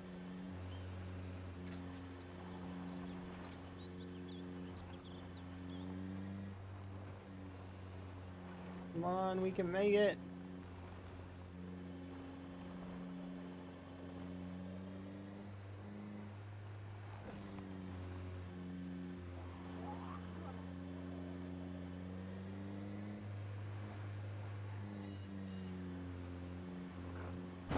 Sorry.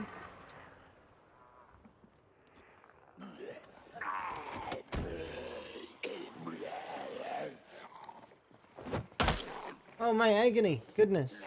Attack speed is horrible. I can't do it. I can't do it. Run away.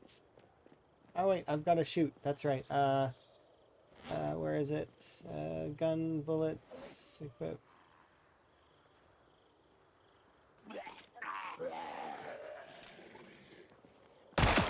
One. I need to do 6. 6 kills with bullets.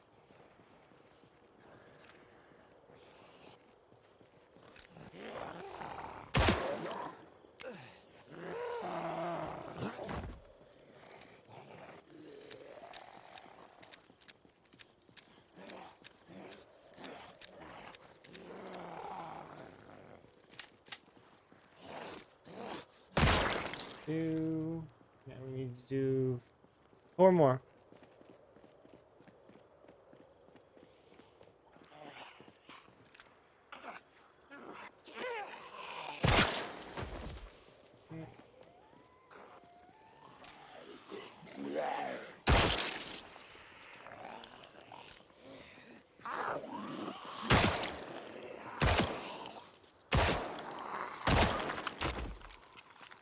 Was that 6? No, that's 5. No, that's 6, right? I'll do this one as well, just because I think that's...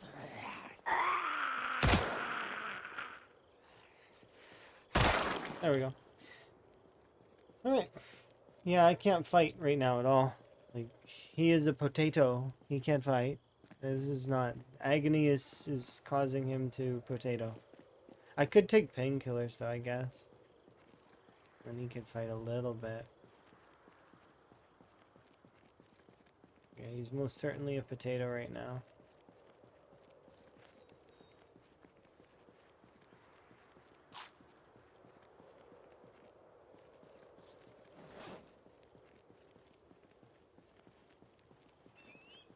I'm having to run over to the Rosewood Fire Station, grab that extra gas can of gas that I have. Because we have a few extra gas cans, so it's not like we're that hurting on gas right now. I have about... £100 donation. Do very much appreciate. Thank you very much. Oof, indeed. That's the desert ice person. They're the like on the top of the leaderboard, or they were. I don't. Are they still on top of the leaderboard? Oof, indeed. I remember they were high on the leaderboard though. Super, super generous person. You know, helping out the cause. Do appreciate. Thank you for the donation. But it says oof indeed, so they're clearly watching a different stream. Because I haven't oofed anything. At least not at the moment. That's what their little message says. I wonder what's going on in that other stream. Hopefully they're okay. We haven't had quite so many difficulties ourselves. I mean, we've had a few. Higgins definitely hasn't had it 100% easy. But he's definitely not had a hard time either. I'd say he's kind of like had a medium time at best. Mostly an easy time though. Like he's had so much stuff just given to him. The amount of level 1 books that he has is crazy.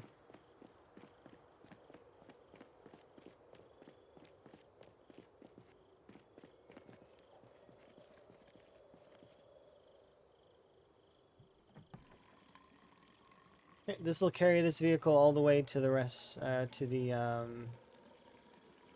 pumps. Not that the pumps aren't active, but that's where we're staying, right? So.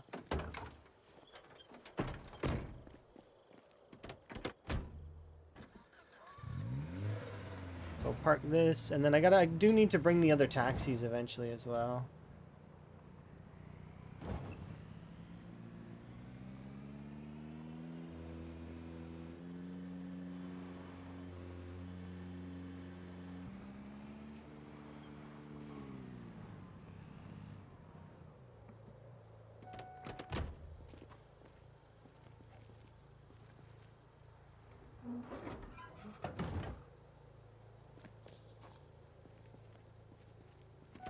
Oh, it was How to Be Quiet. Oh, he had a moment? Is he okay?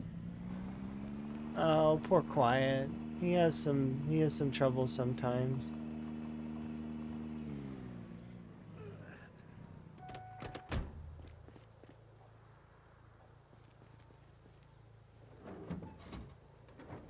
He gets into some situations that are quite sticky. But, you know, that he often gets out of them. He's very like evasive, I find. Quiet and Ultra are both very, very skilled when it comes to getting in and out of situations that are tough. Like, especially when I was watching them play CDDA for the first time, they were both like very quick to learn different strategies, and it was neat. It was definitely neat.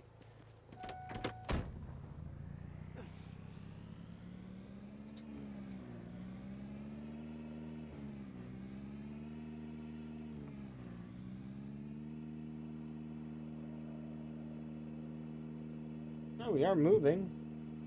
I think. Right? Are we moving? I think we are moving. Yes, we are.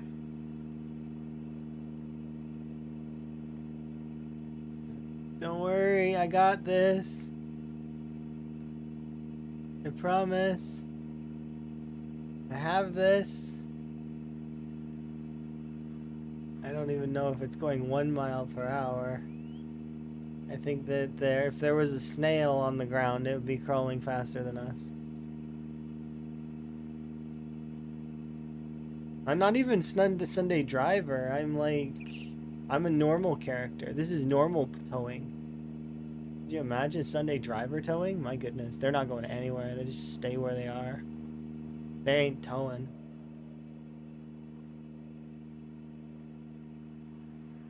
Oh, it's getting a little faster.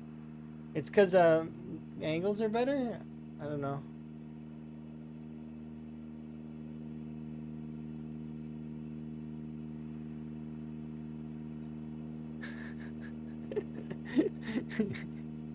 I can't help it. It's funny to me.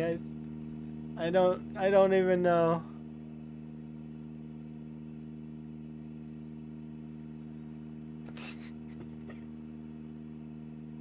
800 years later. Can't even. I think we're good, right? I don't need to. Yeah, we're good. We're good. It's fine. It's fine here. It's good enough.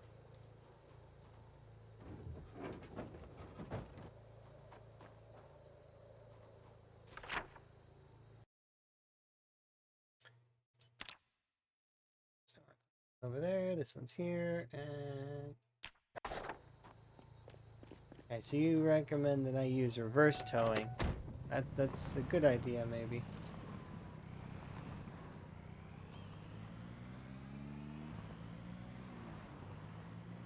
There's another vehicle over here that I want out the way. Before we do that, though, excuse me, you.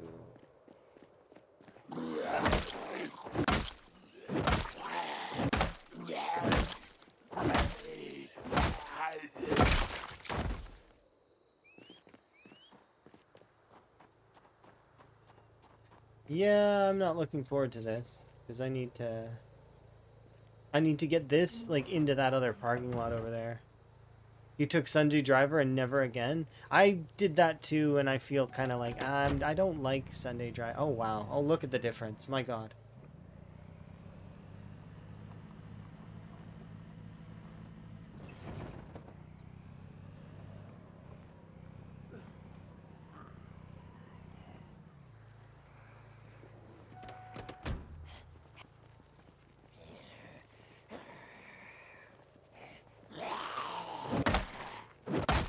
Did you see the difference? It's ludicrous. The difference between going like half of pixel at a time and normal driving. It's just, I don't even know. Okay, let's get you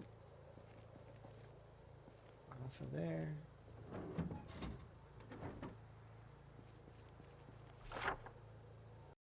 Okay, we moved you to here.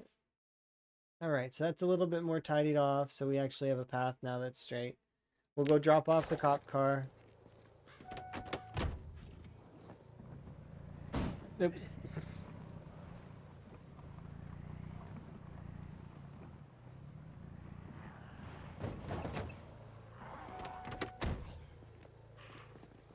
Come on over there.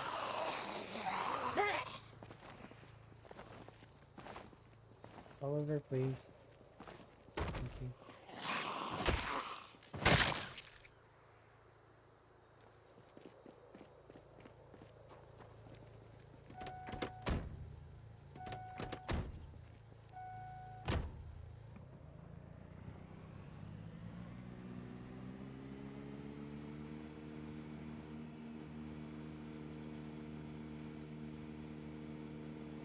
It's good enough for Sunday Driver too? Okay.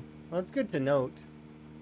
Have those sort of things like in that you want to do reverse towing.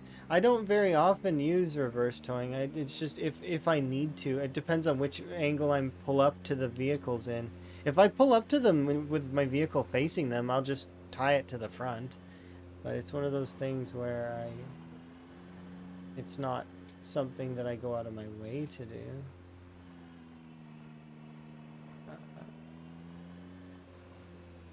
There's a lot more zombies here than I remember.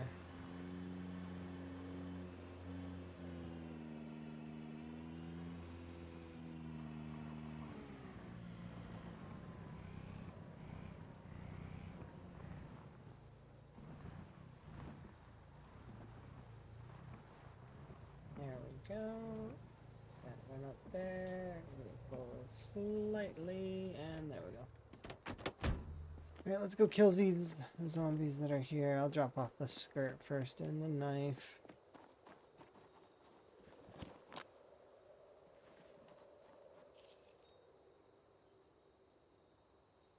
Long handle really fast with the paring knife.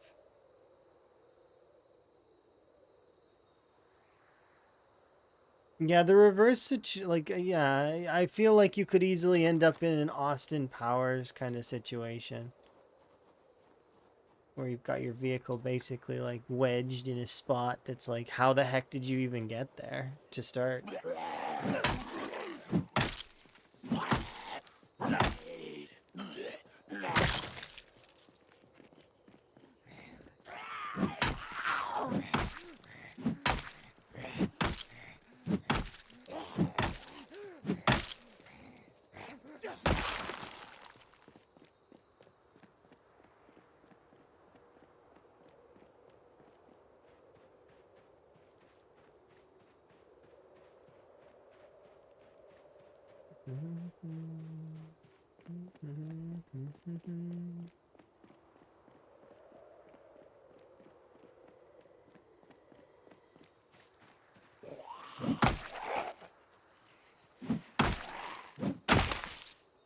There we go.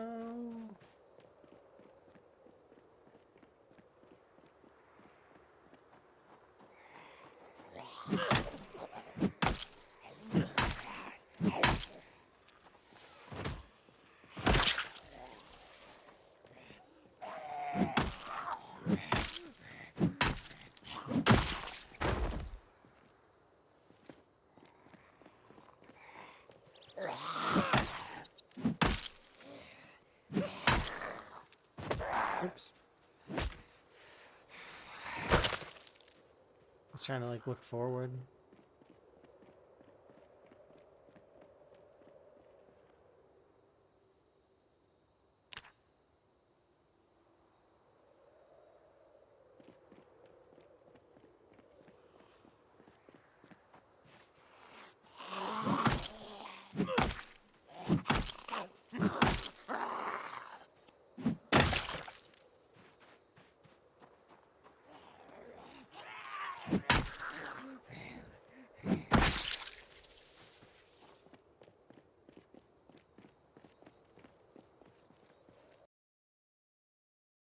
The sprinters sound like possessed pigs? Well, not only that, but exertion doesn't mean the end now for a sprinter's run. Because if you're exerted, you can still kill a lot faster than you used to. It's no longer stomping for a million years on one body, you know? Like, I'm sure you've all realized that for sprinter gameplay, right? For sure. 100%. It's no longer be all and end all 800 stomps to get one kill. Now it's like 5 or 6 stomps, and that's if you're low, sorry, you're medium strength. If you're low strength, it's probably still similar. Like maybe it's double it, maybe like 10, I don't know. But it's a lot less than it used to be if you've got a little bit of exertion now. Unarmed is way, way, way better than it used to be. Like being able to stomp now, so much better. And then on top of that, the extra damage from all of the other weapons. Short blunts are amazing in this. Like, so like, I mean, the rocks and all that stuff. Yeah. It's, yeah, they did. They fixed the rapid stomp. You can't fast stomp anymore, but that's fine. Because they fixed a lot of the animations to be a lot slower and everything overall to be slower. The gameplay is meant to be a lot more drawn out. Like, for example, before you used to rip clothes a lot quicker. You used to take apart watches instantly. It's just like now though, like there's a lot of that that's not how it is anymore. You can't take apart watches instantly. They now take time to take apart. You can't just magically drink large or super, like you can still kind of micro sip, but it's a lot more complicated, right? Because you have to do like a bunch of transfer mechanics in order to like be able to micro sip properly. Yeah, it's different than it used to be for sure, but in a good way. I think that overall, from what I've heard from the Sprinters players, is that they are happy overall. That the gameplay is improved. And they feel like it's more skillful as a result. And coming at it from a fast shambler standpoint, as somebody who plays a lot of fast shamblers, I can say that it has improved overall the entirety of the game too. They fixed some of the sprinter jank. See, that's nice. A lot of people are complaining lately about the combat, like the targeting being kind of finicky, but I feel like it's almost there. Do you know what I mean? Like it feels like, yeah, there's some stuff, but it's getting there.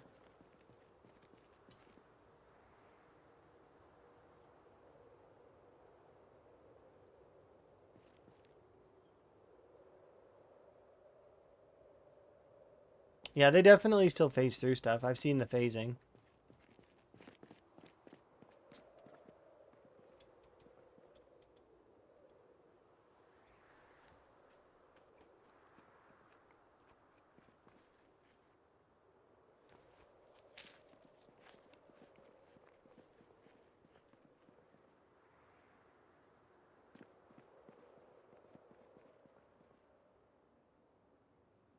Hey guys, want to do a gamba?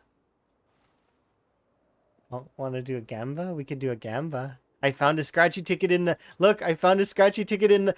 So I was wrong.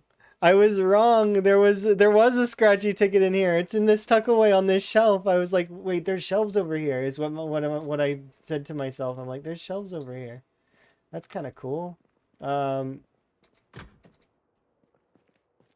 I was gonna come and check the back room to see if there was any back here too. Look, another carpentry 1. What is with this guy in level 1 books? Every book he gets is level 1. He's like set up for early game success.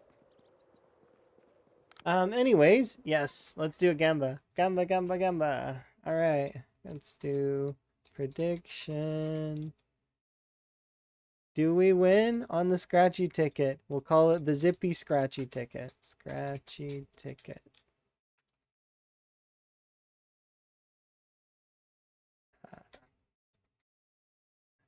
We win, we lose. All right, there you go. You guys got 5 minutes. It's a fair amount of time to join in on the prediction. 5 minutes.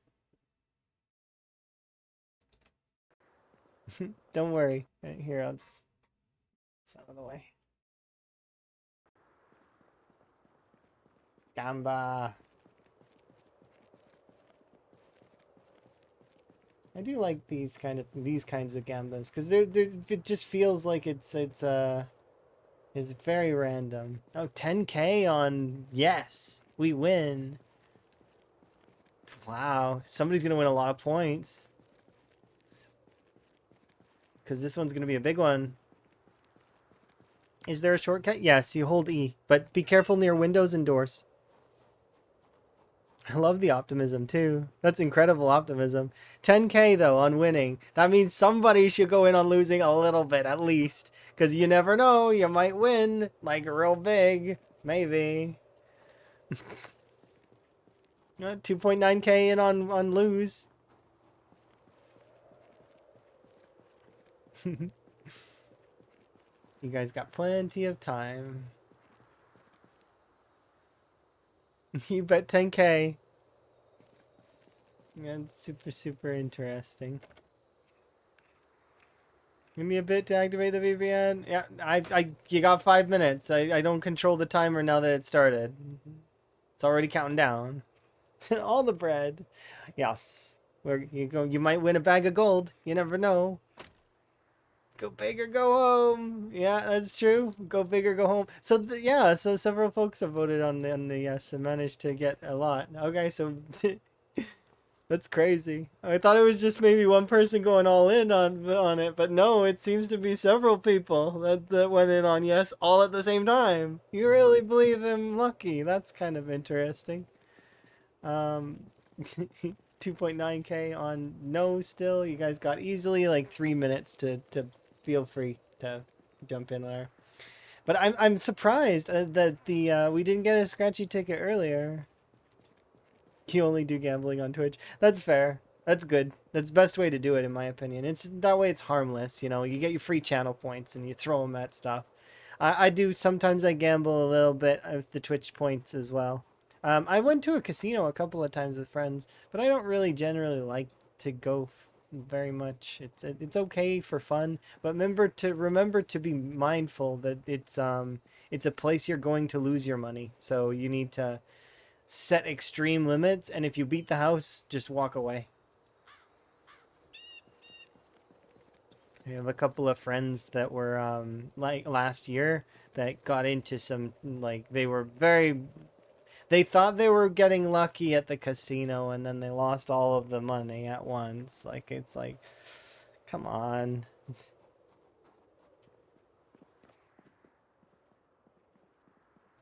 Those places are built that way on purpose. They make you feel good and then ta-da, you lose it all.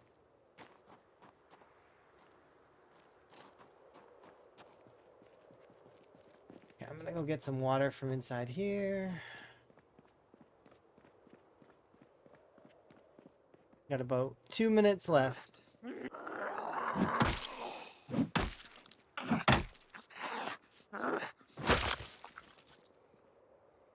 Oh, this lady has knee pads.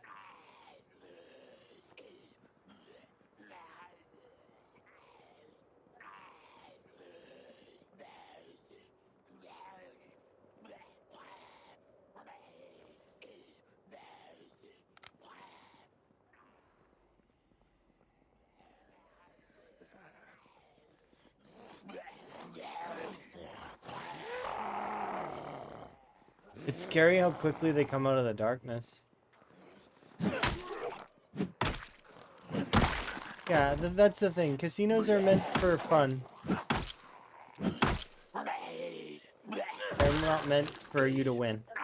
They're meant to be entertaining, flashy lights, etc.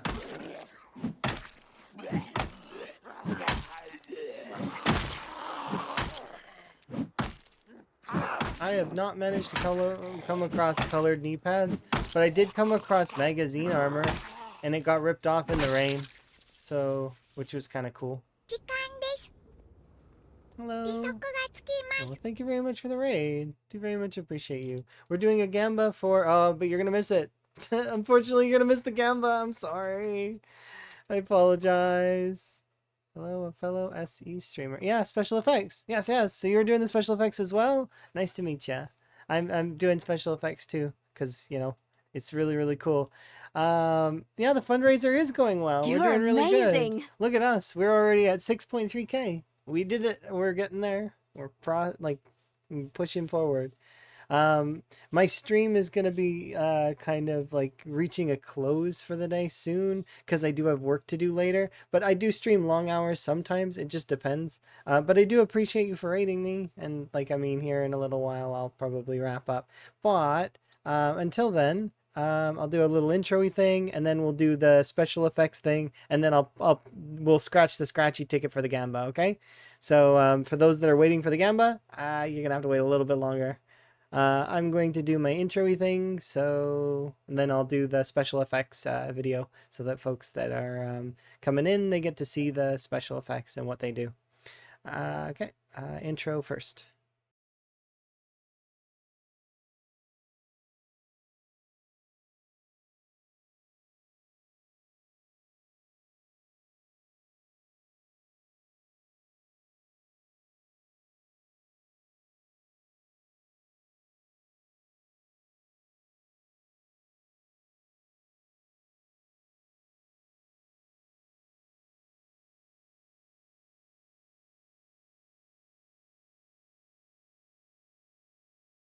Okay, that's my little intro-y thing. And we'll do the next thing, which is gonna require me to mute the music, because yeah. All right.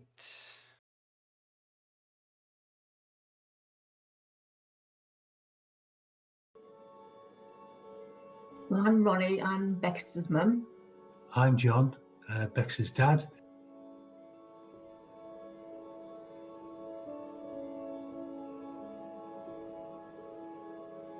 You guys came in with tenderness and consideration.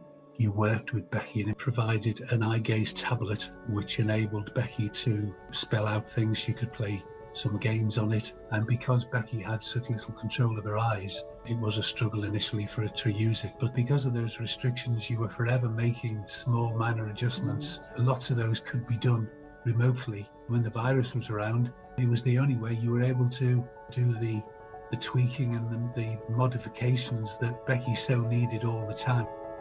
There was so much input from special effect We felt we had never-ending support, and they always said, any problems, get in touch with us and we'll find a way around it. And they found ways around all sorts of things. It's humbling to know that they're there and nothing is too much trouble.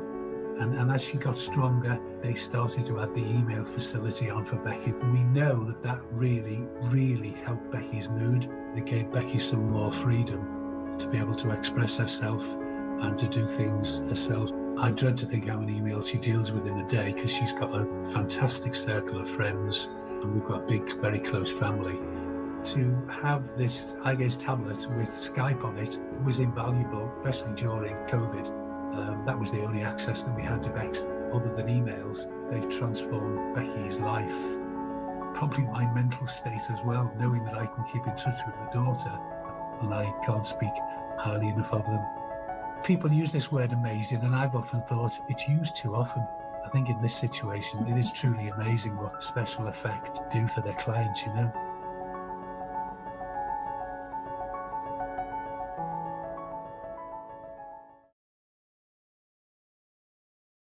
No. Else. It is amazing what they do. They help out people, and not just in the gaming sphere, but in just being able to connect with their families, be able to continue schoolwork, being able to continue their lives. It's really, really sweet, wholesome, and I do very much like the inclusivity of everything. It's been awesome being a part of this the last few days. We've been raising quite a bit of both awareness as well as having lots of people donate, which is really good. Anyways, continue on with the gameplay and Stoof. We've got our own sort of protagonist, Van Higgins. I started this character on when we started the special effects stuff, and I fully expected him to be dead long ago. Unfortunately, or fortunately, depending on your perspective, I suppose, he's still alive and kicking. He's been alive for now 4 days in reality, which is 2.9 months in the game with over 2,000 kills and on ×2 muscle strain. So it's just standard apocalypse playthrough, so nothing too fancy. But he's been sieging the prison and gradually trying to find his brother is what I kind of the lore that I've gave him. Also, we've been dyeing his hair random colors, as well as I've been, I try my best to give back when folks do donate. So I try to give, I've blown all of the ammo we've had. We have, I think, a little bit of ammo left, very small amount bullets left. As well as I've been shouting. I've been dropping weapons, picking them up, dropping them again. It's, now we're mostly using wooden sticks as his primary weapons, and yeah, so that's a little bit of info about Ben Higgins and how things are good. And I agree that it is it's good. It's a good cause that we're kind of putting our stuff in for. I'm gonna kill this zombie and then we will do the gamba. So those that jumped in for the gamba, thank you for your patience. But it's the gamba is secondary to the special effects stuff for sure. Even my stream is secondary to that because that's the focus. The focus is that. So what's the gamba? Well, we already did set it up, so unfortunately you missed out this time. But whenever I find one of these scratchy tickets, there's a lot of systems in Build 42 that exist that are just for fun. Like, for example, finding a D4 or any of the Dungeons and Dragons dice that exist in the game. Well, I mean, you can actually roll them. And they actually work. Now, if you find a scratchy ticket that hasn't been scratched, because you can actually scratch the scratchy ticket, and you can see if you win or you're lost. There's a lot of systems in this game that are kind of niche and fun like that. If you find a deck of playing cards, you can pick a card, and it actually will pick a card. It's really cool. There's so many cool little things like that in Zomboid that exist, and I've seen so many of them because I do play a lot of Zomboid. It's like my staple game. So, and I'm one of the folks that does sort of veteran marathon content. So I do like long playthroughs, surviving for sometimes years at a time. It just depends. You know, going with like really brutal settings, or sometimes really. It depends. Depends on what game we're playing. I found a gold medal. Now you just need a bronze one and the silver one. I only found silver, so Van Higgins is second place. I like to believe that he got second place in some kind of high school thing a long time ago, and he remembers it fondly. That's why he wears his silver medal. Yeah, the reason he's nude right now is because he was overheated before. So, anyways, without further ado, I've stalled. Okay, one more kill. Come on, just one more. I've stalled nearly enough. Thank you very much for the late raid. I do very much appreciate it. All right, we stalled long enough. Let's get our scratchy on. And do we win? Do we lose? Let's find out. Here we go. And we're a loser, unfortunately. I'm sorry for the folks that wanted me to win. We didn't win this time. My bad. Oh, grats on those naysayers. Kudos. Yes, you did it. You won. Choose outcome. We lose. Prediction payout. There you go. Congratulations. We lost. Hooray! Yeah, congrats. 36,000 points went to Sparrows and 4 others. Oh, Sparrows, you funny.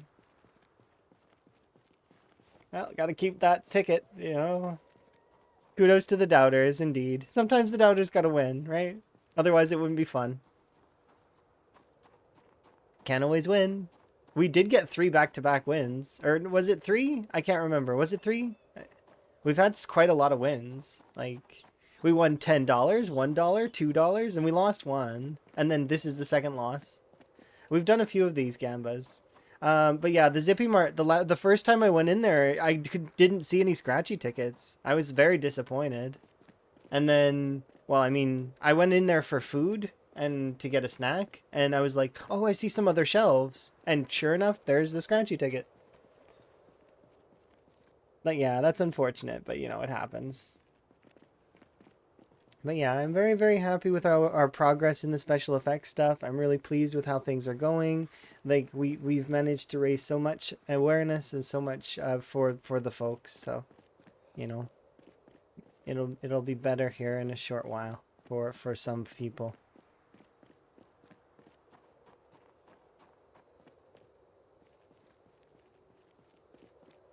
Okay, let's head. I should be able to eat this fish salad. That should balance out my hunger.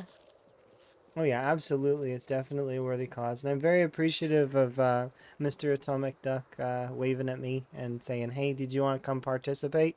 Because I'm very much the kind of person that likes to do this kind of stuff. And I will do like, I've got... I do have stamina. That is one of my sort of skills, kind of, is that I have endurance. I have stamina. So I can put that forward. When I've not got real, like, real busy stuff going on, like work stuff or adult things that I need to do, like, you know, laundry, for example. Although, I think my laundry, for the most part, is caught up. It's just, you know, stuff like that. I keep things mostly in order. To the best of my ability. But so don't we all, right? There we go. You need to make a move on your laundry? I do too. But, not like a lot. I think I just need to do like 1 load. Good to keep up on it.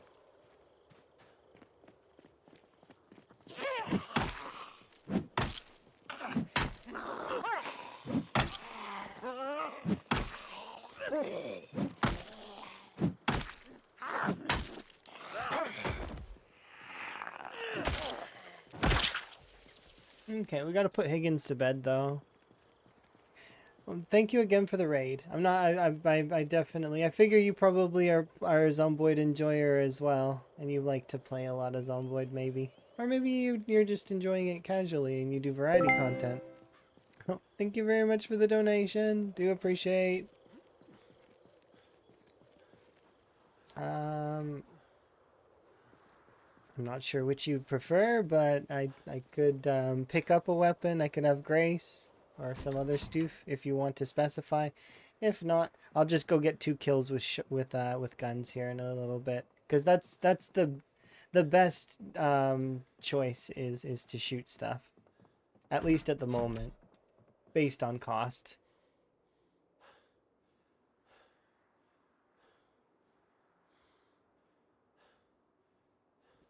I'll put my character to bed first, though. Have him have a nap. Poor Higgins. He's so tired. What a tired guy.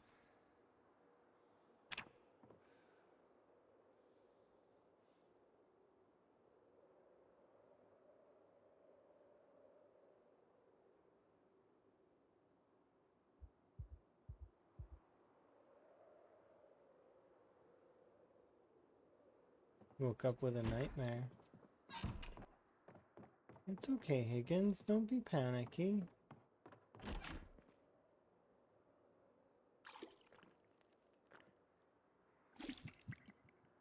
There we go.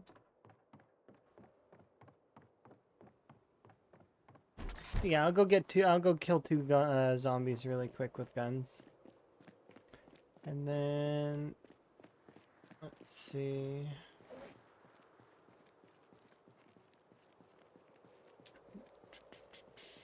There it is. I'll do some whistles as well, because why not? The whistle is a cool new addition as well.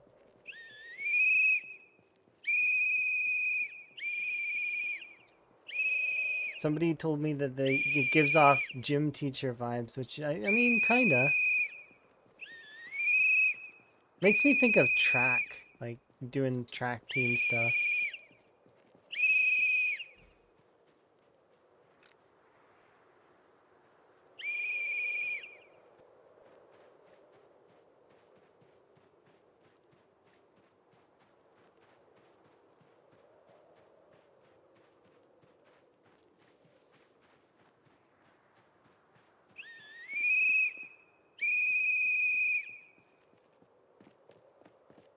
Oh, there's some.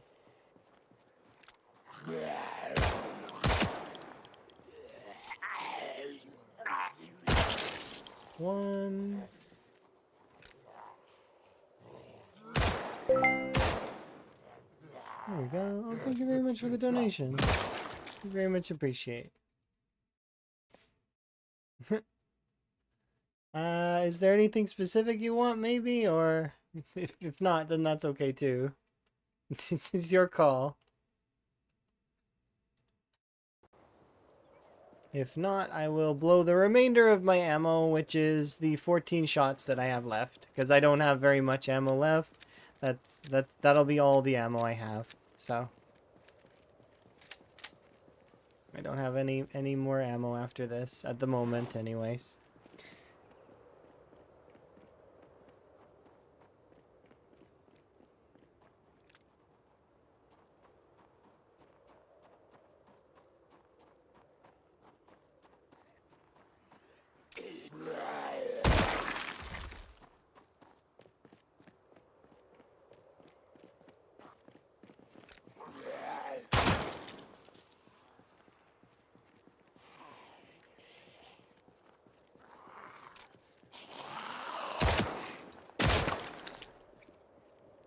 Okay. Yeah, we mostly cleaned almost all of Rosewood. It's mostly tidied off. There's only a handful of zombies left. Hello, you're catching me closer to the end of today, which we'll do. We'll probably be raiding. I have an idea of who we're gonna be raiding. It'll come as no surprise to anyone, I'm sure.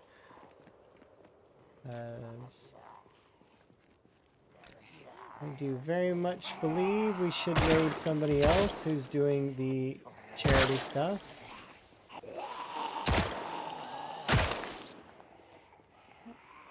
How many shots left? 2. Okay, we'll try and get 2 kills if we can. Very conservative. Got 1. Good enough, I suppose.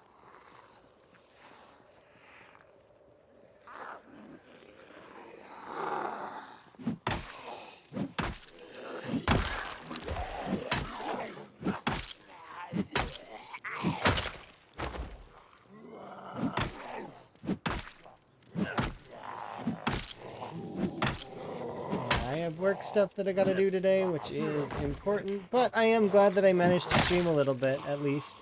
Just a smidgen. Super, super happy about it, in general. And we did get to do a little bit more for special effects, which is good. Just a little stream today. Just a little one.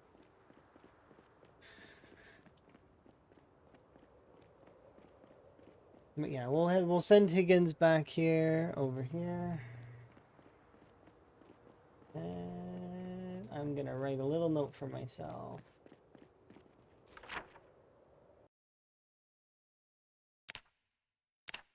Get the taxis. There we go. Just in case I forget. I shouldn't, but you know, you never know. I want to go get the taxis, but that'll be for next time. Go. Alrighty. Let us wrap up for the time being, though. Alright. And we'll see which other folks are on for the special effects. But I'm fairly certain I have a guess.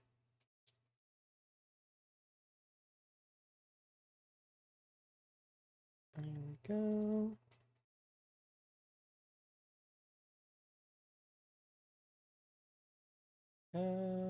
Oh, Quiet. We'll go spend time with Quiet. Unless, oh no, Buzz or Quiet. I did Quiet last time. Buzz is doing it, but he's not using the tag, so I missed it almost. Thank goodness I did check. There we go. Alrighty, you guys can go and hang out with Buzz, and I will see you guys next time. 'Tis been my pleasure as always. Ta!